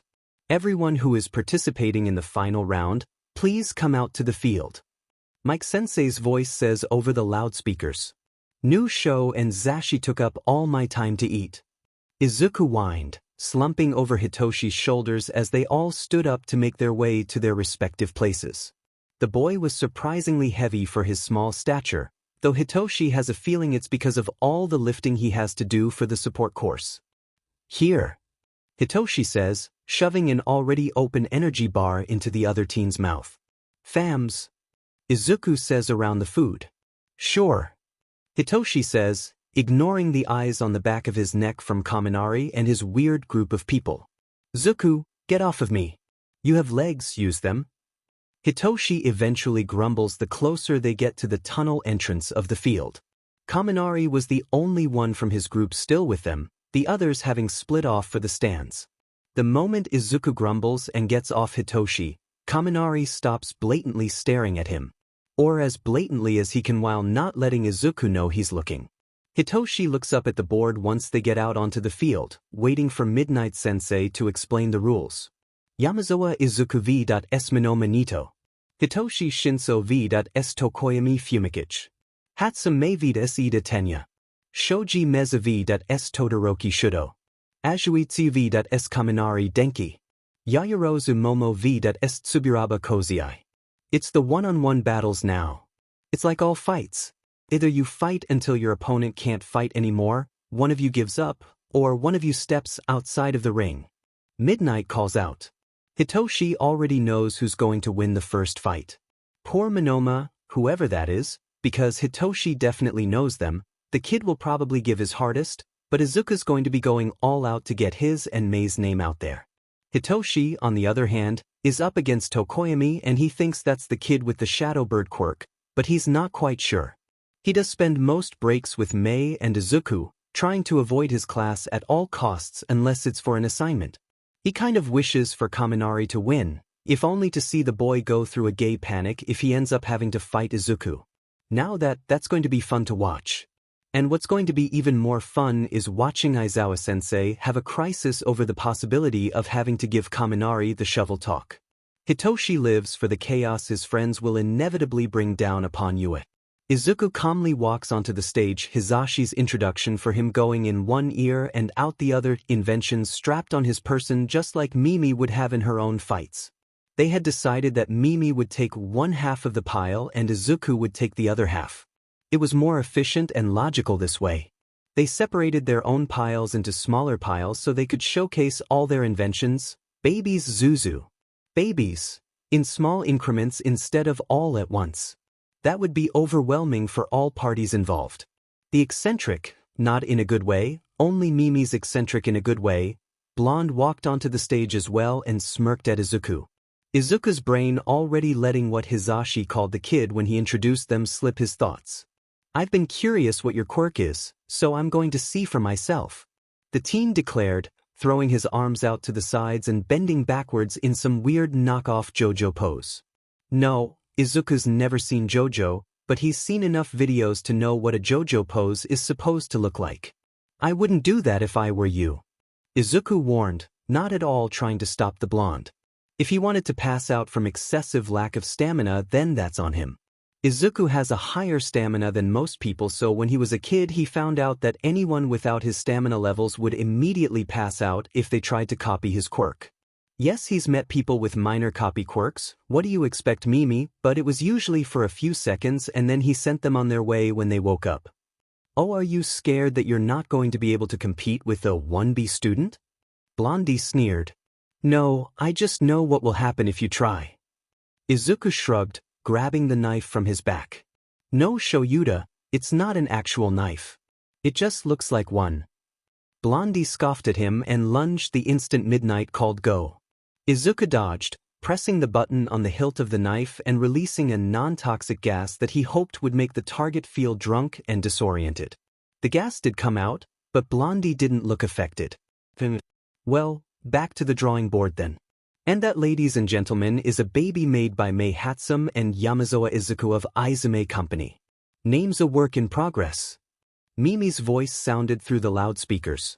The last part, however, sounds like it wasn't meant for the audience to hear and just a mumbling habit that she had picked up from Izuku. So she did end up hacking into them. How wonderful. Now Izuku doesn't have to do the talking. Huh? Are you using me to show off your stupid inventions? Blondie growled. And wow, isn't he similar to Bakuho? A little weird, but he can deal. Why yes, actually I am. But don't worry, your embarrassment will be over once I get through all the ones I have on me. Izuku said, like he didn't just admit to using the blonde as a test dummy and was just talking about the weather. I won't let you. Blondie yelled, rushing Izuku. The support team kept dodging and using his inventions while Mimi talked about them over the loudspeakers. He wonders if Hisashi's freaking out or not. The man probably is, and Izuku's probably going to get in trouble for this too. It was what others, who weren't Izuku, would consider a tiring game of cat and mouse. Izuku found it more boring than he did amusing, but as Izuku pulled out his last invention, Blondie finally got his hands on Izuku's skin. The minute the blonde touched Izuku, however, he passed out and Izuku looked down at the unconscious boy in disappointment. I told you. Izuku mumbled, sighing and picking up the boy. He didn't even get to use his favorite invention. This was awful. Downright horrendous. Izuku was so excited to use it too. Damn it. Izuku sets the boy outside the ring and lets Midnight confirm his win before picking Blondie back up and carrying him to Recovery Girl's medical wing, definitely not sulking the whole way. If he was sulking, that was only for Nedzu, the weird rat bear mouse, most likely with some stoat mixed in creature, to know since he seemed to always be watching those accursed cameras. Blondie was out cold like the first time Izuku went over his own limit. It was weird seeing someone else affected by his quirk, but he's seen it other times, so it wasn't as weird as it could have been. Dearie, what happened? Recovery Girl asked when Izuku pushed open the door to her makeshift office with his foot. Just passed out all of a sudden. Izuku lied. Well, it wasn't a total lie because the kid did pass out suddenly, but Recovery Girl doesn't need to know it was because of his undocumented quirk. Oh dear, that doesn't sound good.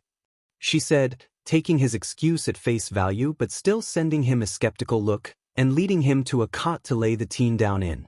Didn't look good either. I didn't even get to use my favorite invention either, Izuku said, laying Blondie down in the cot and stepping back a few paces to let Recovery Girl work her magic. Well, we'll just have to let him sleep it off, I suppose. She sighed, turning around and immediately whacking Izuku in the shins with her cane syringe thing. Hey! What was that for? Izuku exclaimed, jumping into the air to avoid another hit. For those stunts you pulled during the first and second round. I may not know you all that well, dearie, but I've heard enough from Shoyuta and Hizashi, but mainly Shoyuta, to know that you're a troublemaker in disguise. I'm sure one of them has already properly given you a stern talking to and hopefully even a punishment, but if I see anything else like that happen again, I'm hitting more than just your shins. She warned, shooing him off with a wave of her hand. Izuku gladly left the room and went to the stands where Mimi was most likely sitting. Toshi's round was next and he wanted to be there with Mimi to watch it when it happened. And be there with Mimi to congratulate their friend when he inevitably won, because Izuku and Mimi did not spend almost 2 months training Toshi with his quirk just for him to lose. Although neither of them would be truly upset if the boy did end up losing. They'd congratulate him and celebrate how far he had gotten nonetheless. And if their celebrating ended up causing Shoyuta a headache, then so be it. It's what he gets for grounding Izuku. Hitoshi was nervous. Who wouldn't be nervous when going up a sentient quirk who you have no idea if you can use your own quirk on them or not? Well, like Izuku says, sheet up until you find the solution. But in this case, Hitoshi can't sheet up, and there wasn't really a solution because he's fighting, not inventing. Kami, why'd he have to make friends with chaotic support corps students? He could have just coasted through the hero course without friends and then become an underground hero, but no, he just had to get kidnapped on his first day. Great. Focus, Hitoshi. No need to get distracted and lose first thing. The mysterious Shinso Hitoshi from Class 1A who has yet to show his quirk. Yamada-sensei spoke. Hitoshi's glad the man didn't announce his quirk, though he has a feeling if Yamada-sensei had to, Izuku or Mei would probably hack into the speakers like Mei already did and interrupt it. And the Dark Samurai Tokoyami Fumikage, also from Class 1A. His quirk is Dark Shadow.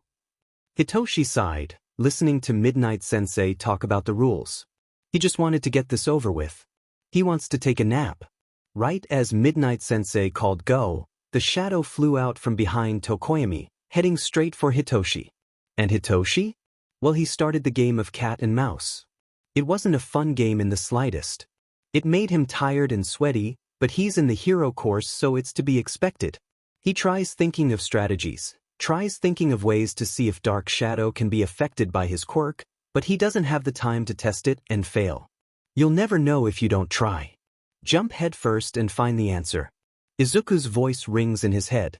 Hitoshi wonders why the Izuku in his mind is always so poetic and chic when the physical Izuku is just a teenager on crack and caffeine.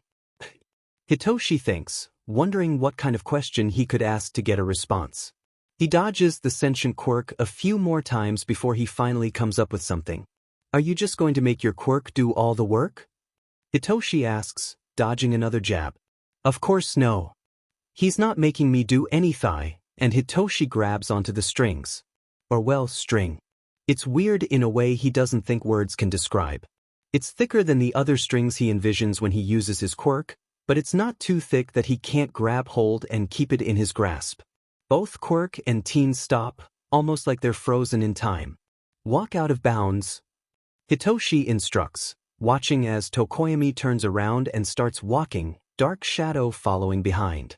Right as Tokyoyami is about to step out, however, the thick string in Hitoshi's mental hold becomes thin, like one of them snapped out of it, and he sees the raven-headed boy turn towards him, Dark Shadow still flying out of bounds.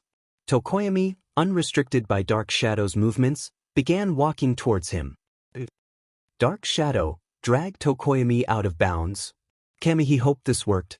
Tokoyami looked taken aback when his quirk came back to pick him up and drag him out of bounds. Dark Shadow, what has gotten into you? Do not let the darkness prevail. So he was emo too. Hitoshi had guessed that with the whole aesthetic he had going on, but he was surprised to find out that he was right. Trippy. Hitoshi watched as Tokoyami was dragged out of bounds, the teen trying to get his quirk to cooperate with him. Dark Shadow, stop this nonsense right now. Tokoyami exclaimed, voice going high. Weird. Hitoshi released his hold once Tokoyami was on the grass outside of the ring and sighed in relief at whatever the F just happened. At least he has new information for Izuku. The winner is Shinso Hitoshi. Midnight Sensei called. At least Tokoyami didn't pass out like what happened in Izuku's fight. Although, Hitoshi thinks that that's because the blonde tried to do something with his quirk and Izuku's quirk. Hitoshi feels like his fight was anticlimactic in a way. Not in the way that Izuku's was where that Monoma kid just fainted, but in the way that it wasn't even an actual fight. He ignores Tokoyami's stares as he walks up to where Izuku and Mei are sitting if their excited yelling is anything to go by. Izuku bounces from one foot to the other. Toshi had just used his quirk on Ascension Quirk. It was strange to see from an outside perspective, but he had immediately begun talking with Mimi about what they could do with the new information. Izuku. A voice says from behind Izuku, hand grabbing onto his shoulder. Immediately, Izuku's jabbing an elbow into the person's sternum and flipping the person over his shoulder. Oh shit. Goldie. Sorry about that. Izuku apologizes, helping the blonde up. No dude, it's cool. I shouldn't have snuck up on you like that. Where'd you learn to do that anyway? Goldie asks, waving off Izuku's apology. Zuzu, your instincts are way too honed. Mimi says, cackling and holding her stomach. I would hope so. Izuku says, turning to the pink-haired inventor. And you don't need to know. It's not unkind, but it's not kind either. It's a guarded sentence and his voice clearly portrays how he doesn't want to talk about it. It's similar to his canary persona, but no one has to know that. Right. So Shinso? What's his quirk? Goldie asks, clearly an innocent question, but Izuku knows what Toshi went through and he's not willing to let him go through that again. Why? It's harsh and Izuku knows it's mean, but he doesn't care. He also knows that Mimi's looking at him with concern in her eyes, and again he doesn't care. I just thought it was really cool. Goldie says, either not noticing or ignoring Izuku's harsh tone. He can tell you himself then. Izuku says, trying to calm down. When he sees Toshi walk into their area, his mood goes from slightly sour to ecstatic. Toshi! Toshi, Toshi, Toshi! Izuku exclaims, running up to the boy. We have new things to test now. I had a feeling you'd say that. Toshi says, sighing in faux exasperation. Hey Shin. Goldie says, bouncing up to them. Hi. Toshi responds, bored and tired. Bye boys. Gotta go show off my babies. Mimi exclaims as she bounds up to them. Bye. Izuku calls after her. Izuku laughs as Mimi toys with RoboKid and then wins when the boy gets fed up with her shenanigans and rushes at her, unable to stop once she dodges. The next fight is quick and the winner is announced not even 5 seconds after the call for start. Izuku kind of wants to experiment on the boy's quirk. No, not on the boy himself. That's inhumane. Why would he ever do such a thing? Goldie, somehow, wins his match with the frog girl and Izuku thinks it's because the discharge of electricity dried her skin out and she probably fainted from lack of oxygen. Strange but so FNG cool. Kami, Izuku wants to ask her so many questions. The last match finishes with the 1B kid winning. Izuku already knows, however, that he's going to be asking the Yaoyer F, creation girl, about her quirk.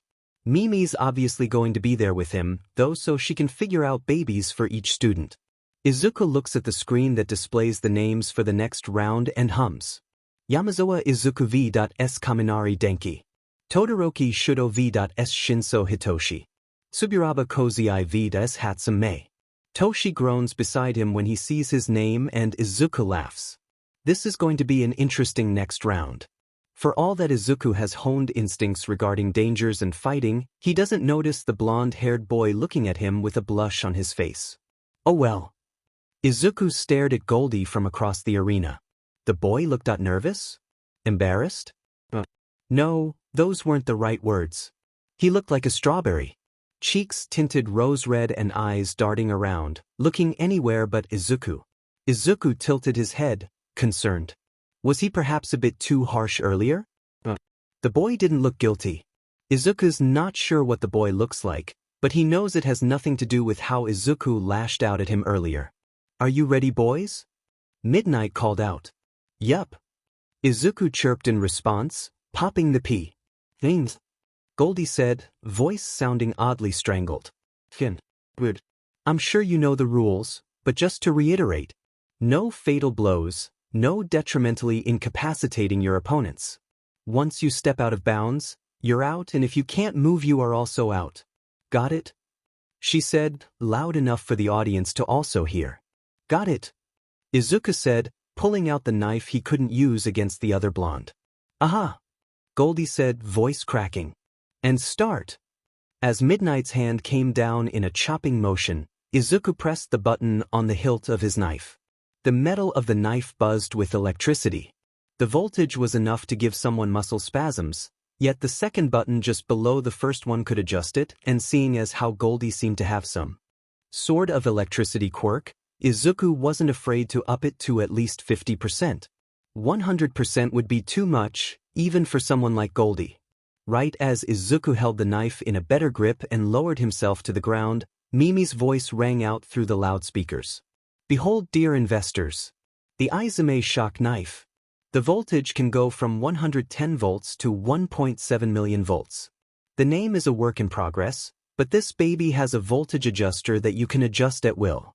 As of right now, it is a dull blade because we were not allowed to build an actual knife that could hurt people. May ranted. Up in the announcer's booth, a raven-haired man is wondering what his kid's weird obsession with knives is. It's the third knife they've showcased so far. The man's partner, on the other hand, is fretting over the hacked into loudspeakers. Shoyuta doesn't know why he tries. Hatsume's just going to do it again. Izuku grinned. They're both really proud of how high of a voltage they could get the knife to go. They were trying to make it so it could HRNSS lightning like actual legit lightning, but it was a hassle trying to make it not shock the user when it happened. Izuku already has enough electric burns that Shoyuta, Hizashi, and Majima-sensei weren't happy to see on him, just from simulated lighting at 20 million volts.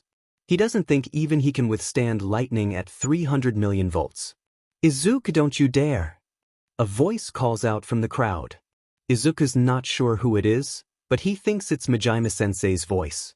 Ignoring the yell, Izuku lunges at Goldie, aiming low for the kid's stomach. Goldie dodged, the knife just barely grazing his abdomen. Izuku wondered if it shocked the boy, but without being able to see the muscles without things like shirts blocking his view, Izuku wasn't sure. And there's the added factor of Goldie having an electricity quirk. Goldie gathers his bearings quickly though and retaliates, hands outstretched to possibly touch him and shock him. Izuku throws down a small pellet, aiming it towards the other boy's feet and watches as it explodes on impact, cementing Goldie to the ground.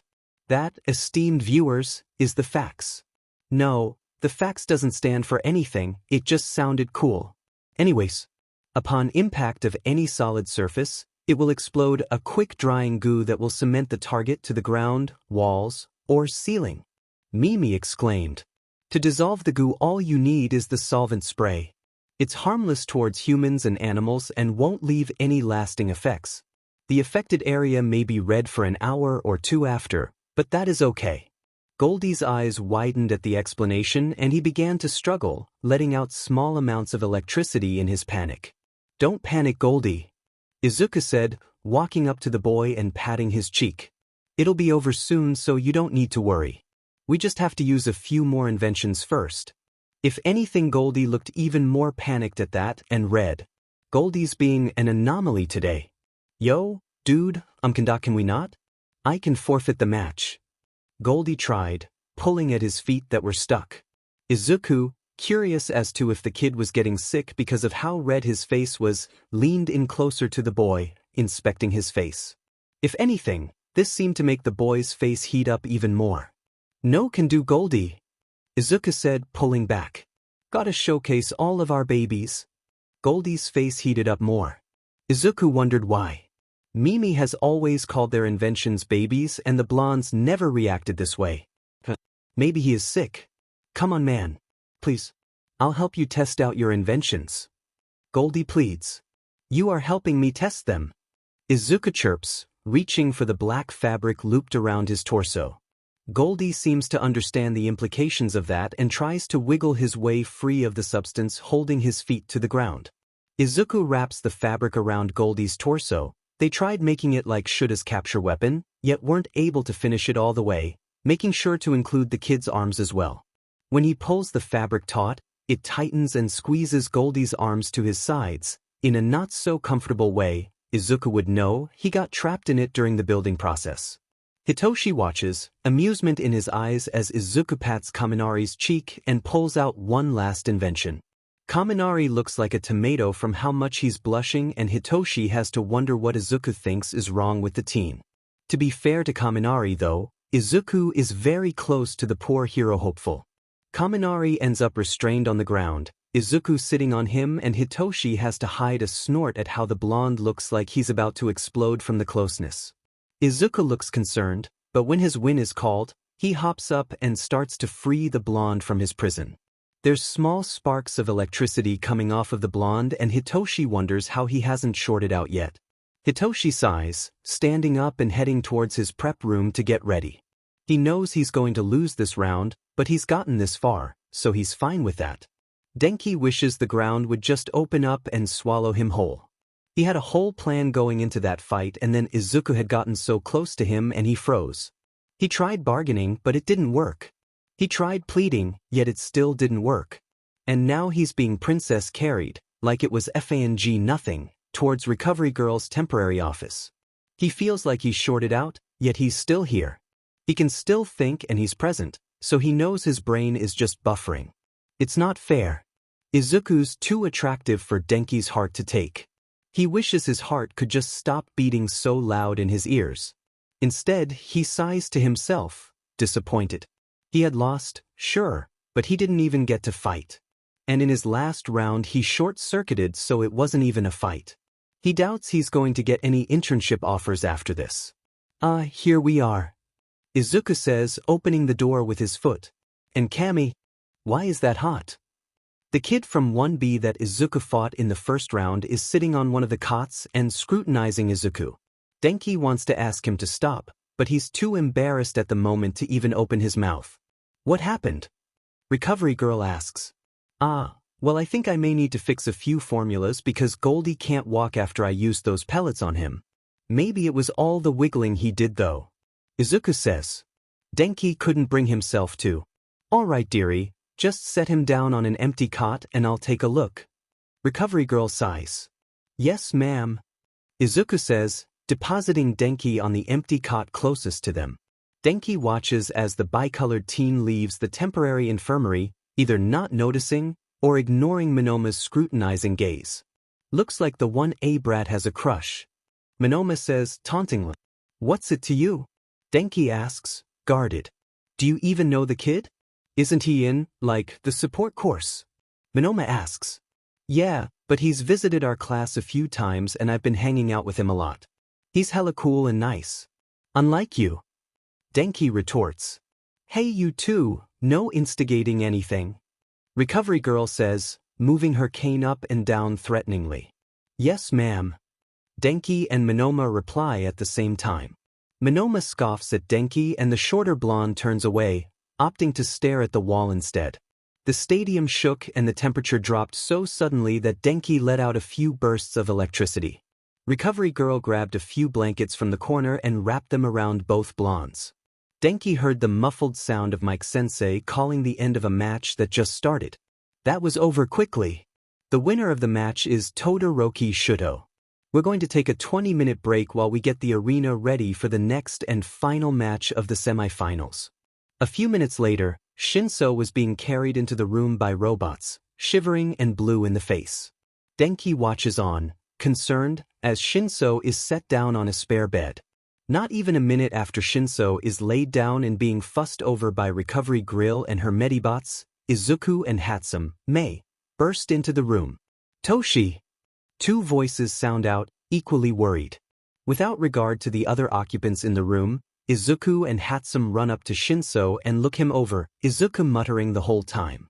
and I'm going to fight him, but he's obviously injuring himself by not using his fire, so how can I make him use his fire while simultaneously not losing? I need to get to the top of the podium so I can get more recognition for mine and Mimi's babies. Kami, this is a load of shit. The mutterings taper off into something less pronounced and Denki switches his focus from the bicolored teen to the pink-haired teen. Hatsum, currently, is wrapping some kind of fabric around Shinsu's arms, legs, and abdomen and then pressing a sequence of buttons.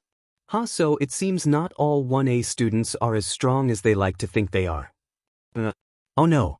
Denki's glad he's not Monoma right now because both support corps students turn equally heated glares at him, a growl ripping from Izuku's throat. You shut your goddamn pompous mouth.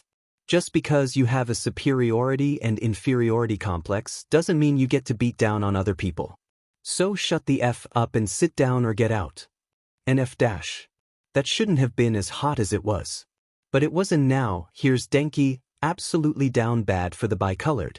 Like he thought he had it worse earlier when he was just simping, but no. Now he was so effing in love, and wow, wasn't that something? These feelings went from like to love. It honestly scared him a bit. With the support teen that he swore his face made him look sick from how heated it was. Monoma audibly swallowed, very obviously trying not to shrink away from the heated glare of the support student. And almost as quick as the tension in the room appeared, it disappeared when Izuku saw Denki still on the bed. Goldie, how are your legs? Mimi, come here. We need to look at his legs and adjust our formulas. Izuku called over to the pink-haired girl. With one last look over their lavender-haired friend, Hatsum walked over with an excited gait in her step. Denki willed away the blush as both support students went ahead with examining him. They even poked at his ribs a bit, presumably looking to see if they were injured at all from the cloth Izuku wrapped around his torso. I'd say don't use your variations of these babies until we fix them. Goldie's ribs are fine, but he probably still can't walk. But use the other babies. Gotta make sure our names get out there, right? Izuku said, turning to the pink-haired girl. Yeah.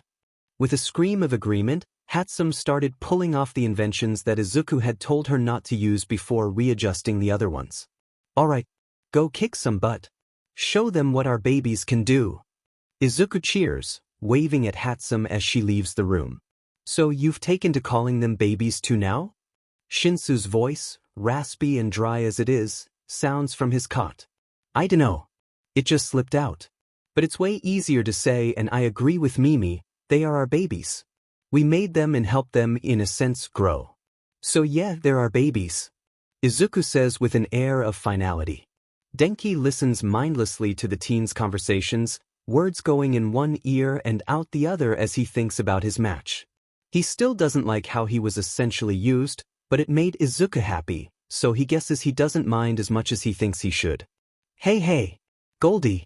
You should come to the labs next week so I can make some babies with you. Izuku's face is right in Denki's, and when the words finally process, his brain stutters and decides, now is a good time to pass out. Whether it be from exhaustion or the fact that Izuku unknowingly said something that his brain would take as an innuendo, he doesn't know. And he doesn't think he wants to know. Great, you broke him. Toshi drawls from his cut. But what did I do? Izuku asks, because he's genuinely confused. No one's ever passed out when Mimi's said they'd make babies, so why did Goldie? You were being you. Toshi oh so helpfully informs. What's that mean? Izuku asks. It means you being yourself made him pass out.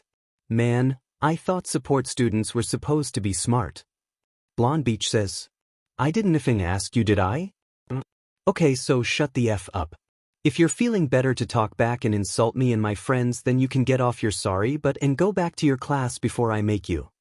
Izuku whirls around, malice and heat lacing his tone and swimming in his gaze. Izuku glares at the 1B student and holds eye contact with the boy. The blonde is really starting to get on Izuku's nerves, and all he wants to do is send Kizu after him. Oh, the joy that would give him as he watches the blonde beach struggle against a dire wolf. But no, he can't, because Shoyuta would ground him even more and he'd probably be sent to jail. Boys, if you're going to fight, take it outside. I don't need you getting into fist fights in my medical wing. Recovery girl says. Yeah, Beach, Go be a good boy and go back to your classmates. Izuku sneers.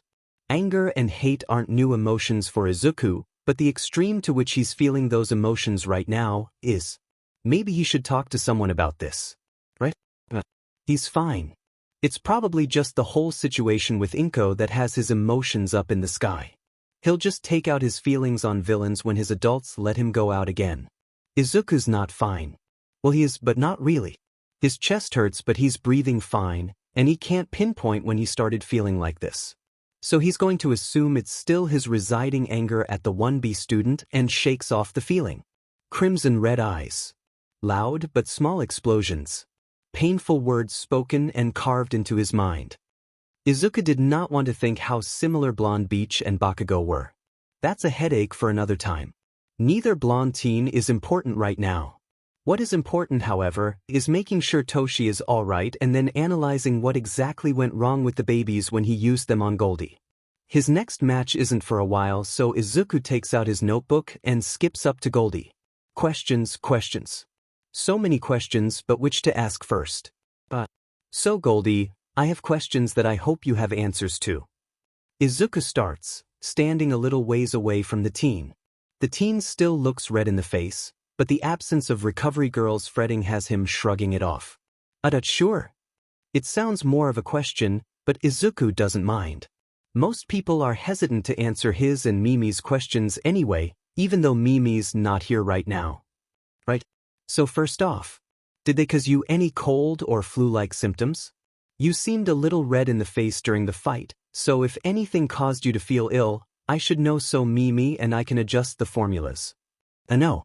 That's not really why I was blushing. His voice trails off and Izuku really wants to ask more about his reasoning, but even he can tell that topic will make Goldie uncomfortable, no matter how socially inept the bicolored teen may be. Alright, that's good then. It's one last thing to fix. Izuku exclaims, writing the information down in his notebook. How are your ankles? Your chest? Anything feel too constricting or tight? No, I don't think so, sorry. Goldie says, an apologetic look on his face. Why are you apologizing? If you don't know, we'll just figure it out.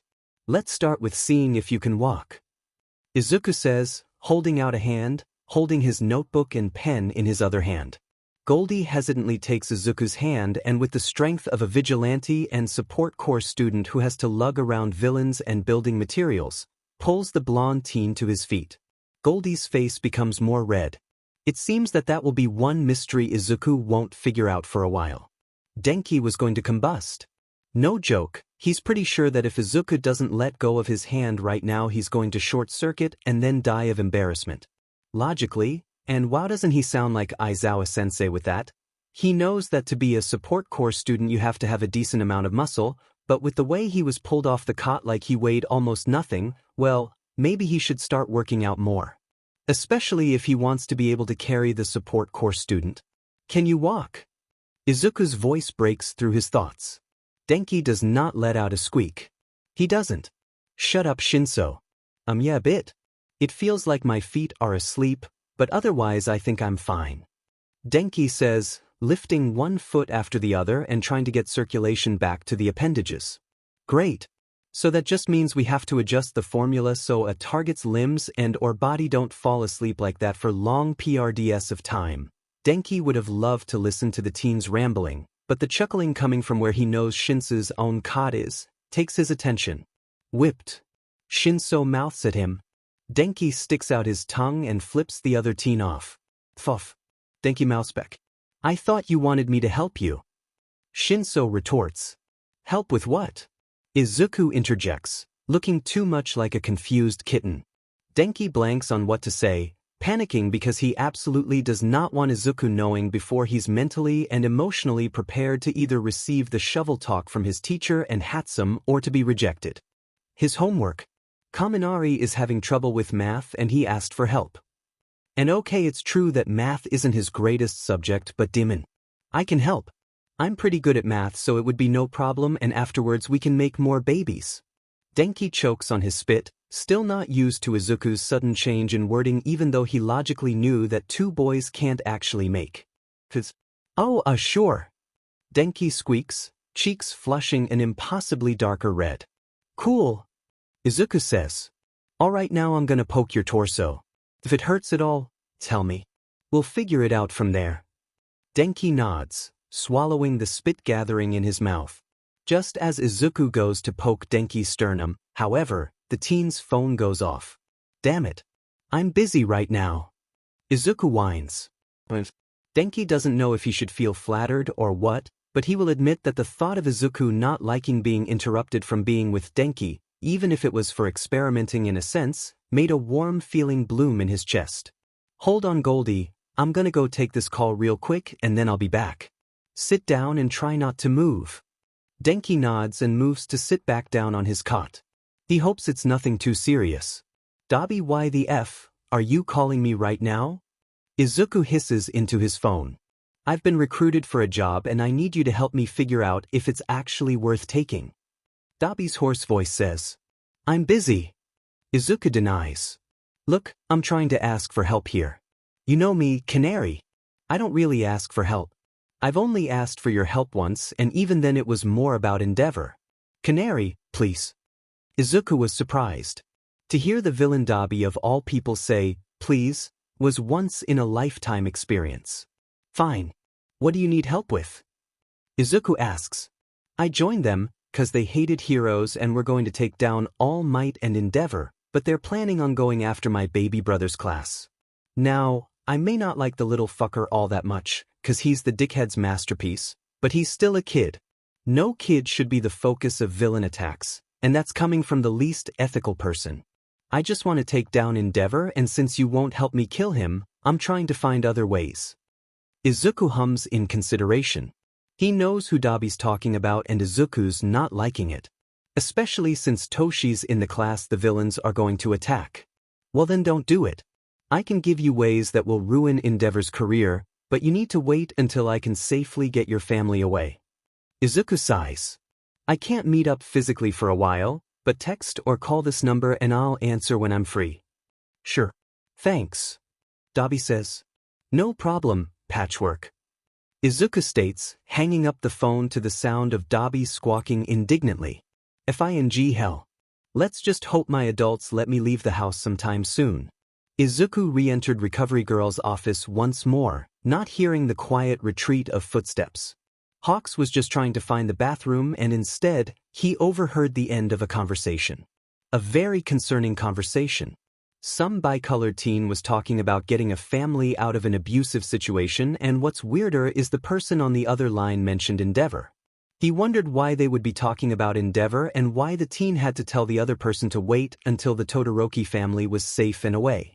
His wings rustle quietly in agitation? No, not agitation, but frustration? Yeah, that sounds right.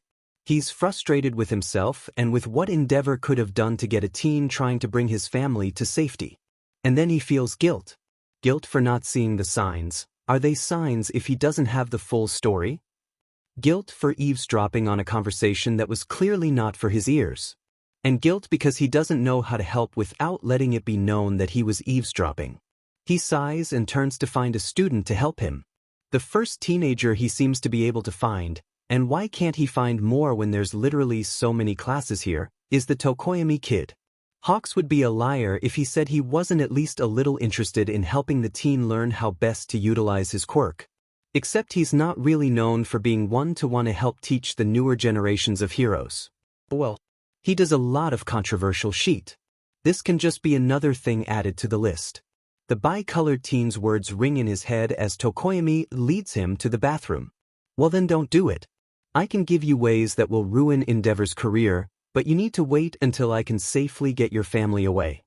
Izuku sighs. I can't meet up physically for a while, but text or call this number and I'll answer when I'm free. Maybe he should tell a teacher. Shrugging to himself, Hawks pushes the instance from his mind. He'll think about it later. Hey, what's your quirk? Bitch boy asked. Izuku's going to be honest, he forgot the boy was still in the room. What do you mean? Izuku asks, poking Toshi's cheek and grinning at the playfully annoyed look on the boy's face. Exactly what I said. What's your quirk? It made me pass out so I want to know.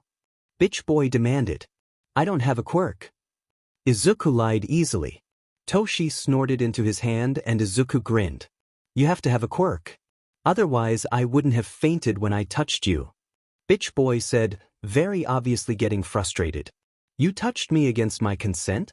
What kind of pervert are you? Izuku asked, a look of fake disgust overcoming his features. Not a pervert. Don't make it sound like I did something bad. The blonde declared. But you did. You touched me without my consent, might I add, and then passed out because you. Pervert. Izuku said, mirth dancing in his eyes for only Toshi to see. Izuku idly wondered when Mimi would be done with her fight.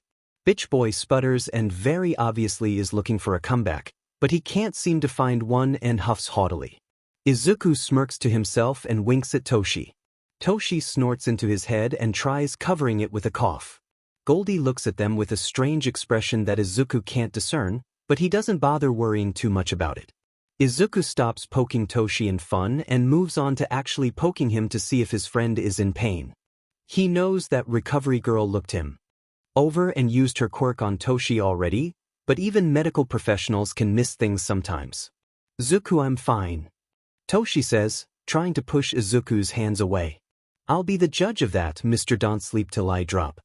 Izuku says, flicking the other teen right between the eyes. Toshi grumbles, but acquaintances and lets Izuku do his thing. I know RG helped you, but her quirk isn't a cure-all and you were encased in ice, Toshi.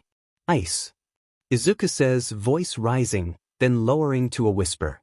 I can't lose a friend. I've done that once, I won't do it again. Hitoshi doesn't know what to say to that last statement. Sure, Izuku has some heavily unpacked trauma from before they met, but he didn't think it was this bad.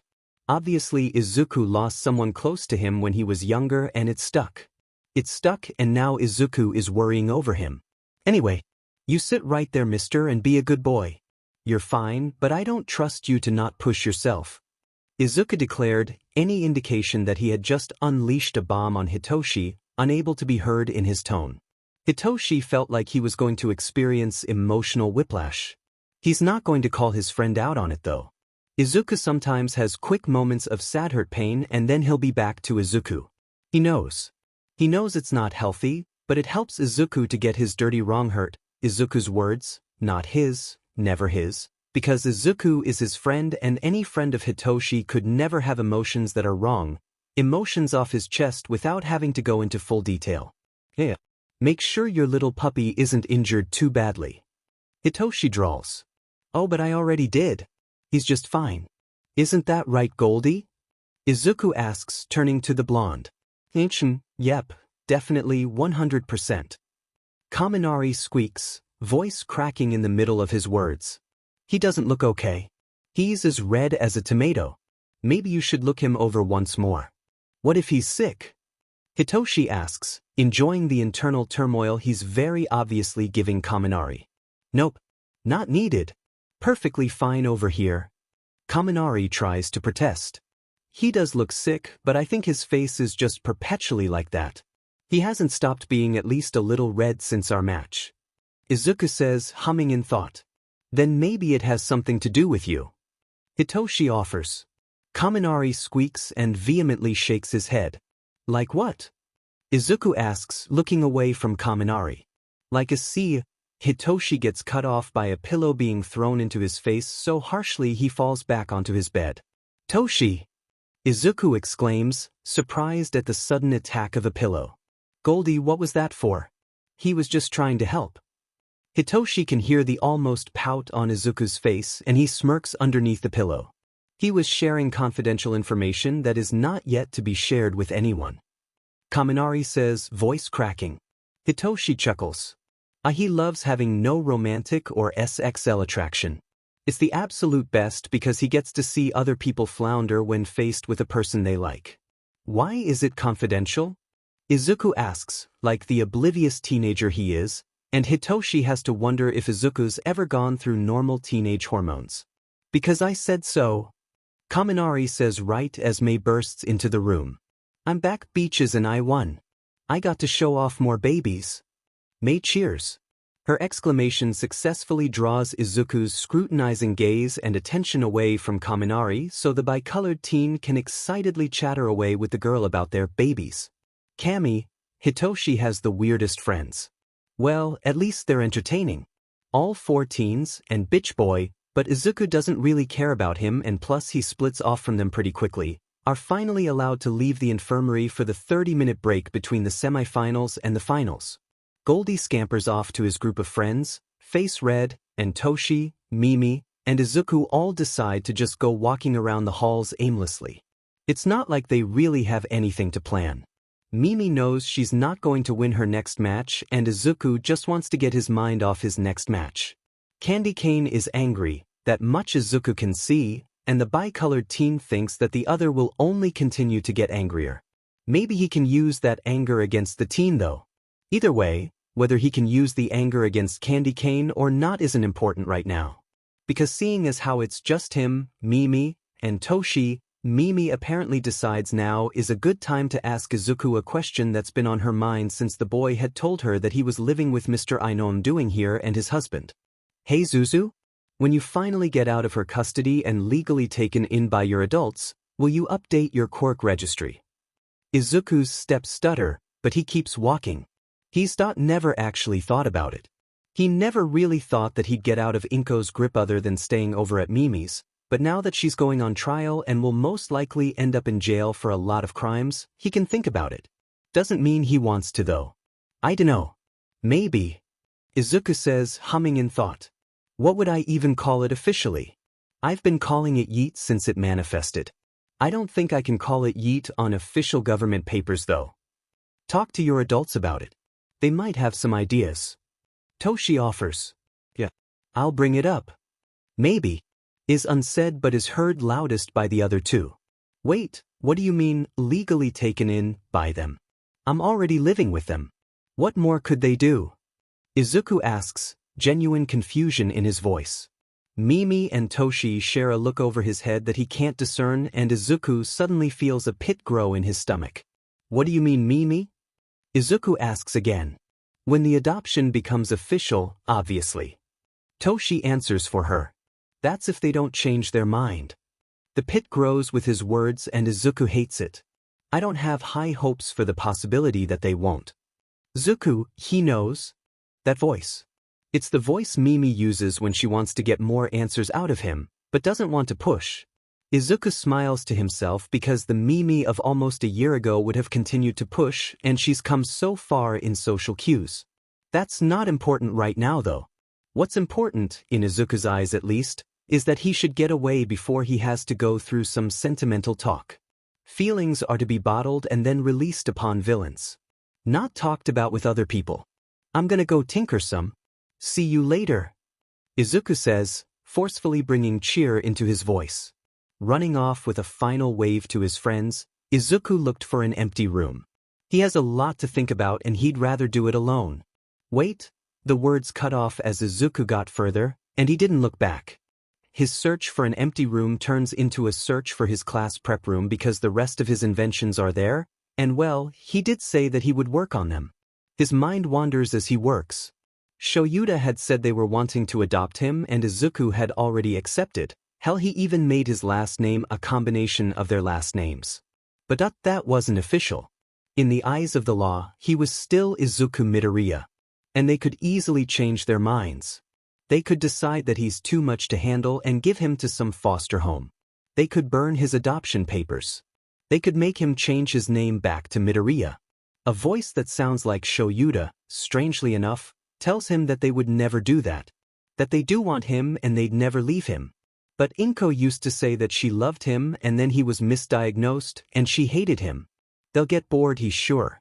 He's not going to get his hopes up that they wouldn't. It'll just hurt more when they do. Izuku looks down when something wet hits his hand and he pauses. Is he crying? When was the last time he cried? Izuku can't really remember. He knows he used to cry a lot as a kid, but since he's been growing up more he forced himself to stop crying at every little thing. It's unhealthy, he knows, he did his research, but crying gives others a reason to pick on you, so if you stop crying and start giving back the same energy, people tend to leave you alone. Izuku calls upon Kizu and sets what he was working on down. She looks at him sadly but curls up on the floor anyway. It's an inviting position and Izuku curls up with her. He buries his face in her fur and breathes in her scent. She smells like a forest on an early autumn morning and hydrangeas. But he wants more. He loves Kizu, she's like a mom to him, but it's not enough. He wants Shoyuta. He wants his dad. Shoyuta shares a look with his husband after they hear what Hatsum and Shinso have to say. Izuku ran off, and his friends are worried about him. Shoyuta curses under his breath. Of course his kid would have thoughts unsaid that would make him believe Shoyuta and Hizashi wouldn't actually want him. Shoyuta should have known. Of course after years of being abandoned by those closest to him, he's going to have some deep-rooted issues. I'll stall in between Hatsum's and Todoroki's round if I need to. But you have to go make sure our son is okay. Hizashi says. And so Shoyuta leaves the announcer's booth, 3 pairs of worried eyes on his back. Shoyuta walked towards the support course prep rooms first. It was most likely where Izuku was going to be. And if he wasn't there, then Shoyuta would just continue to look. He wouldn't stop until he found his kid. He hears quiet yipping the further down the hallway he goes. It's a yipping he recognizes as Kizu's and he follows the sound. He's glad he does because what he sees hurts his heart even more. His kid, his son, is crying curled up with Kizu and the dire wolf looks at him with a knowing look before she's nudging Izuku's cheek with her nose and the kid looks up at him, tear-stained cheeks and all. Dad. Is choked out from Izuku's throat and Shoyuta kneels down not too far from the dire wolf and teenager and the latter looks at him like he wants a hug. Shoyuta opens his arms in what he hopes is a welcoming gesture and Izuku lunges at him. I'm here, Izuku. Shoyuta whispers into bicolored hair. I'm here, I promise. Izuku sniffled into Shuta's chest in response, the kid's hands gripping the back of Shuta's jumper. Do you want to talk about it? Shoyuta asks after a while of sitting on the floor. Izuku shakes his head and presses further into Shoyuta. Alright, that's okay. We'll talk about it when you're ready. You don't have to be ready now, but Hizashi and I will always be here for you when you are. Izuku makes a high-pitched keening sound and Shoyuta rubs soothing circles into the small of his kid's back. Out of the corner of his eye, he sees Kizu disappear and figures that she had decided that Shoyuta and Izuku needed some privacy. He'll find something to give her as thanks next time she appears. Shoyuta? Izuku's voice draws him out of his thoughts of just what exactly he should get the dire wolf. He forces himself to not react to Izuku going back to calling him Shoyuta. If Izuku's not ready, then it's as simple as that. Yeah. Shoyuta asks. When can I? Never mind. Izuku sighs. Are you sure, kiddo? Shoyuta asks. Yeah. I'm not entirely ready to talk about it, sorry. Izuku says, looking off to the side. That's okay, Izuku. Like I said, whenever you're ready. Don't force yourself. Maybe they should look into getting Izuku therapy. If Izuku says he doesn't want it, then that's fine, but Hizashi and Shoyuta should at least discuss it with him. He'll discuss it with Hizashi first though. Can we go now? I wanna watch Mimi's match. Izuku says. Of course, kiddo. Let's go. Shoyuta says, helping Izuku to his feet and leading them both out of the prep room. They don't talk as they walk towards the announcer's booth, both just basking in the knowledge that the other is there next to them. It's enough, right? Now, for both of them. And if Hizashi greets them both with warm smiles and a hug for both of them, then that's only for the 3 of them to know. After all, Mimi's match is starting soon and none of them want to miss it. Mimi loses her match, but she's able to get their babies out there and now it's just left to Izuku. Izuku leaves his adults in the announcer's booth, a Cheshire grin on his face as he salutes to the 2 men and then turns around and begins his trek towards the prep room to get his babies so he can go to the opening he'll be introduced from. Candy Cane looks angry even from where Izuku can barely see him in the shadows of the hallway across. Izuku doesn't need to see the teen's face to know that something happened between his last match and this one to know that the anger is going to be taken out on him. Fing great. Izuku thinks, bouncing out of the hallway when Hizashi introduces him. He puts a carefree smile on his face. His smile seems to piss the candy cane off even more because now Izuku can see a furrowed brow and anger swimming in heterochromatic eyes. Izuku smiles brighter, yet sharper at the same time, and candy cane stutters in his sure, but quiet, too quiet steps. "Alright boys. You know the rules. Are you ready?" Midnight. Izuku nods and chirps out a "yep," while candy cane nods almost sullenly. Izuku thinks candy cane is the most confusing person he's ever met, and he's met a lot of confusing people. Like Dabi, for instance. The man says he doesn't care about his family, but Izuku knows, and the man had just called him not too long ago asking for help to protect the baby brother that's in one. Izuku thinks the baby brother is candy cane. It only makes sense after all.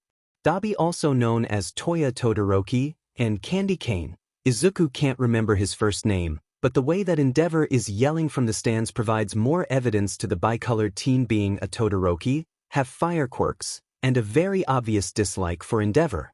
Or maybe Izuku's reading too far into the situation. Who knows for sure though?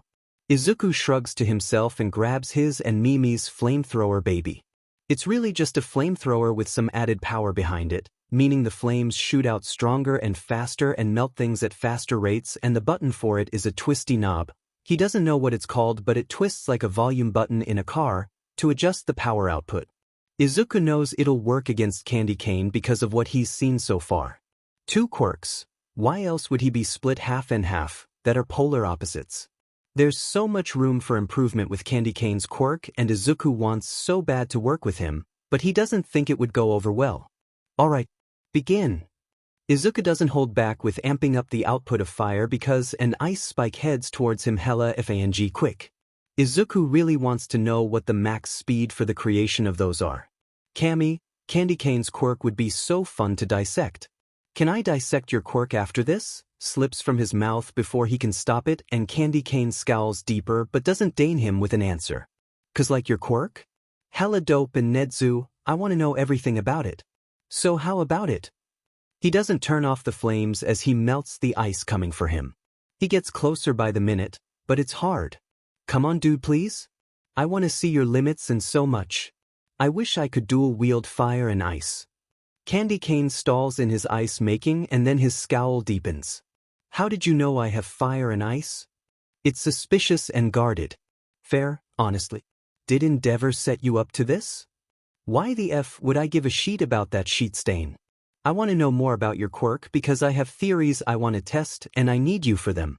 And then we should probably talk about your hero costume. I've had people come up to me about it, candy cane, and let me tell you, it's not the best design. I'm sure you're smart, but Nedzu, you were so stupid to submit that. Izuku rants as he gets closer, and he drops the flamethrower, making sure to turn it off, and pulls out a small ball. Candy cane seems to be stunned because he stops moving, and it looks like he's trying to process what Izuku just said. "Candy cane?"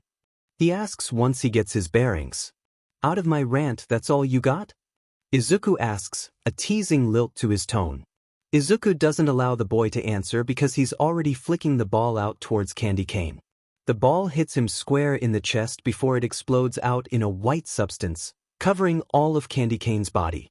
It's something he had made when he first became a vigilante, but decided not to use it because it ended up being too dangerous when it came in contact with skin. Since he got into the support course, however, he's been able to make minor adjustments to it, and now it only burns if left on skin for 10 or more minutes. But overall, it makes your muscles tense up and your skin starts feeling like fire ants are biting it after just 2 minutes. It's a slow process and not noticeable until you're losing balance and can't move anymore. He calls it his taser ball. He never said he was good with names, and anyone who assumes otherwise is stupid. His vigilante name is literally Black Wolf, and that's only because Kizu was there when he first saved a person, and his unofficial quirk name is Yeet. So no, he's not good at names, and he never will be. But he doesn't need a good name to make a good product. Because sure, it might be a bit unethical to make something that brings slight pain to the target, but it's effective and it only lasts until you wash it off. Izuku watches as candy cane doesn't even flinch until his shoulders tense and he grimaces. Izuku likes to think that means his baby is working. Slowly Candy Cane starts to look more irritated than Izuku thinks he's seen all day, and then he falls to the ground with a grunt. Are you itchy, Candy Cane? I'll help you. If you agree to let me test your quirk. Izuku offers, crouching down by Candy Cane's head. The boy glares up at him, hands very obviously trying to itch at himself, but with his muscles tensing and being unable to move much, he can barely reach his wrists. Fine. Candy Cane says, continuing to glare at him. Izuku smiles brightly and waits for midnight to call the match, and then he's carefully lifting Candy Cane up over his shoulder like a sack of potatoes, making sure their skin doesn't make contact, and he's walking over to the arriving Medibots. Izuku unceremoniously lays Candy Cane down and follows behind the robots. Just strip him of his clothes and throw him in an ice-cold bath for a couple minutes before rinsing him off. Izuku says to Recovery Girl when they enter the room. He'll be good to go for the medal ceremony, no problem. I'd ask how you know that, but knowing you probably tested out on either some poor soul or yourself. Recovery Girl says, huffing and taking Candy Cane to the connected bathroom. Oh, and don't let his skin or clothes come in contact with your skin. Izuku calls after her, turning around to go find Mimi and Toshi. What did you do to Todoroki? Hitoshi asks, exasperated with his friend. Yes, what did you do? Maths. Neither bring up earlier's incident. It's a baby I made when I was younger. It used to burn a person's skin when it made contact, but since coming to UA I've been able to make more progress with it. Now it just feels like red ants are continuously biting you and your muscles tense up. Izuku explains. Okay, not concerning how you know the first part at all. Hitoshi drawls. Will he be okay for the ceremony? Just a couple minutes in an ice-cold bath and a good rinse, and he'll be good as new. Amazing! What's it called? Maths. Taser ball. Izuku exclaims. Why taser ball? Hitoshi asks. I'm not good with names. Izuku pouts. The teen whose expression is almost always a bright smile, is pouting.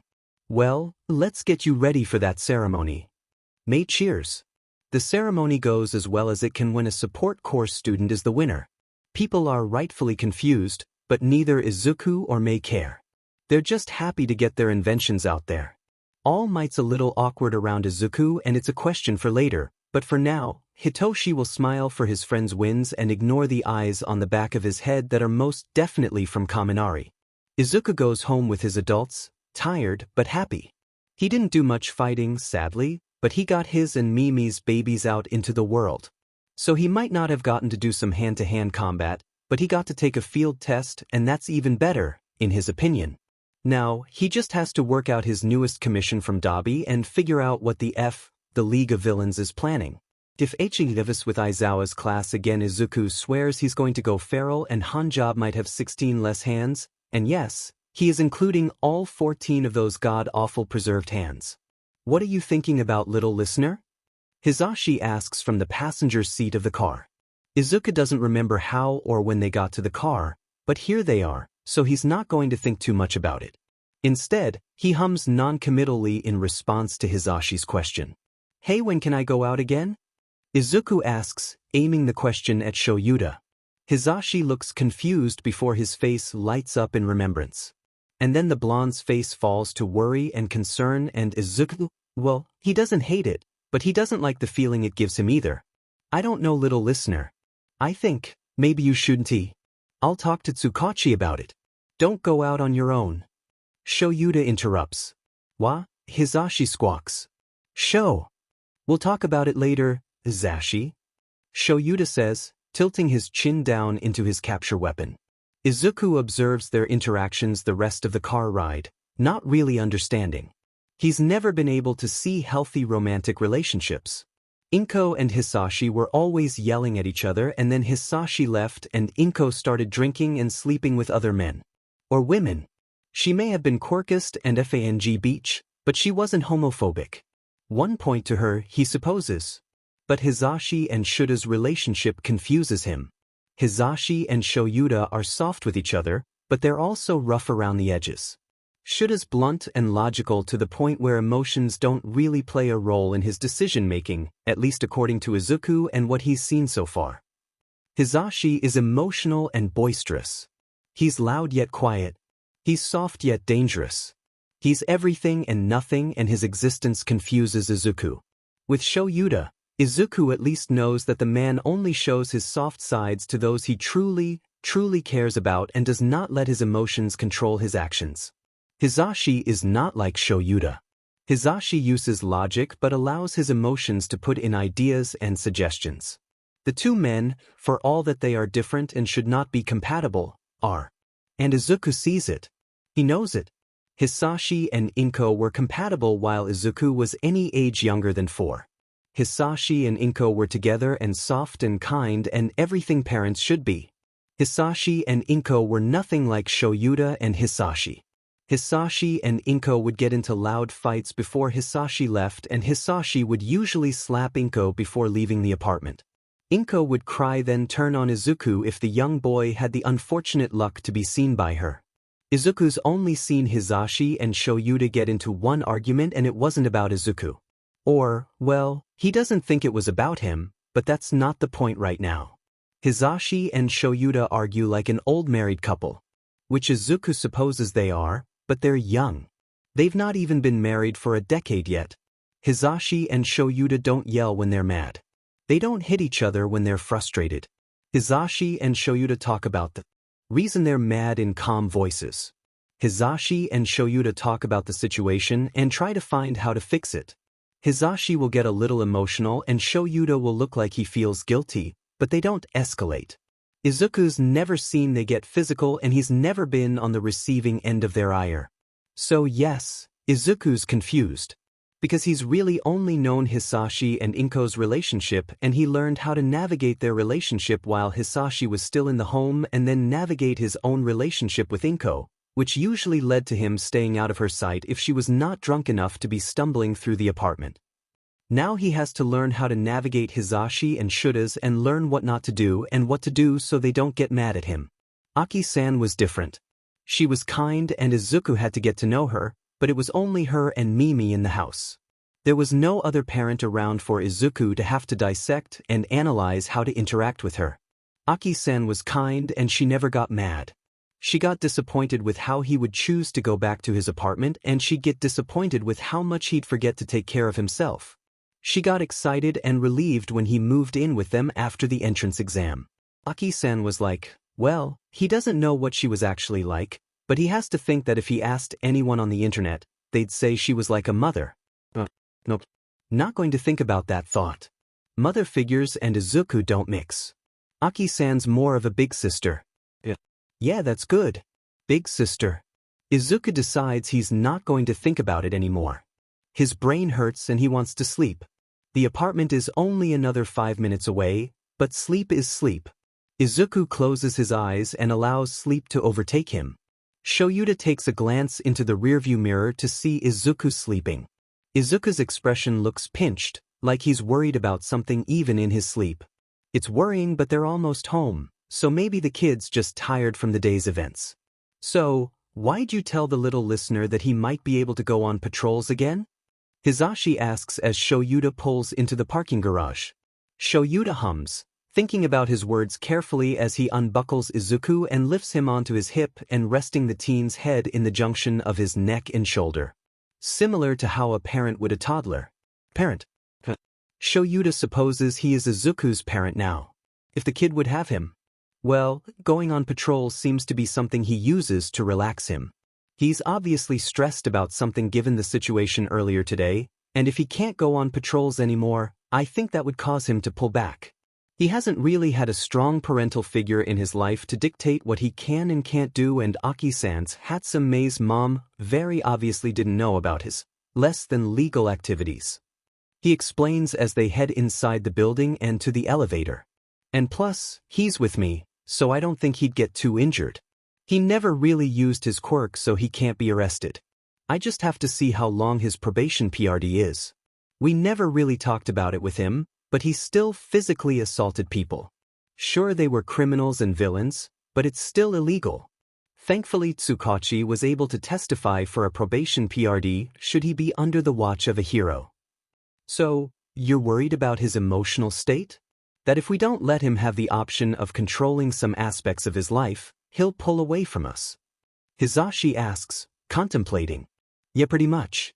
He's a kid who hasn't had positive parental figures in his life in a long time, and we need to be those for him. He may seem well put together and confident, but I'm sure even you know from earlier that is not the case. He's cracked, a little broken, and it will take some time, but he's our and we have all the time in the world. Wow, Sho. That was really something. I didn't expect that to come from you. Hizashi chirped teasingly as he unlocked the apartment door. But you're right. The little listener doesn't need us to constrict him. We're in this together. The kid stirs as Shoyuta sets him down on the couch and begins taking off his shoes. They'll be okay. Izuku has Shoyuta and Hizashi here to help him. And Shoyuta has Hizashi here to help Izuku. Hey kid. Welcome to the world of the living. Shoyuta greets, voice soft and smile even softer. Mornings. Izuku mumbles. Yup, they'll be okay. Shoyuta gets a call too early in the morning for his liking. So anyone can see how he's not too happy when he answers the phone. What? He grumbles, voice rough with sleep. Good morning, Eraserhead. Apologies, but I did wait till after 10 to call, so I had assumed you would be awake already. Detective Tsukachi's voice sounds through the receiver. What time is it? Shoyuta asks to the air, although he receives a response back from the man on the other side of the line. It is currently 10:47. Shoyuta groans in response. It was still too early, but he had accidentally slept in. He really hopes Izuku isn't already awake. He reaches over to where Hizashi usually is in the morning and finds the spot cold and empty. Well, get on with it then. Shoyuta says, sighing as he drags his empty hand down his face, pulling at his cheeks, and sits up in his bed. Tree seems to have made a home on his lap, purring. Shoyuta hates having to do it, but he carefully picks up Tree, this cat letting out a disgruntled murp, and setting him on his pillow before standing up and stretching. His back lets out a few satisfying pops and he groans in satisfaction. The detective chuckles from over the receiver and Shoyuta huffs. Right, apologies. It was decided as of earlier this morning that Inko Midoriya's trial would be pushed up in date. They still have not decided whether or not they're going to have Izuku-kun testify. Shoyuta sighs. It's a bone-deep sound filled with exhaustion and exasperation. He just wishes they could just send the woman to jail for life without all of this hassle, but without a proper trial and proof, the woman just might walk free for what she's done to his kid. Can't they just make up their minds already? Shoyuta asks to no one in particular. My thoughts exactly, Eraserhead. Tsukachi responds anyway, knowing the question was more rhetorical than anything. Do we know the official date? Yes, it would be in 3 weeks in comparison to the 3 months it was going to be. During exam season, perfect. Shoyuta drawls. I do apologize, Shoyuta, and the detective only ever calls Shoyuta by his name when it's serious, but they are going to need you there as well since you are the new partial guardian of Izuku. Shoyuta nodded before remembering the detective couldn't see it. Right, thanks. Is that all? Yes. I'll call you back if there's any progress. Thank you. Shoyuta said, hanging up. Shoyuta glares at his phone even though it has done nothing truly wrong, but he can't help it. He thinks of all the things he's heard Inko Midoriya put Izuku through, whether it was passively or not. A knock at the door drew Shuta's attention away from his phone. Standing there, clad in an atrocious yellow put-your-hands-up hoodie and clashing pink pants, is Hizashi. His hair is parted into 2 separate, messy, braids. Though, honestly, the look fits the man.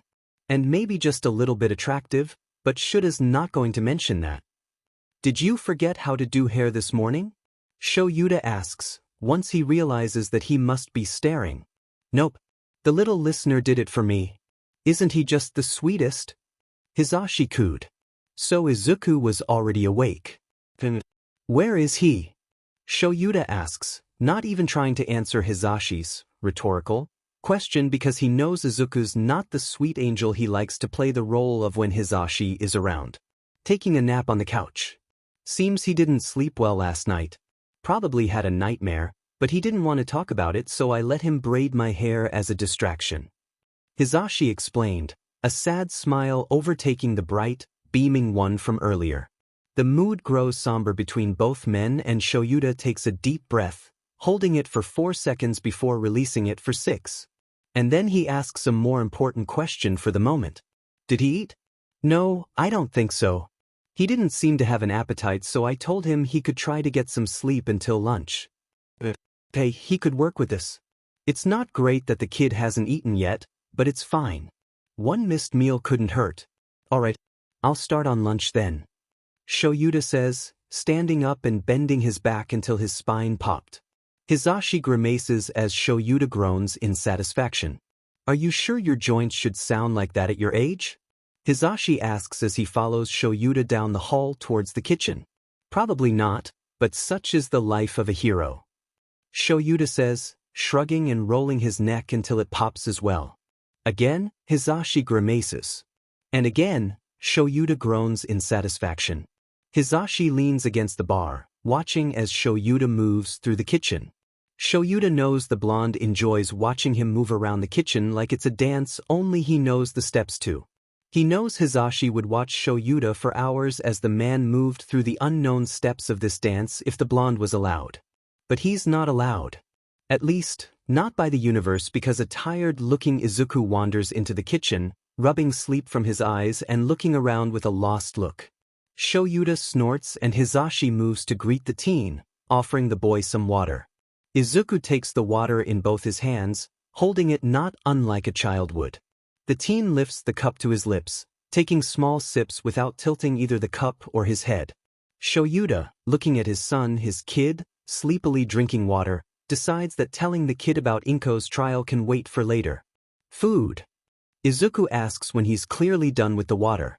Yeah, kid. Shoyuta responds, turning away from the stove to face the teen. Rice?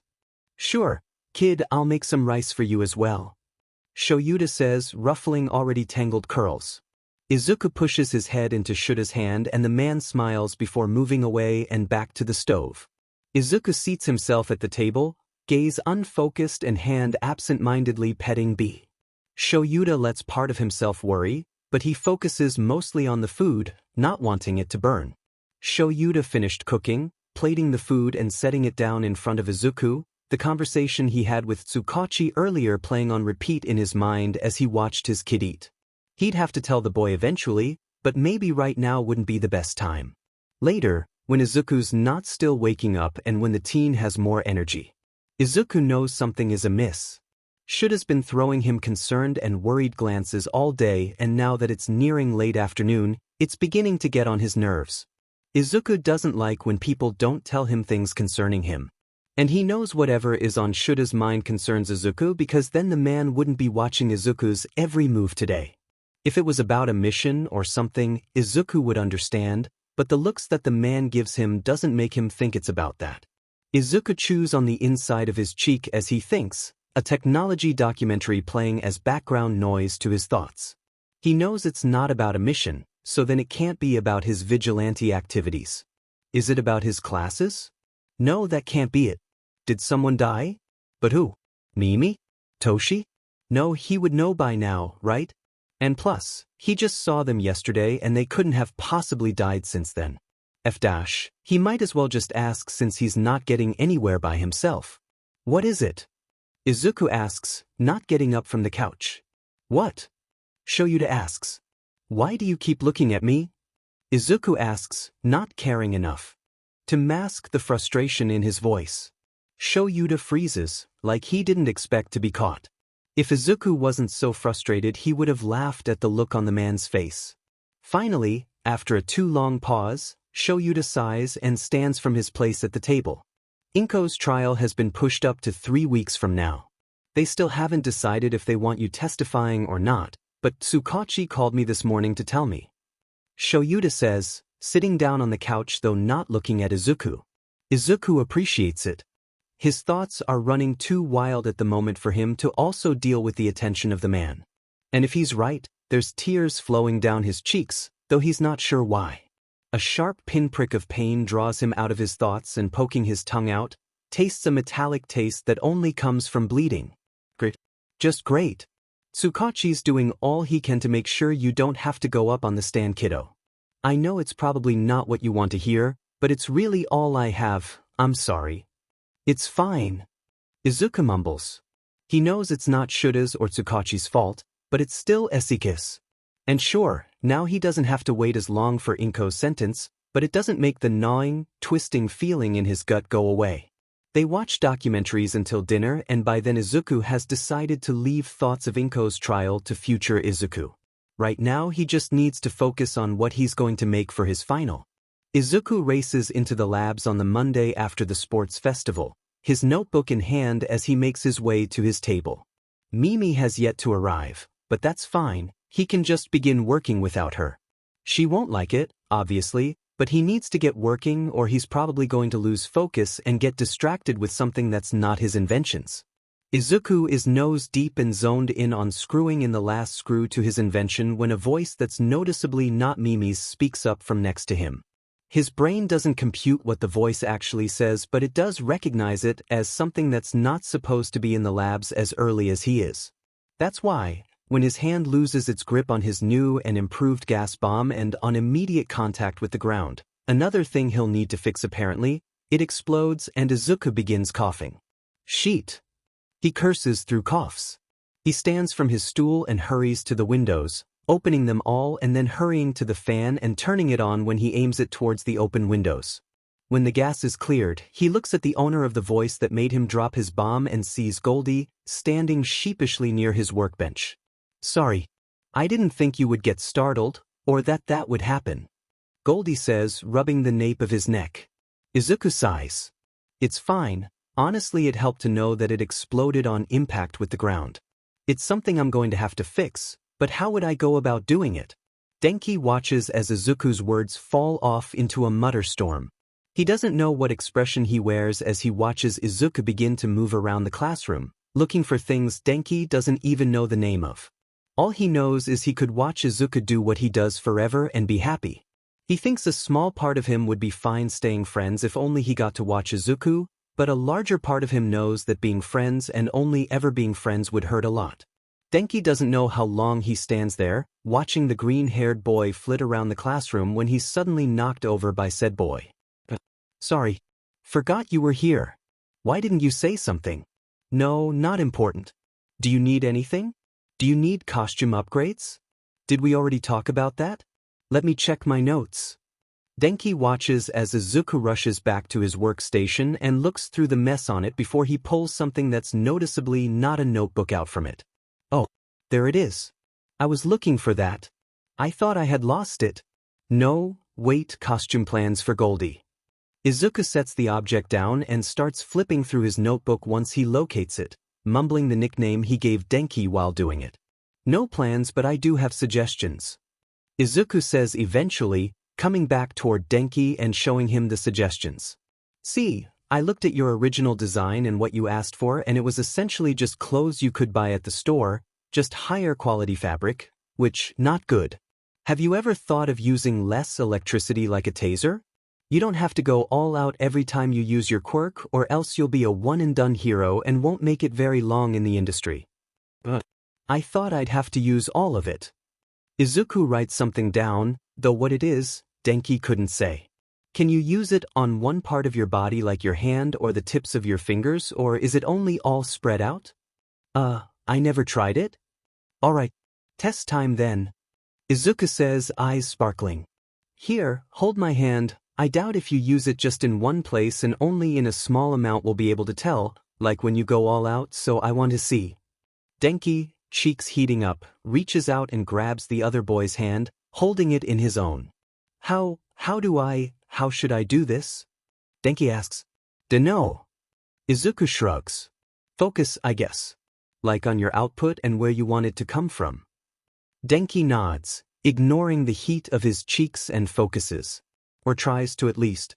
It's really hard to focus when the boy he's head over heels crushing on is holding his hand like it's no big deal. But he wants to get this right. He wants Izuku to get as much information from him as he can, even though it's only for his quirk. But it will also mean they'll get to be together when designing and working out the flaws of his costume. Denki reaches for his quirk nestled behind his ribs and tries to push it through to his palm, only using a small amount. Hopefully it doesn't hurt if this works. Mei did not think she would walk into the support labs and see her best friend holding hands with human Taser-kun. She tilted her head, unsure as to the reason, before she saw Zuzu's eyes widen in the way they do when he finds the answer to something. Almost immediately after, Zuzu lets go of human Taser-kun's hand and picks up his notebook, scribbling excitedly. Human Taser-kun has a weird look on his face, but Mei could care less. She wants to see what Zuzu is up to. Zuzu! Mei shouts, bounding forward and latching on to her best friend ever. Zuzu takes her sudden addition of weight easily and without blinking, all while greeting her. Hello Mimi. What y'all doing? Mei asks, peeking over her friend's shoulder. Documenting Goldie's quirk. Zuzu says, tongue peeking out from the corner of his mouth in that way it does when he's especially focused. Mei doesn't move from the boy's back and reads the words as he writes them. Test 1. Slight shock akin to touching someone after rubbing yours and their socked feet on a carpet. Possible higher voltage with training or high voltage being held back by the user. Voltage, 50 V. Goldie. Zuzu says suddenly. Yes. Human Taser-kun squeaks. Here. Zuzu holds out his hand and Mei notices the bracelet they worked on together a while ago to record the voltage sent through the muscles on his wrist. Shock me again, but try upping the voltage to 50, if not, try 25,000. Okay. Human Taser-kun says, taking Zuzu's hand.